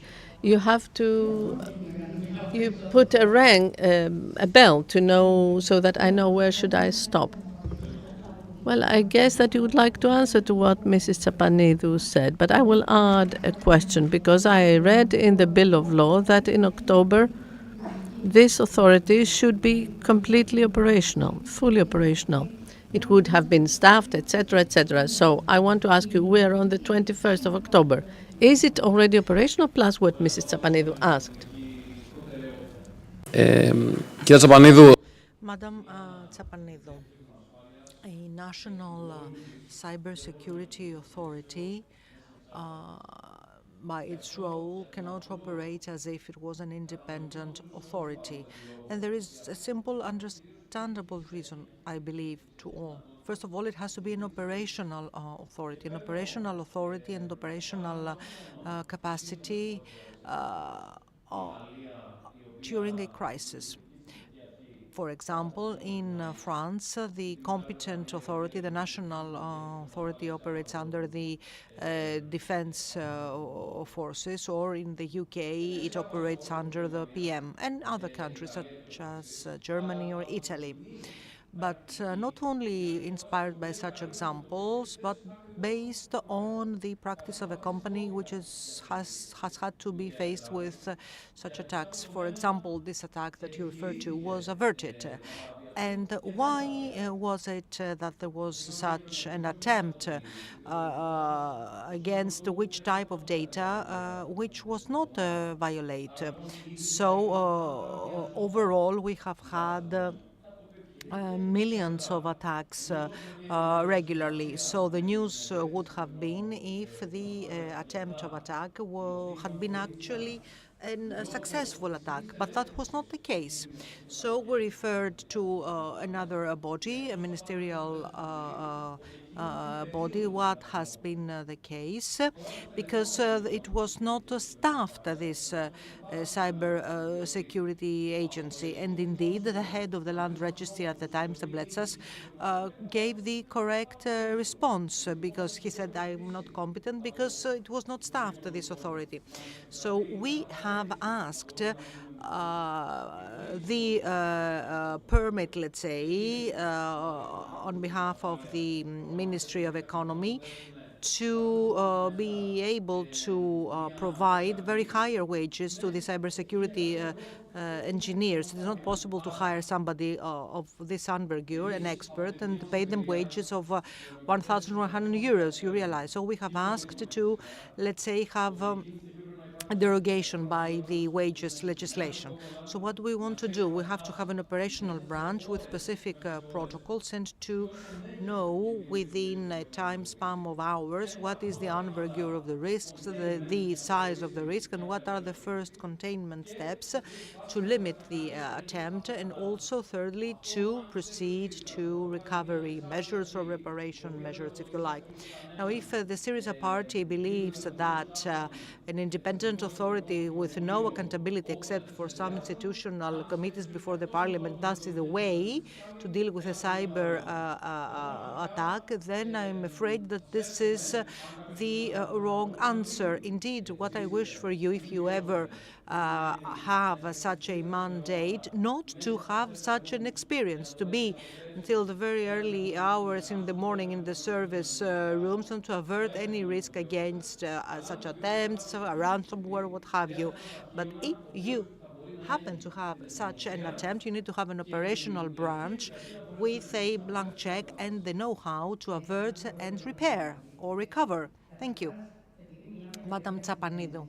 Since we are discussing concession here, it would be excellent to sit, all of us, at the same table and identify the points to secure the country at the digital level. However, allow me a question. Given such terms, would you have any trust in a Syriza government to set up such a cybersecurity agency when, for example, its background had been impacted by fake private data breaches of security and wiretapping? No, I'm afraid, says Ms. Macri, now that you are deviating from our debate. I have the role of asking the questions. You are not longer allowed to raise questions. Yes, I would have to adapt to that. Anyway, the minister raised an interesting issue. Please respond to that about the human resources who will bear the burden of such a responsibility. Okay, the private sector has the staff and they pay for that. For example, in the UK, there was a job opening, cybersecurity talents job opening, 18 to 25 years of age, that will be tested against their knowledge on the basis of cryptography, digital cryptos, and so on. So actually the state, the government there says that I don't mind whether you have been hackers in the past, I want to have this knowledge and have it integrated. Of course, the minister says, and he is right, that you cannot hire such people with very low wages, 1,000 euros. So would you agree at the level of your party, the Syriza party, to deviate from the payroll grid in the public sector? Yes, indeed, we can agree that we do not have the people, the experts, to work on such sectors, technology, cybersecurity, to set up the platforms, to have the interconnection or interoperability. Actually, it is as if you have a bureaucratic digitization instead of digitalization. So how will we have experts to work on the cybersecurity space, especially when Greece suffers from brain drain? 500,000 people left the country. And they have those skills, and they are hired in a snapshot by employers abroad. So you need to have the people to staff those services. Of course, you need to have synergies with the private sector in this frame, and of course have changes at the level of the payroll grid. However, I would say that for the public sector overall, we need to see again, to examine, let's say, the payroll grid for the public sector, to have some decency across the public administration. Now, for me, it would be so important to continue by setting, let's say, objectives and set targets. So all of us need to be on an equitable basis when faced with technology opportunities and treated by the public administration. So if we agree that our key objective is not to leave anyone behind, to be on an equal basis vis-à-vis rights and obligations, and have transparency as to how matters progress, then I don't see why we cannot agree. And allow me, because I have a few seconds left. No. Now, actually, it's counterclockwise.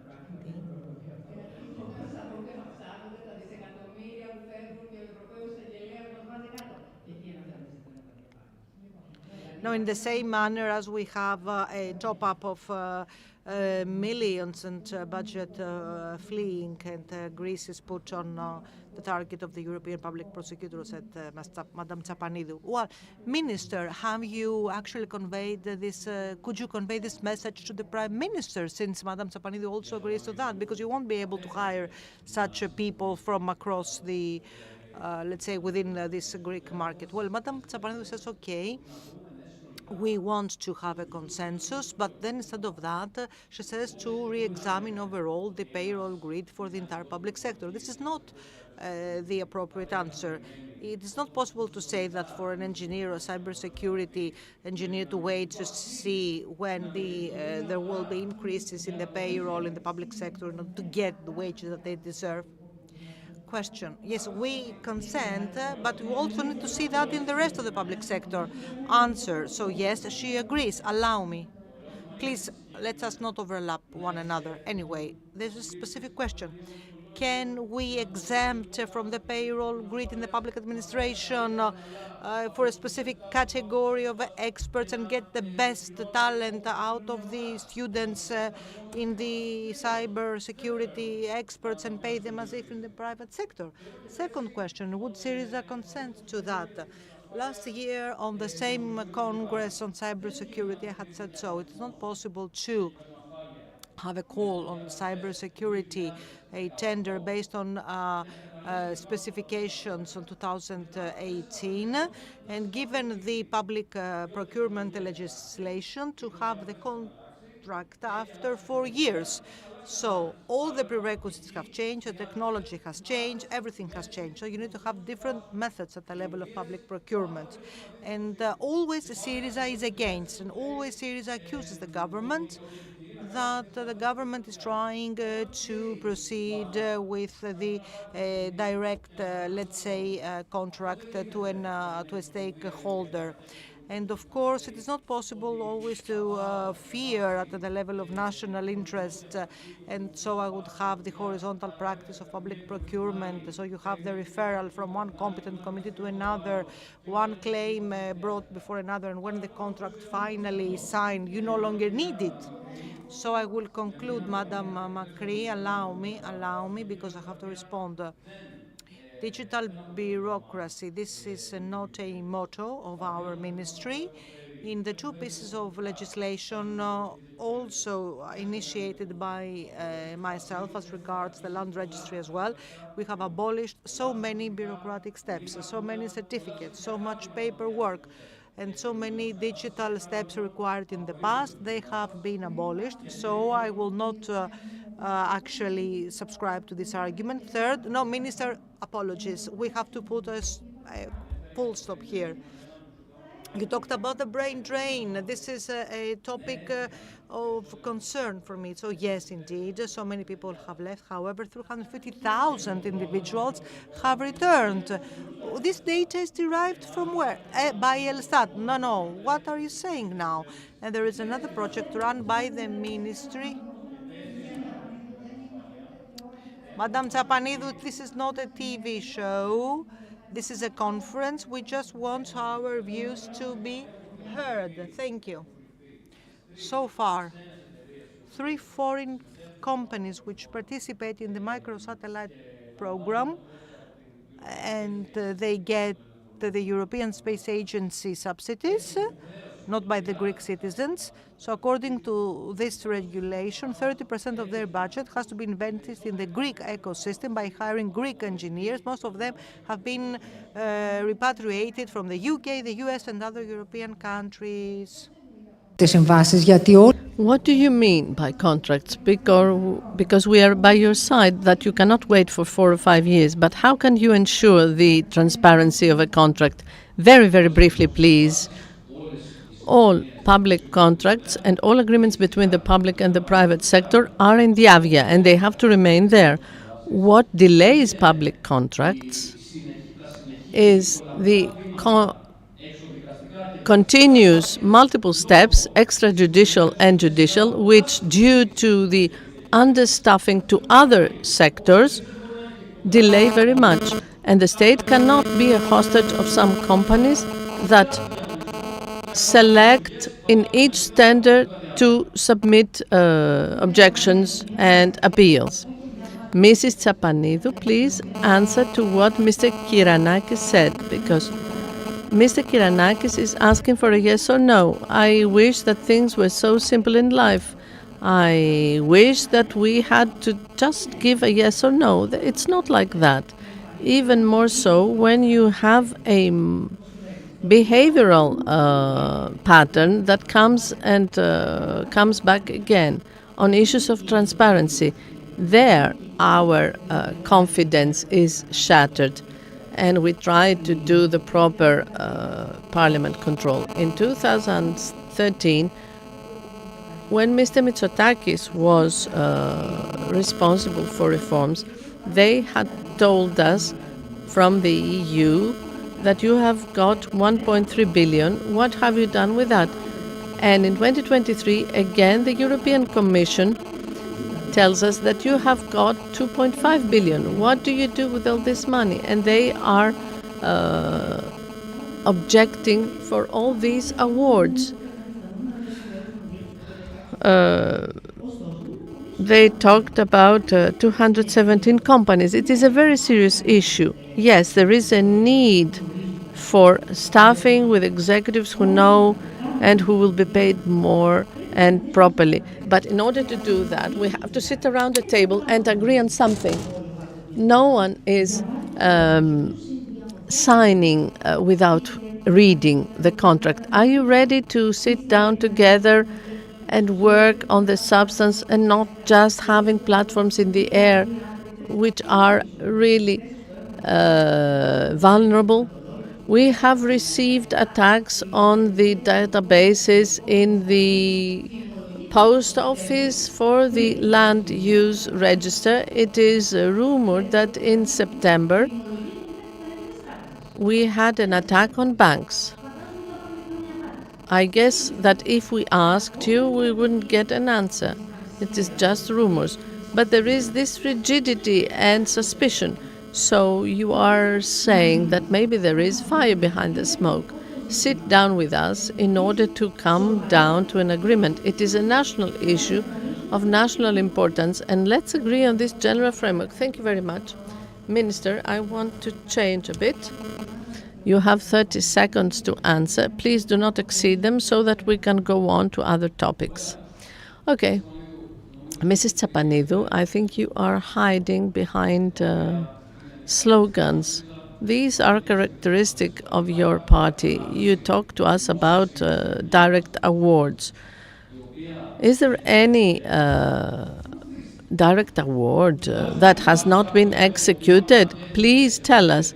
Is there any project delegated, awarded to a company in the private sector that was a phantom project?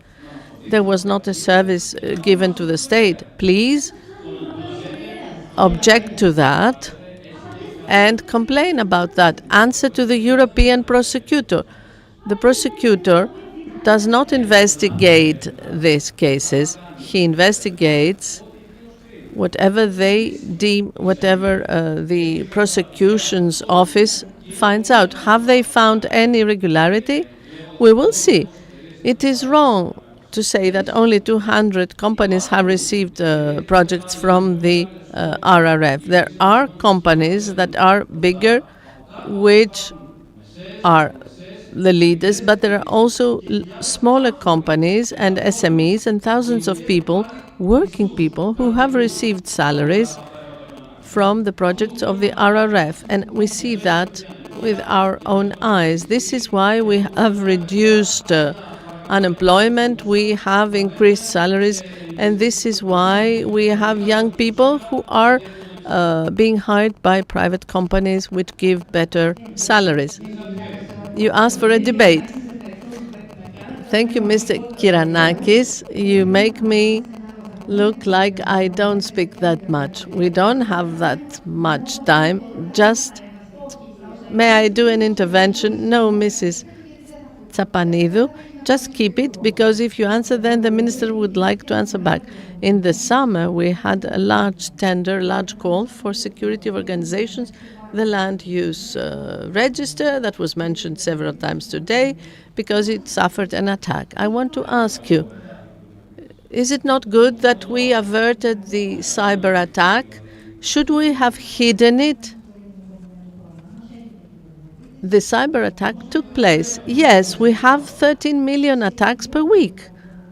So to private entities that undertake such projects, what do we cede as regards personal data?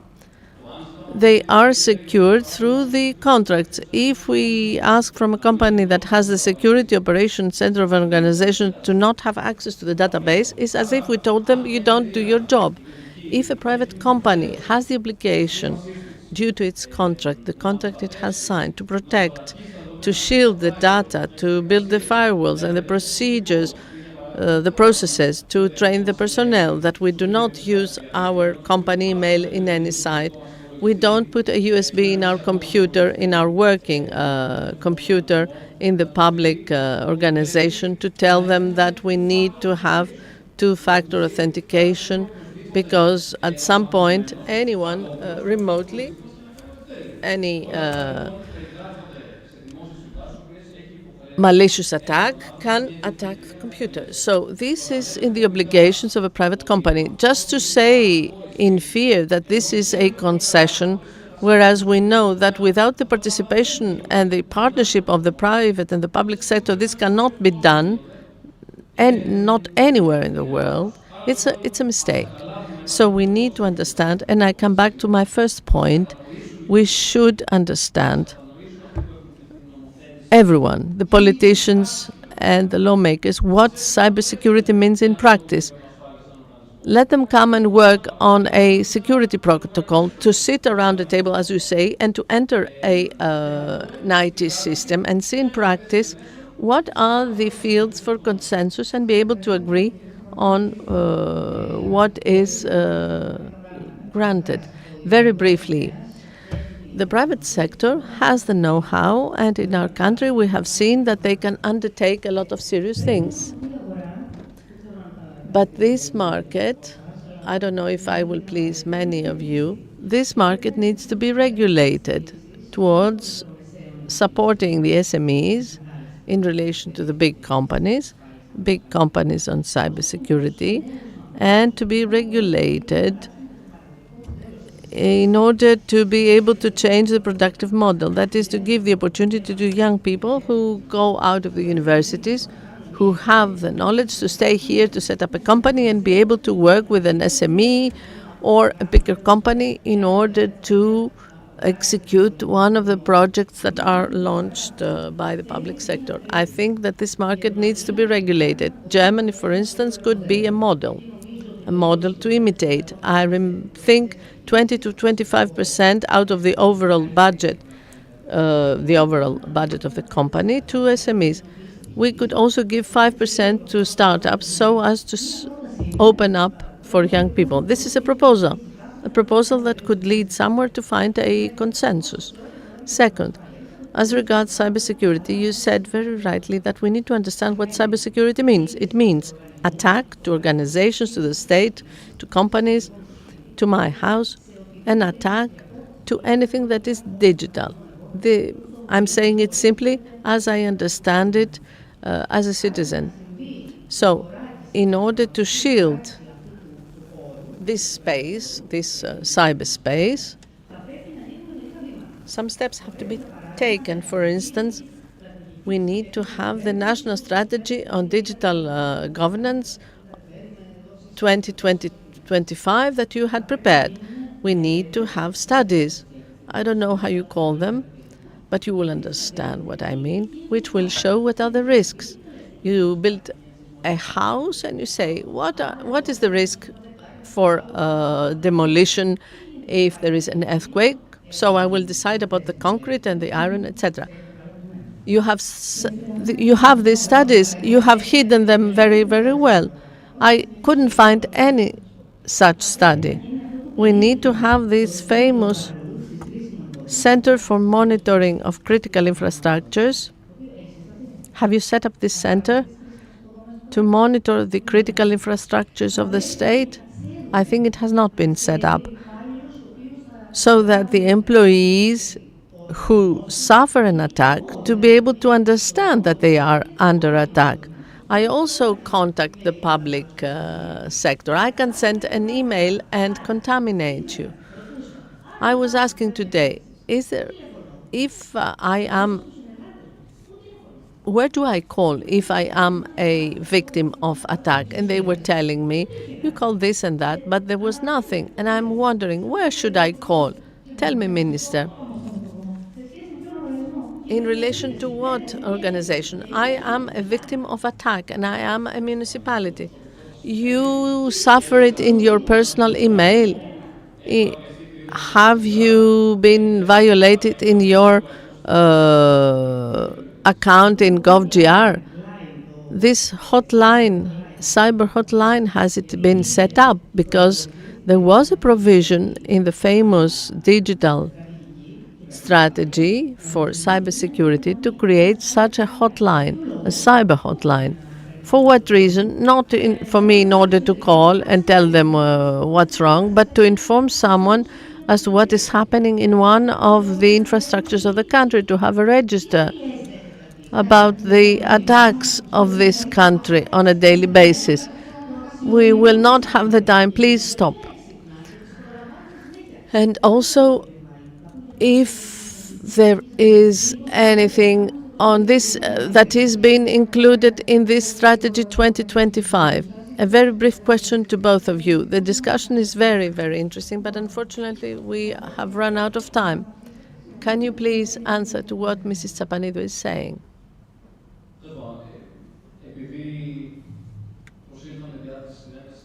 I came here with a wish to have a consensus. So I believe that all those in this room who know about cybersecurity understand what the issue is here. What I want to say to Mrs. Tsapanidou is that these studies are per entity, per legal entity, per organization. The level of cybersecurity that is necessary for the Port Authority, for the Coast Guard, for the police, for a bank, it is different. This is why I'm explaining you. It is dynamic, it is live. You rightly said that every few months the technology changes and the systems become smarter. This means, and I come back to my previous argument, that public contracts have to be faster and more flexible. You must be able at any time, when you know that there is a new threat identified by the experts in the dark web, to be able to shield yourself without this being explained and described very narrowly and very explicitly in a public contract. This is very critical for the opposition to understand, very crucial, and to stop saying populistic things. I'm asking you whether you have implemented what you say in the national strategy. Mrs. Tsapanidou, tell me exactly what you are asking. Allow me.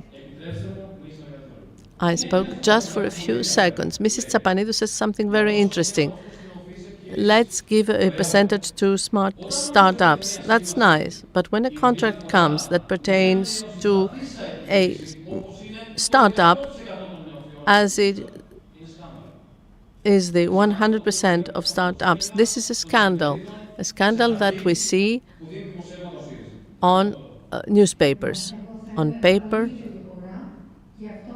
handed by Syriza. Very, very briefly, in 5 years from now, how will this country be, digitally speaking? We have reached a level. What is the next step?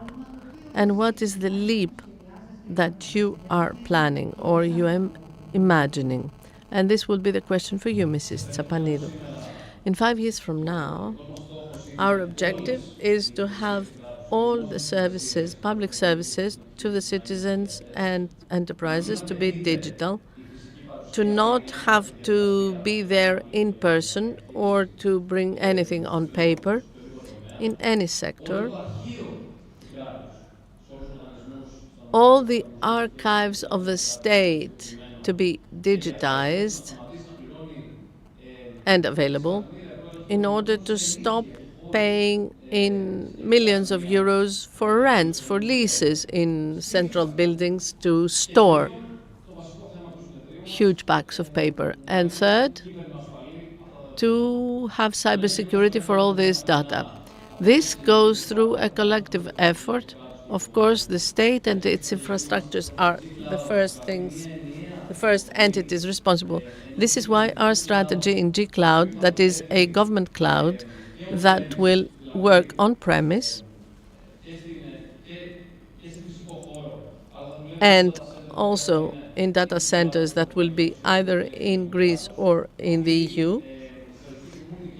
This multi-cloud strategy allows for having a strategy to avert a crisis and to recover data. And it allows to the big technological giants such as Google and Microsoft that build their own data centers to be part of this strategy so that the data of citizens and companies are secured. Mrs. Tsapanidou, thank you, Minister.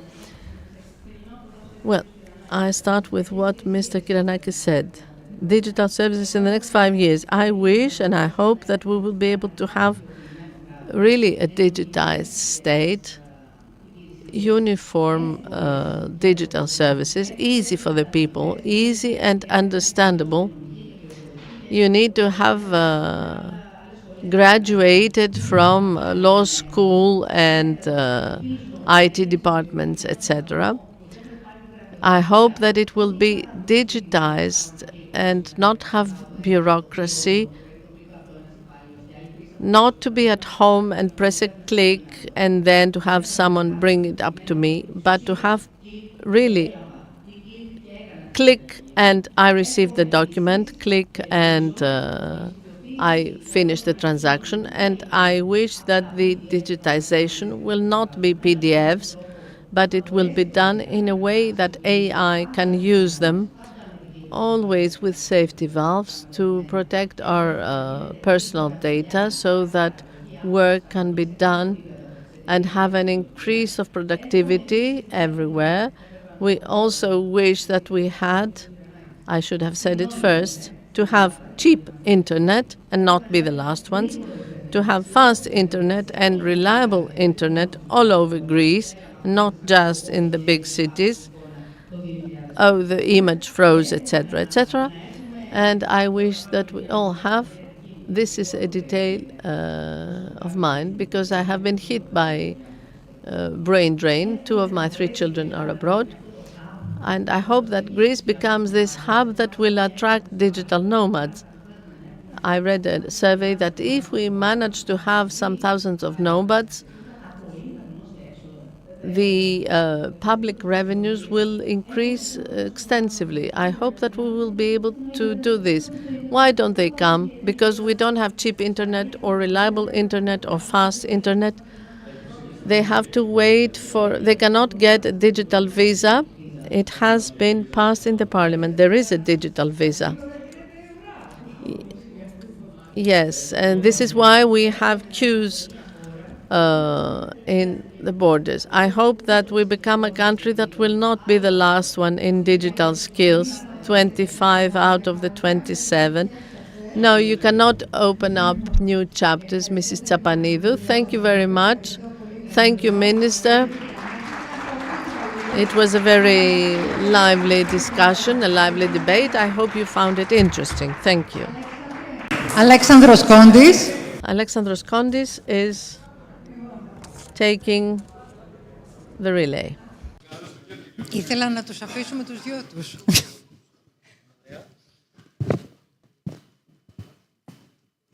Σας ευχαριστούμε.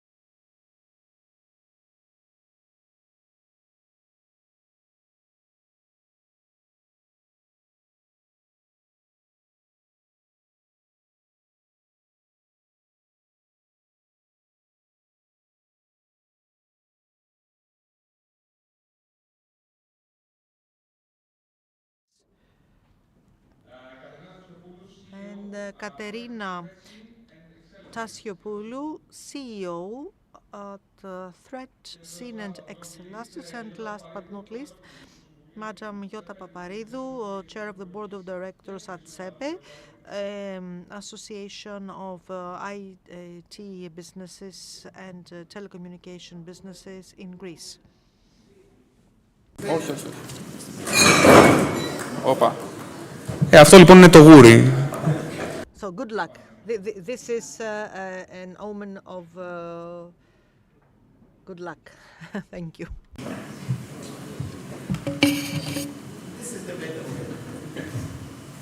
Of course. So, να πω ότι ένα μέρος... So, the one partly this panel, this debate will be engaged in English, says the moderator. So first question for Mr. Pandroulias. I believe that we have debated a lot about NIS 2, and we all understand why. Could you explain a bit to us what are the requirements and prerequisites about NIS 2, and perhaps is this an opportunity for cybersecurity companies in Greece? Good afternoon. Thank you so much for this invitation to be part of this top-notch conference. So NIS 2 has set the appropriate frame in the European Union as regards cybersecurity. This is the second effort. It was NIS before that, with a more limited, I would say, scope, and it was not fully adopted by the companies and by the stakeholders, which should have been streamlined with this directive. So the European Union with NIS 2 showcases that the cybersecurity is not only about the public organizations, the banks, but also it involves key services stakeholders and other sectors. So you need to expand cybersecurity. So given so many examples that we have had of cybersecurity attacks and threats in the last 3 or 4 years, we expand the scope. So strategically speaking, a large, let's say, part of the private sector, especially in Greece, that is SMEs, are actually directed towards a specific pathway. So question, all businesses which staff more than 50 individuals need to invest a specific amount of money on cybersecurity. So above 50 and up to 250 people of staff. This is the span of the businesses. So far, 3,200 companies registered and fall under this scope, but not all of them, I would say. So according to the directive, they have to invest in processes, people, and technologies. So it is not something superficial. It is not only about a firewall and say that I am cyber secure. And the penalty is 2% of your budget if you don't comply.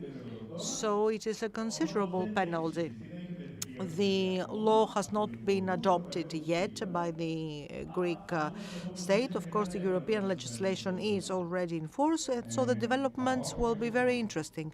Mr. Fronis, would you say that an SME with 55 employees would rather pay 2% of its budget as a penalty, or is this going to be a real incentive to invest in cybersecurity? So what is the potential of a business which lacks the in-house support at the level of its staff to do this cyber defense infrastructure, if we're talking about, let's say, technical services office? Well, this is a very excellent issue that you raise. In the same manner, a couple of years ago with the GDPR, we had the same experience. All organizations addressed this framework as a new legislative framework, introducing new standards and norms. So based on our experience in Europe and in Greece, because the experiences are similar. In theory, most businesses will follow suit. Of course, will this take place with the same impetus as in large enterprises and big businesses? No. So this is of a dual importance, because the budgets invested and spent by large companies, especially in digital transformation, you realize that this also creates leverage at the level of cybersecurity. No company will risk to be threatened by a cybersecurity attempt or any, let's say, malware action that has not been included in its plan. So we believe, and we see it from our collaboration with SMBs, we feel that it is on their agenda at the forefront, and however, it has to be adapted to their budget. So they have to come up with a plan, let's say, with a modus operandi to get as much as they can from this directive. Since you talked about a technical services office or an architectural office, and in the frame of this ransomware attacks, very often staff may be naive. And in the same manner, we can also be naive from time to time when we had exercises run in the company as a test. So you may get a legit, let's say, mail in the area of AI, and you will be mistaken, as I have been mistaken. So it takes trainings. So in a small company, in civil engineers office, when they got a ransomware, imagine there were 4 or 5 computers running AutoCAD. So when they got attacked because of this ransomware, all their files were corrupt. They were damaged. So architectural designs, building construction, they had to do it from scratch. Also, they lost their backups. So they had to work 1 year's work from the beginning. So for those businesses who have already, let's say, paid the price, they will think twice about it and they will have it part of their budget. Let's move on from the point of view of larger businesses and entities, Mr. Arachopoulos. So to what extent Mr. Arachopoulos will incorporate everything that they are supposed to incorporate based on NIS 2? Is this a level of cybersecurity which perhaps is to be taken for granted for you, or is this more challenging for you? Thank you. Good evening, good afternoon. Thank you so much for this invitation. Cyber security issues are always most interesting because they always shed light to what we're faced with. So ADMIE is among the critical infrastructure in our country, so we have invested time and money and resources. The first aspect is that we have to develop advanced systems for the detection and the monitoring of threats. We have done so at ADMIE. We have CA, which detects and explores such incidents, and we also have automation systems at the level of SOC based on AI algorithms and machine learning in order to track new cases, because our agency is not only about IT, it is also the OT aspect that has to be protected. So serial protocols, industrial protocols, 490 substations across the country, 4 energy centers. So we are talking about a different type of threats. So you need different platform for the ICS, for the IT people, and a different platform for the IT people. So all that has to be matched. And you may have incidents from both universes. Everything is part of the SIA platform.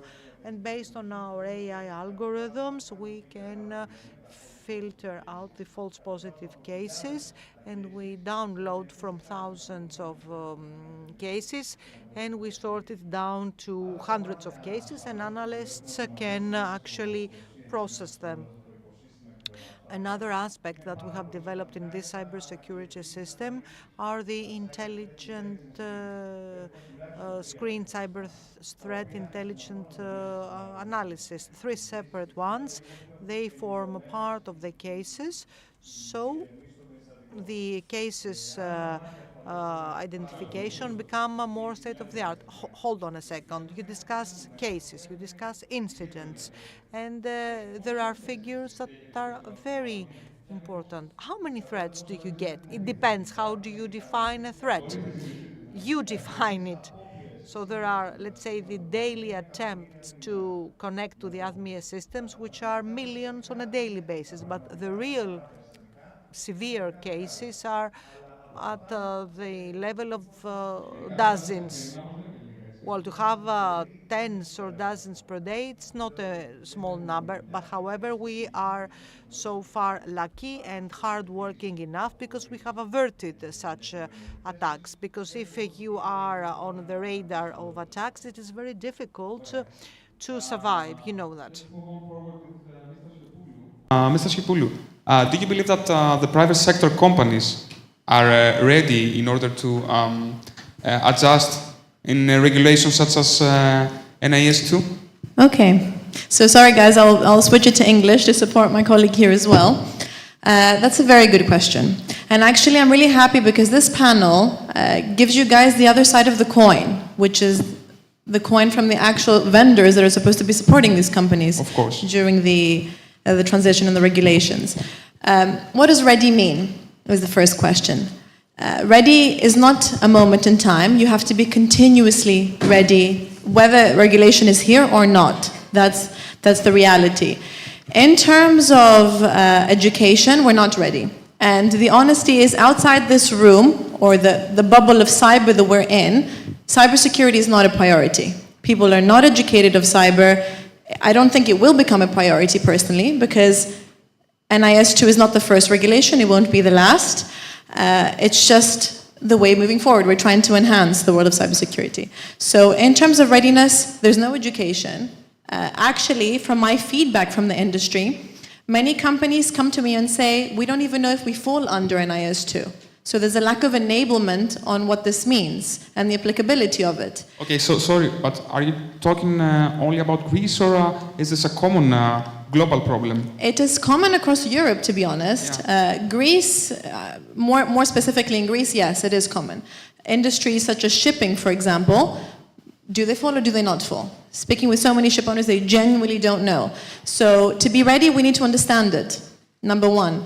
Number two, in terms of compliance, it's not that easy.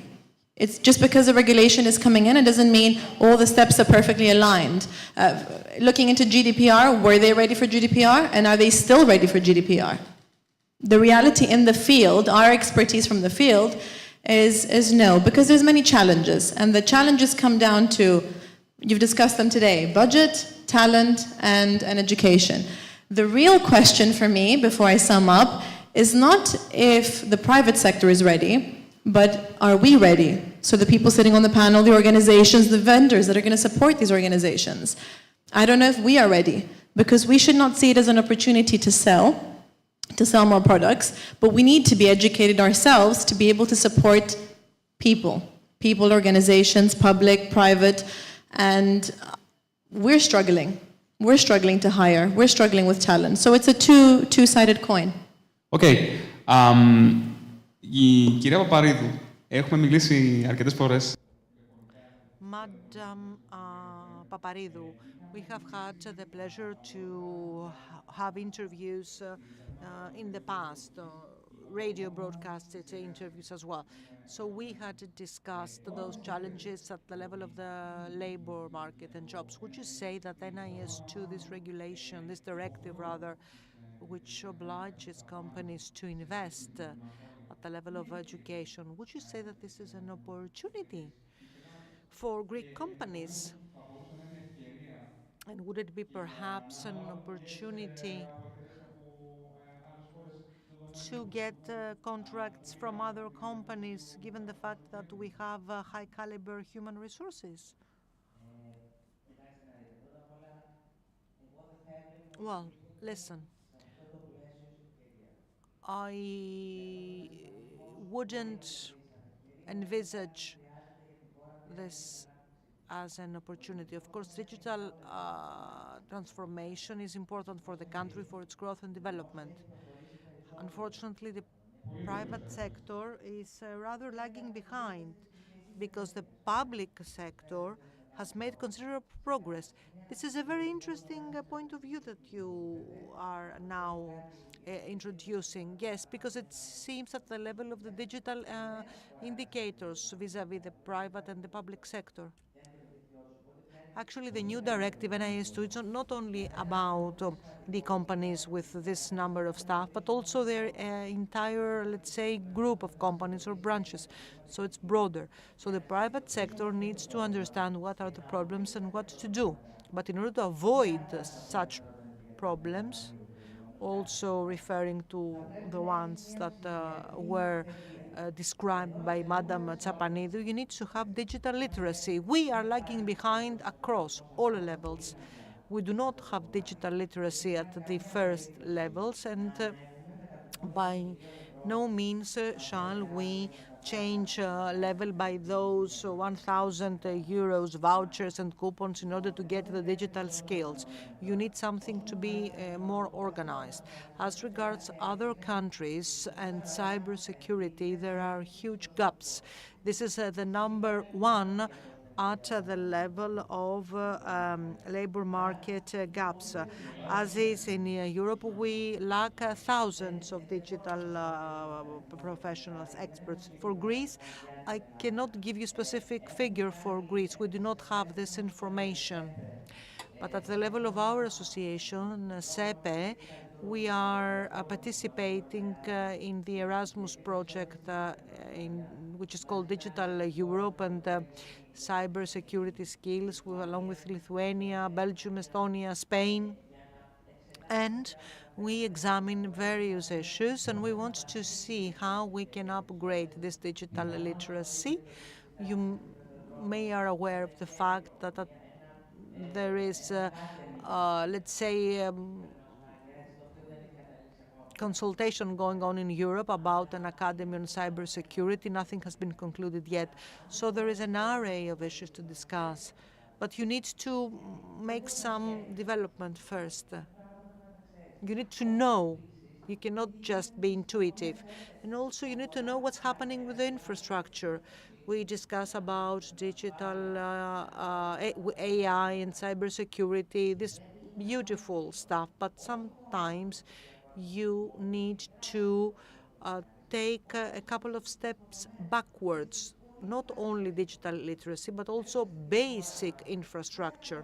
In our country, we do not actually update the access infrastructure, the laptops, the desktops, as regularly as we should.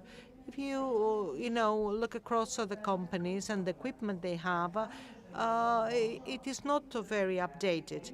And the public administration, the Greek public administration, the large part of the staff since 2009, 15 years ago, with the previous NSRFs, have not get any support, any aid to renew their equipment.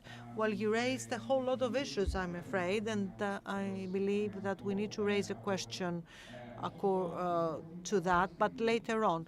But now I would say it is the appropriate time to examine what are the levels of cyber threats. Mr. Ambassador, we all know that you used to be the ambassador of Israel in Greece, so I can hold myself from asking you, what is the role of cyber attacks and probably cyber defense as well, which is in action in the war between Israel and Hamas, Hezbollah, and Iran during the past year? Well, first of all, I hope that everyone shut down its pager before entering the room. But on the serious side, we have learned a few things. One, that we have an ongoing preparations over a very long time. None of the things that we see now has been prepared, has been done, has been planned yesterday. It's an ongoing war. And in an ongoing war between the attackers and the defenders, the need to be ahead is very, very important. So the first lesson that I take is that we cannot wait until it comes. We have to be prepared. And the preparations are many of the things that were said before, but I would like to add a couple of things more. One is the procedures.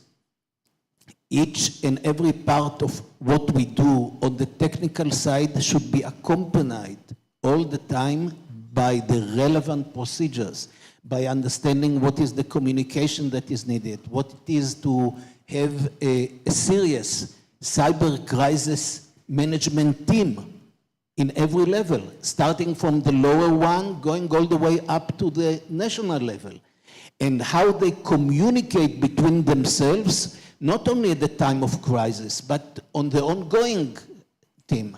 How they are simulating what should be done at the moment of the crisis. The second thing that I think is very important to take with us is to try and increase the intelligence side. Not only what we see, but the way we are looking at what the attackers are about to do, where they are. You know that for the last few years, many of us thought that CTI is something that is nice to have. Now, after NIS2, it's a must. Not only because of the regulation, because otherwise we don't have the basic tools to deal with. So, yes, an Israeli talk about intelligence after the 7th of October. Well, but that what happens when you put together the intelligence in terms of technology, of understanding, and the procedure side, that you understand what you have to do with it. So the combination of ongoing preparation, looking forward at what can be done, and training the people, not only educating them, but also training them in what to do at the time of crisis, this is something that we have to learn. Of course, in Israel, it was at the extreme, because at the time of war, everything blows. I might say, if you give me one more word, we have to think of the worst case scenario.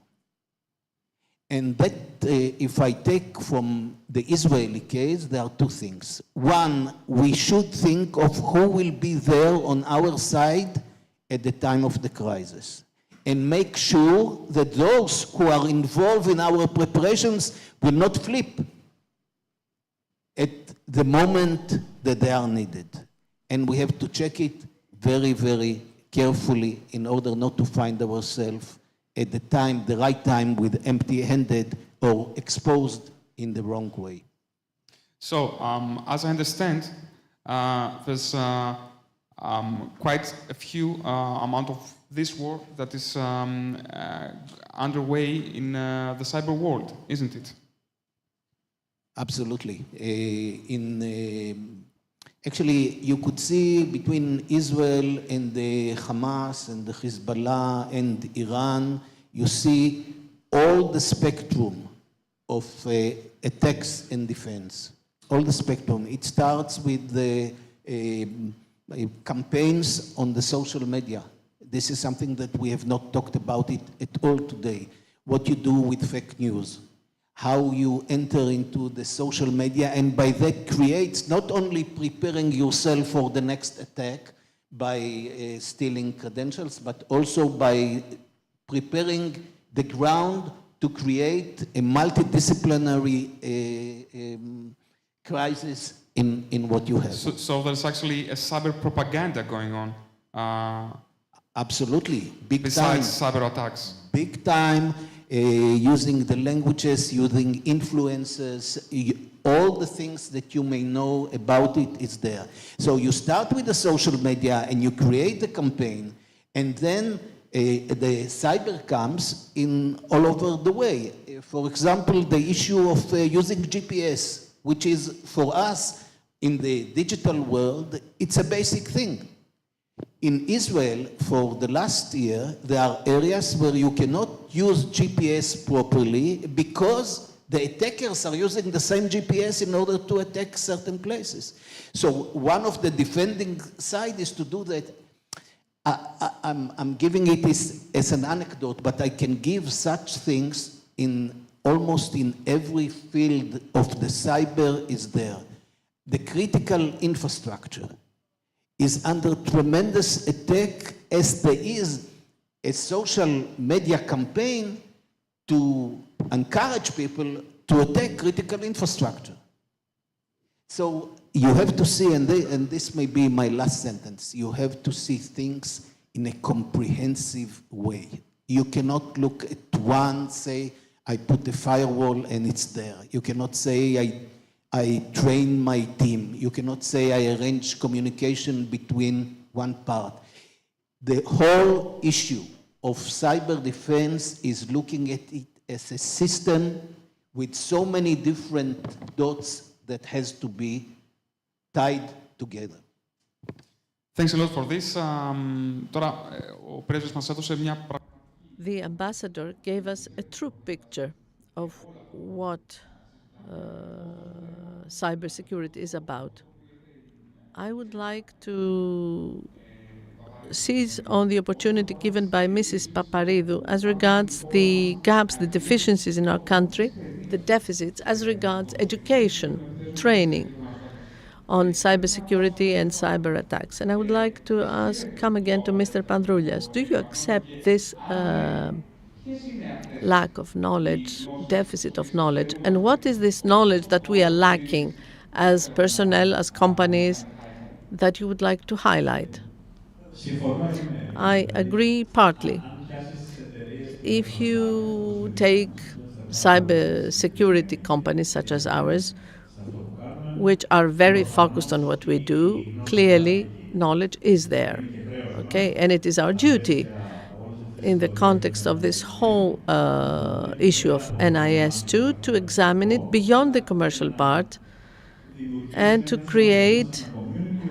be integrated in a community where we can convey what we know to the others and increase the level of awareness generally among the companies, especially among the SMEs, which are still struggling in understanding. The problem that we have is what Mrs. Paparidou again said regarding the personnel. The lack of personnel is important, plus the fact that in order for someone to reach a level and be able to render services as regards cybersecurity requires a lot of investments in know-how.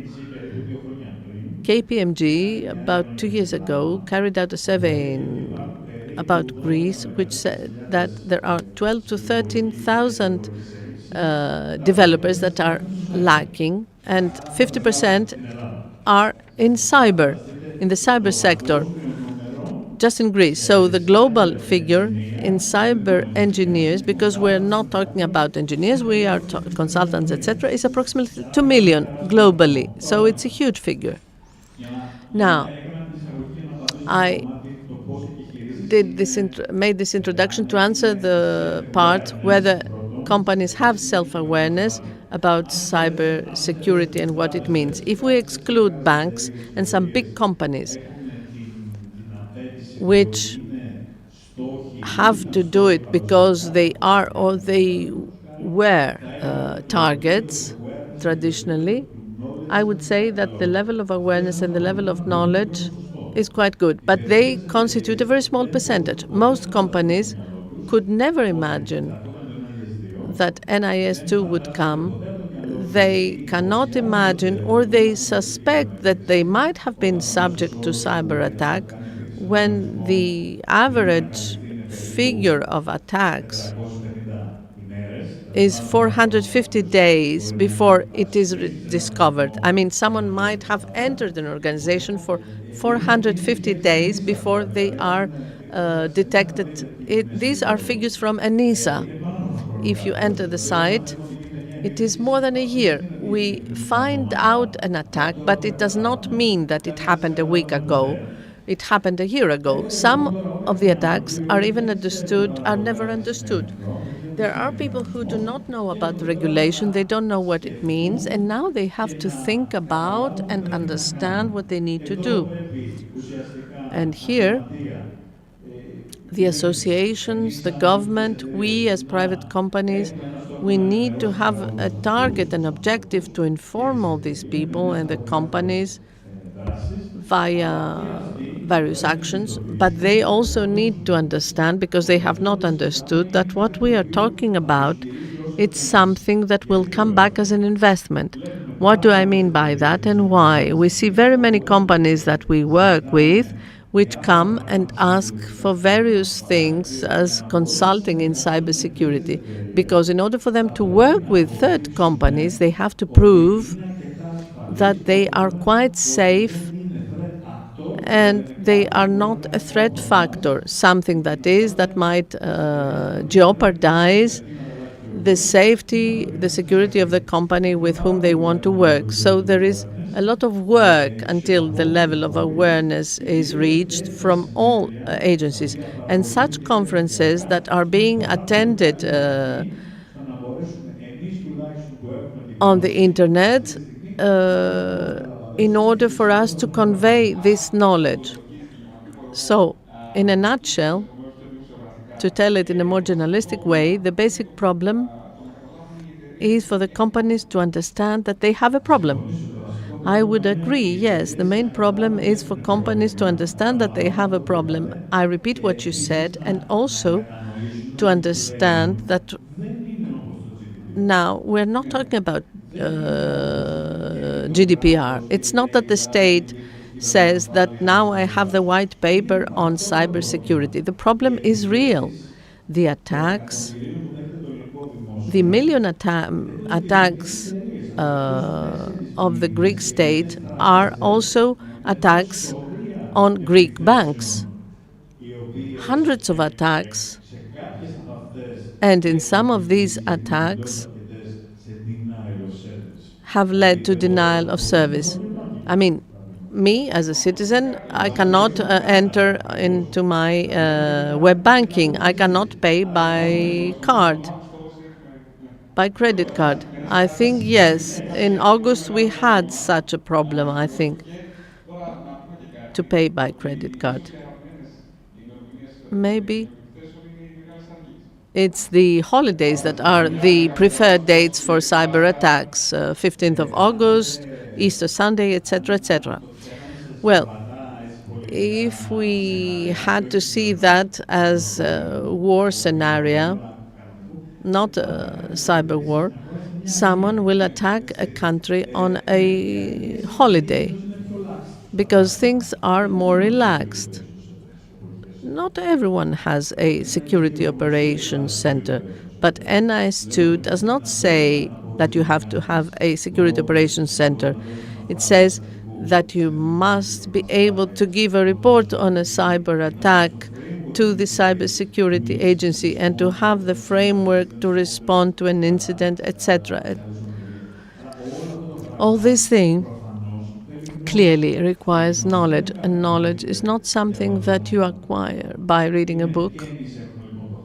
So we as companies have the task, but the companies must think very seriously the fact that the traditional way of operation is not the same in the digital era as it was 10 years ago. Yes, it is absolutely understood. I said before that if an architecture firm suffers an attack, it will lose their plans. If a restaurant suffers an attack, they will lose their orders. Has ADMIE, the independent power transmission operator, has thought about, because the operator is the backbone of the power distribution of our country for high and very high voltage. Have you assessed the threat? And how do you manage this threat? Under the light of awareness that we heard before. That's a very right question, very relevant. We are investing and we are not alone. The ADMIE is part of ENSOE, the European Network System Operators of Electricity, and in this organization there are 4 committees where the first committee is on the safety of the system, because you know that the grid is interconnected both electrically and telecom-wise. So the first thing is the security of the electrical system. The next committee is responsible for the development of infrastructures and the transmission lines. And one of the committees is the ICT committee, where I happen to be vice president during the last 3 years. And the main issue of ICT is cybersecurity issues. And we have developed. How many people do you work in ADMIE for that, in the IPTO? Or do you outsource the services? We would like to cover it by ourselves.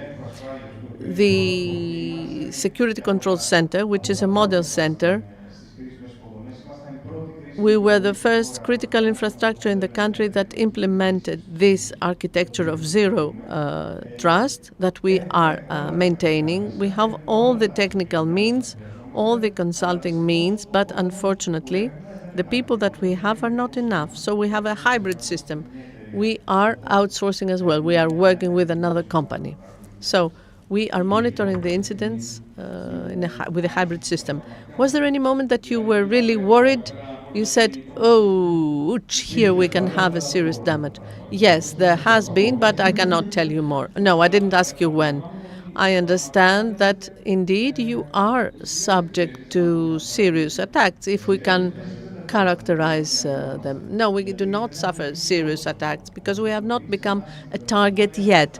In cybersecurity, if you become a target, it is very, very difficult to respond, even if you are well prepared. We are working upon the rationale that the hacker is already in the network, and we try to avert them, to close down the accesses and throw them out. This is how we work, based on this model. Thank you. Mr. Sofronis, what is happening if we fail? Or rather, do we fail? I'm not talking about Greece only. It is for sure that on a global scale, there are many failures and many announcements by private and public sectors that announce a damage and then they try to repair the damage. Is it something frequent, a frequent phenomenon, not to be able to face a cyber attack? Yes, it is frequent, and we have been witnessing it, and you and we, on our daily life. The way we see it, the challenges are for the public and the private sector. They are common. I mean, I understand to a data linkage in an organization, a task force, where they had to face organized crime. Again, we have a leak of sensitive data, not personal data, sensitive data, where there was a list. They could have followed some principles of cybersecurity. Yes, probably. I don't think there is a major difference between the private and the public sector, especially when we talk about digitization. But on a geopolitical scale that affects cybersecurity, and Mr. Aviram from Israel mentioned it, we had recently Ukraine. Imagine that a year before the land invasion of the Russians, we had a record of millions of attacks every day, not only for critical infrastructures, but for the organizations in the country. You also know, because it has leaked, that when the government decided to send defense equipment in Ukraine, again, the critical infrastructures of Greece were a target by the Russians. So a targeted cyber attack can come from geopolitical, environmental, whatever reason. I mean, the impact is that everything is interconnected. The same as with internet, cyber attacks are interconnected. Before, in the debate that the minister and Mrs. Tsapanidou had, they mentioned some companies that suffered some cyber attacks. And we happen to know the cases. The land use register had suffered. But imagine the third parties or the supply chain. They also suffered because when you shut down the operations, you affect all your interconnected agencies. And as Mrs. Paparidou said, I would like to corroborate what the speakers said. All the speakers, is awareness. What we have witnessed lately is that awareness exists. It can become better, it can be perfected. What we do not see very often is this threat intelligence center has to become to be done at the level of the companies. When a company has been hit, imagine in the antiquity, when a state was under siege, they asked for help from neighboring states or from their allies. We have such alliances today. Yes, this is where I want to come to. 7 years ago, there was a major cyber incident because the company is a logistics company with vessels. It has become a movie. In 2017, at the time, we were involved in this company not because they were our customers, but because the company, there was a ransomware and they shut down all the operations. 14,000 incidents which were at sea. In every port, they had to be sent the paper with a boat. You imagine the downtime of the company and the huge cost of such an attack. It was unseen of and unheard of. What we saw is that the CEO was coming from another technological giant. I think he was from SAP, but you can check it. And he had a better knowledge, better insight on what technology and threat is. He made this openness. What does it mean, openness? It was the first time. He came out in the open and he said that we have suffered a cyber incident, the company is not operating, and we asked for the help of other suppliers and other companies. We were involved in that. It's not that you see someone suffering, it's the human element. It is human to human, not just business to business. So we all tried to contribute to help, and this is what happened. And these 14 days that they had the downtime, it is due to the fact that technological giants and cybersecurity companies were giving the pro bono services. This is a case where indeed the defender made an open appeal, a global appeal for and request for help. We have other cases, maybe not so big, but I want us to come back to the threat for SMEs. Which are the solutions that you would like to refer to for SMEs in order to defend themselves from cyber attacks? Could you spot some of them? Okay, but first, just so I don't forget, I wanted to come back to a point that my first colleague here said, which I don't exactly agree with. That's why I wanted to kind of give a feedback on this. But we said that education is kind of lacking in general, and then we came back saying that no, our people and our companies are trained, and it's our duty to educate. In my opinion, it's not only our duty to educate. Why? Because at the end of the day, we charge for that. We are businesses. Cybersecurity is a service. So that means if someone cannot afford this, they will not be educated. Therefore, a lot of the services we deliver, at the end of the day, this is why it's kind of a losing game. Because cyber is business, but for the attackers, it's not business. That's just the reality. So as technology progresses, we have AI everywhere. For us, what does that mean? We're going to have AI products. They're just going to be more expensive, more budget, more education, etc. For the hackers, it doesn't mean that. And that's why we always a step back. But the point, the conclusion of this is not that we shouldn't have the talent and that we shouldn't educate, is that we should be regulated. So one question we have not touched upon is why are we not regulated? In the UK, we are regulated. How are we the doctors here and no one is checking our background? So all these organizations in the private sector are going to be fined if they don't comply. They need to do a million things, services like you asked. I'm going to give you my opinion on the different things SMEs should do. But ultimately, they come to us, and we have to give our advice. We have to support. We have to install. We have to educate. We have to pen test. We have to IR. Who checks us? That's a very big question. And I think Greece will get to that, because if we follow a step as what's happening in the rest of the world, if you are a bank, you need to be your testers need to be regulated to touch a bank. Otherwise, you cannot touch the financial system. So I think we need to reevaluate that it's a double-sided coin, like I said. You can't enforce it on the rest of the world, but not on us when we're the doctors in this case. Going back to your question, which is... Excuse me, because this was very interesting.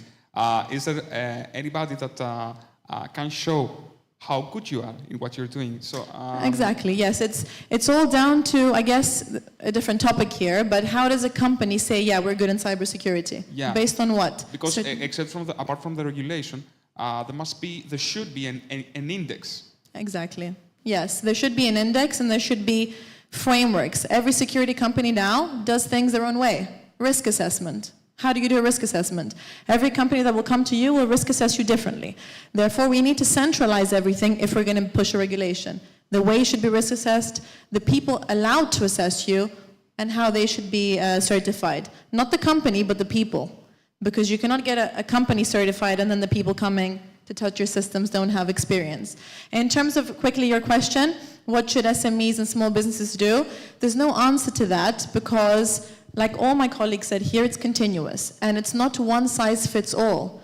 Even the regulations that we have now, GDPR, NIS2 or NIST, it's not one size fits all. A bakery, from a bank, from a hospital need to do different things to be secure, and they need to do effective things. So for me, if we were to look at compliance, first thing, understand your infrastructure. No one even knows their infrastructure currently.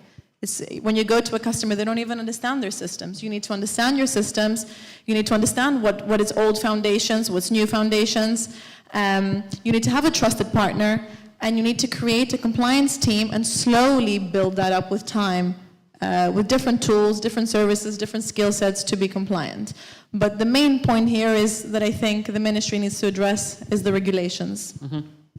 Κυρία Παπαρίδου, μια ερώτηση για εσάς, διότι στο... Mrs. Paparidou, a question to you, because at the core of everything is human resources. It's for sure that the companies that you represent, you, the association, have a lot of gaps, a lot of deficiencies. What do you do about that? Should I disagree with the regulation? I fully disagree with the regulation. We don't need that. We are over-regulated. We don't need regulation. There are certifications.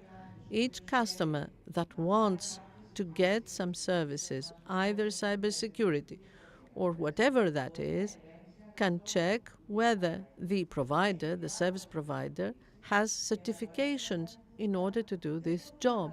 We cannot regulate everything.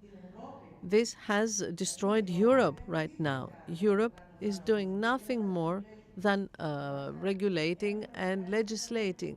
And we have a joke and we say that the US and China produce technology and we produce legislation. Another regulation. I understand that this is involving a lot of work. And this, if I may, does not allow small companies that might be very well to be able to go and start. And you should not forget that IT, because digital technology has a very large range. It has telecom, consumer electronics, and it has IT. IT internationally, even in the US, in China, in Russia, are SMEs and very small businesses that are very dynamic. Everyone started from very small. Microsoft started with 2 people, IBM and others. So you start from something very small. If you put regulation, you kill all this. Now, let's come to the human resources. The question is for human resources. Well, there are various issues. We have also issued a press release today. We have made a survey with the Economic University of Athens and Professor Gridzelis. There are a lot of things that need to be done for cybersecurity. 1/3 of the personnel that is lacking, we are lacking, is in cybersecurity. From 23 to 2030, we had a study and we said that we lack 7,000 people a year, plus AI. If we add AI, there is an increase of this lack by 30%. AI increases the lack very much. So we are at 83,000. In order to combat this lack, we need to have personnel, new personnel. There is no degree on cybersecurity here in Greece. No, nothing. Yes, masters, yes, but not graduate degrees. There is no graduate degree for cybersecurity. So you believe that it should be separate? There is just a degree, graduate degree. So there are no studies on this. We have postgraduate degrees, and there are some colleges that provide some courses. So we need to move forward and see also this issue of graduate degrees in order to have people. Now, generally speaking, there is a lack, and this lack cannot be covered by the students graduating from universities. We are making some moves because we have a problem. We said it in the past. We have a large percentage of people who enter the universities and who do not come out of the universities. This percentage was reduced in 2023 compared to previous years, 50%. This is not just in our sector, it's general. And 50 became 23%. That is, they enter the university, 158 are graduating. And you know that this is an average, but when you take the technical university, the polytechnic school, that has 18%, where they take such pains to enter and some of them do not graduate, this is a problem. And we need also to retain the people in the country. Europe is facing a problem in general. Our world, our country is very highly recognized in this type of technology. So it is easy for people to go and find a job. It is not a matter of salaries. It is not a matter of salary. This is what I wanted to ask you. No, it is not, because you should not compare the salaries. You should compare the cost of living. You cannot compare the salary in the UK with Greece and not compare the cost of living, how much you pay for a house, etc. I heard the results today because the cost of living has increased in the country on the occasion of the prices in the supermarkets, etc. And so now we're talking about a cost of 1,300 euros for one person living alone and 3,500 euros for a family of four. This is not feasible in London. So if we talk about the overall cost of living, what the minister said before he will not find people, we were in the parliament and we were discussing this, and we have to talk about these things. The National Authority on Cybersecurity, we have the Electronic Crime Prosecution Squad, which is one of the best in Europe, and these people come out and say that a student with a PhD, he gets paid 1,200 euros per month. So how are they going to get people to work for them? You mean it is not competitive? So you cannot say that you will build some things if you do not take some bold decisions. All this has to be done in the public sector because everything is interconnected. The banks have made things, and let me tell you, if I can pay with my credit card, it's okay. But if they have withdrawn money from my account, there it is serious. And yet, the procedures and ignorance is the biggest part, because even today you see people who are not at 80 or 90 years. They're young people, and they have their PIN on their mobile, or it is 1, 2, 3, 4. So, in order to conclude, no matter how many people you get from universities, no matter how many people you get from abroad, it is very important to train, to educate the people that we have in the country. We have drawn up a program that we are going to discuss with the Labor Ministry, and we want to address ourselves to graduates who are unemployed, not STEM, philologists, people who have received a degree, which means that they can read and write, and bring them and provide them with some training so that they can get and learn the basics, and then to train them as constructors in order to get our certifications.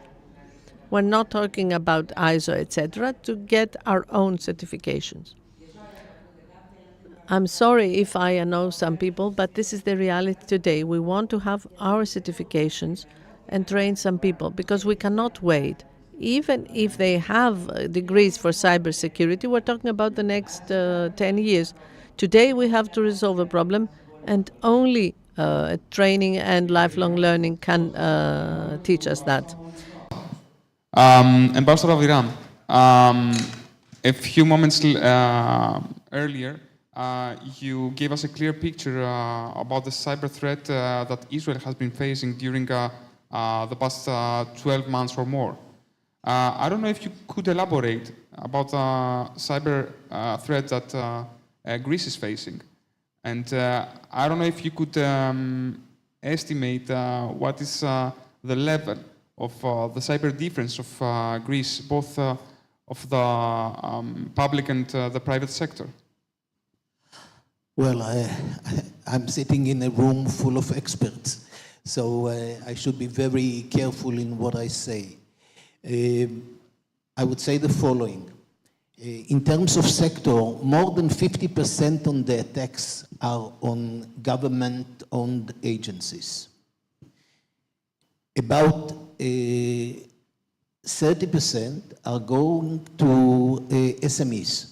And I would say that we should not, I leave the critical infrastructure at the moment aside, because there we find a higher level of awareness. However, when you're going to the small, to the SMEs, we cannot ignore their importance. One example from Israel, a small insurance company, not at all critical infrastructure, concentrating on insurance of vehicles. You say, what will happen there?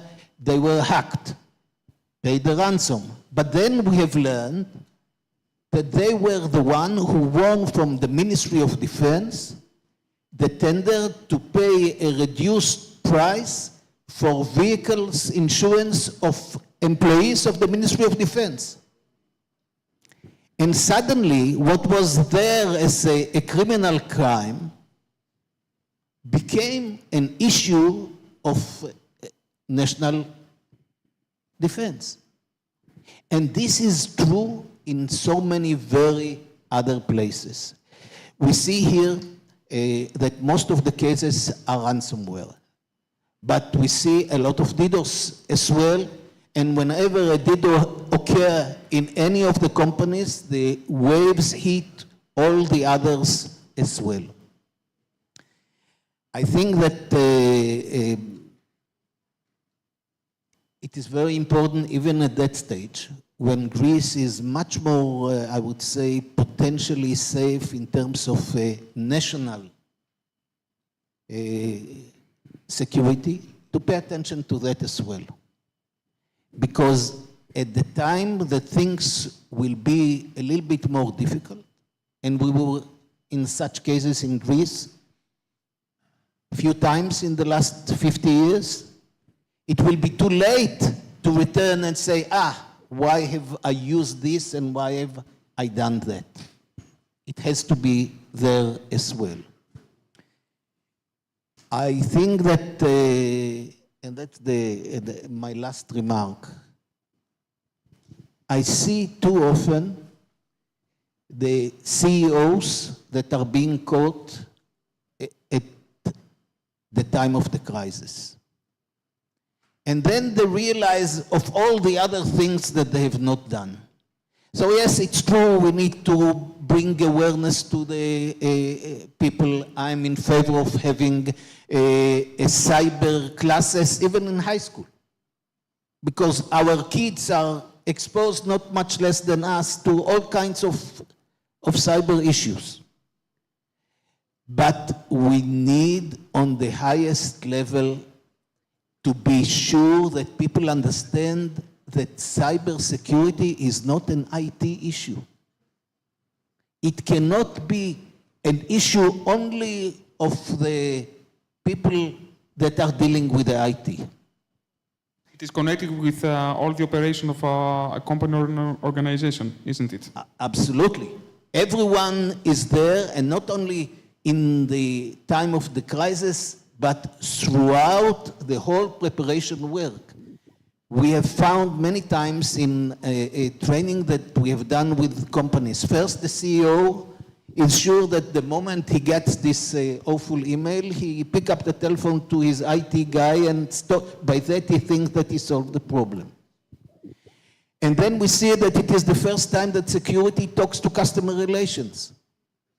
And if you don't have the right internal communication within the company, and of course it's not only within the company, it's with colleagues on the same industry, it is people up on the national level, it is all in one time. So preparedness is of major importance on all levels, starting with the CEOs and then also the rest of the companies. Dear Ambassador, thanks a lot for this. Και ευχαριστώ ειλικρινά. And I thank you all six. You have been excellent speakers. We could spend hours and hours talking, but let's not exceed the time allotted to us. Let's leave politicians do that. Thank you very much. I don't know if it is the time to see the answers to the poll that we had, because I think it's interesting.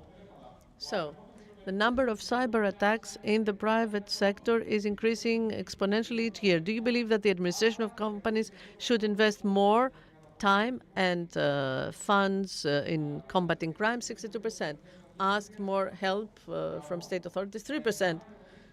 Activate more specialists in the cybersecurity sector in the existing teams? 36%. And second question, the new regulations of the EU for cybersecurity and NIS2, we discussed about it, require preventive monitoring of security. Do you believe that the private sector should respond to this requirement? Acquisition with SOC services, 31%. Here the answers are divided. Second, transition to more advanced technological solutions, 31%, and intensification of cooperation within each industry, 38%. Just a bit ahead. Thank you very much for the participation in this interactive operation of this conference. Thank you. Take care.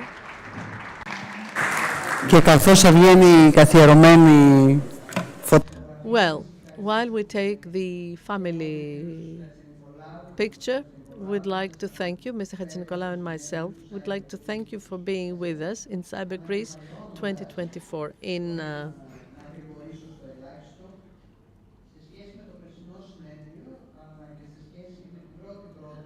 summarizing, in relation to last year's conference and in relation to the first conference, which was held in 2017, I would say that as regards cybersecurity issues, each year we see the steps taken, but we also see the steps that are not being taken.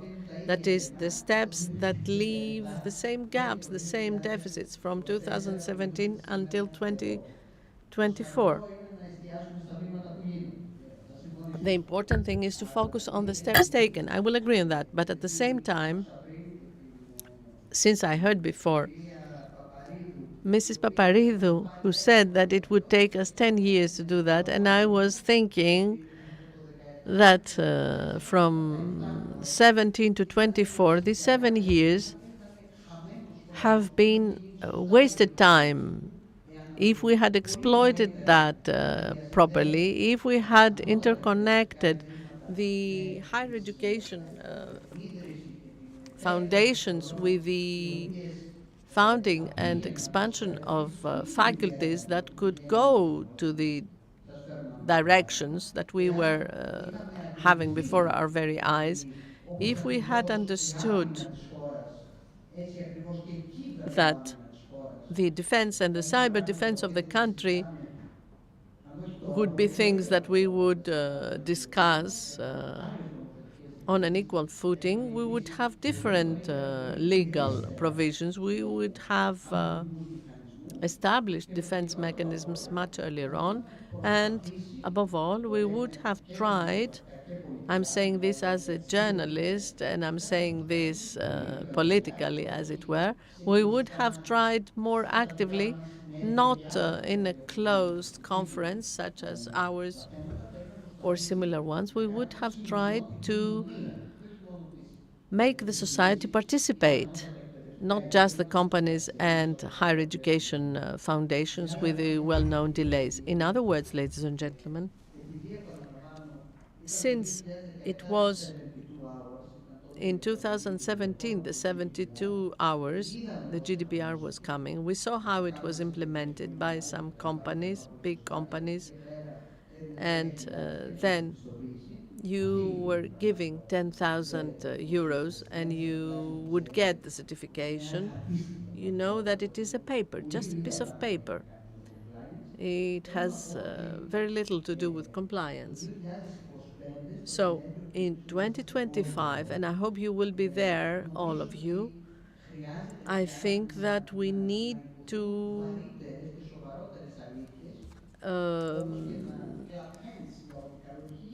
speak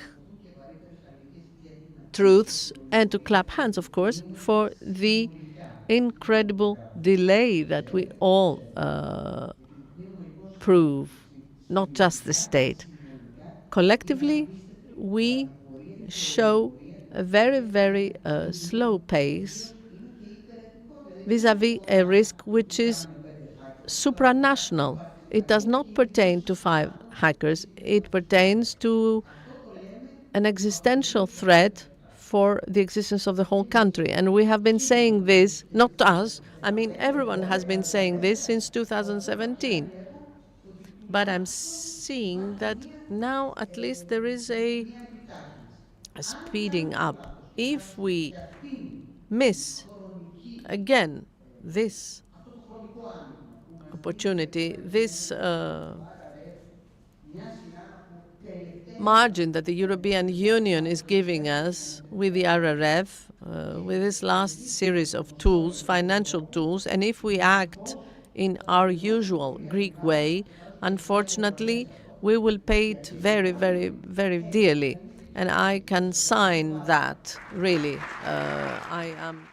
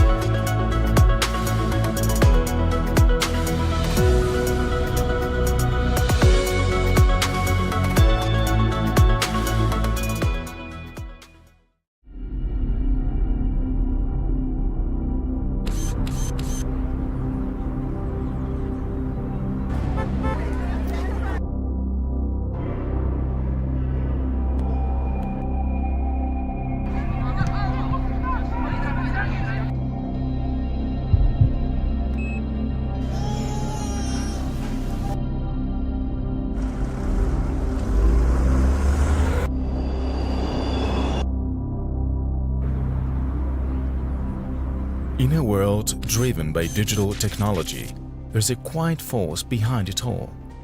Companies that keep everything moving forward. You may not always notice them, but you can always feel their power energizing society from the everyday to the extraordinary. They help you design and build a future where everyone can thrive, enhancing experiences anytime, anywhere.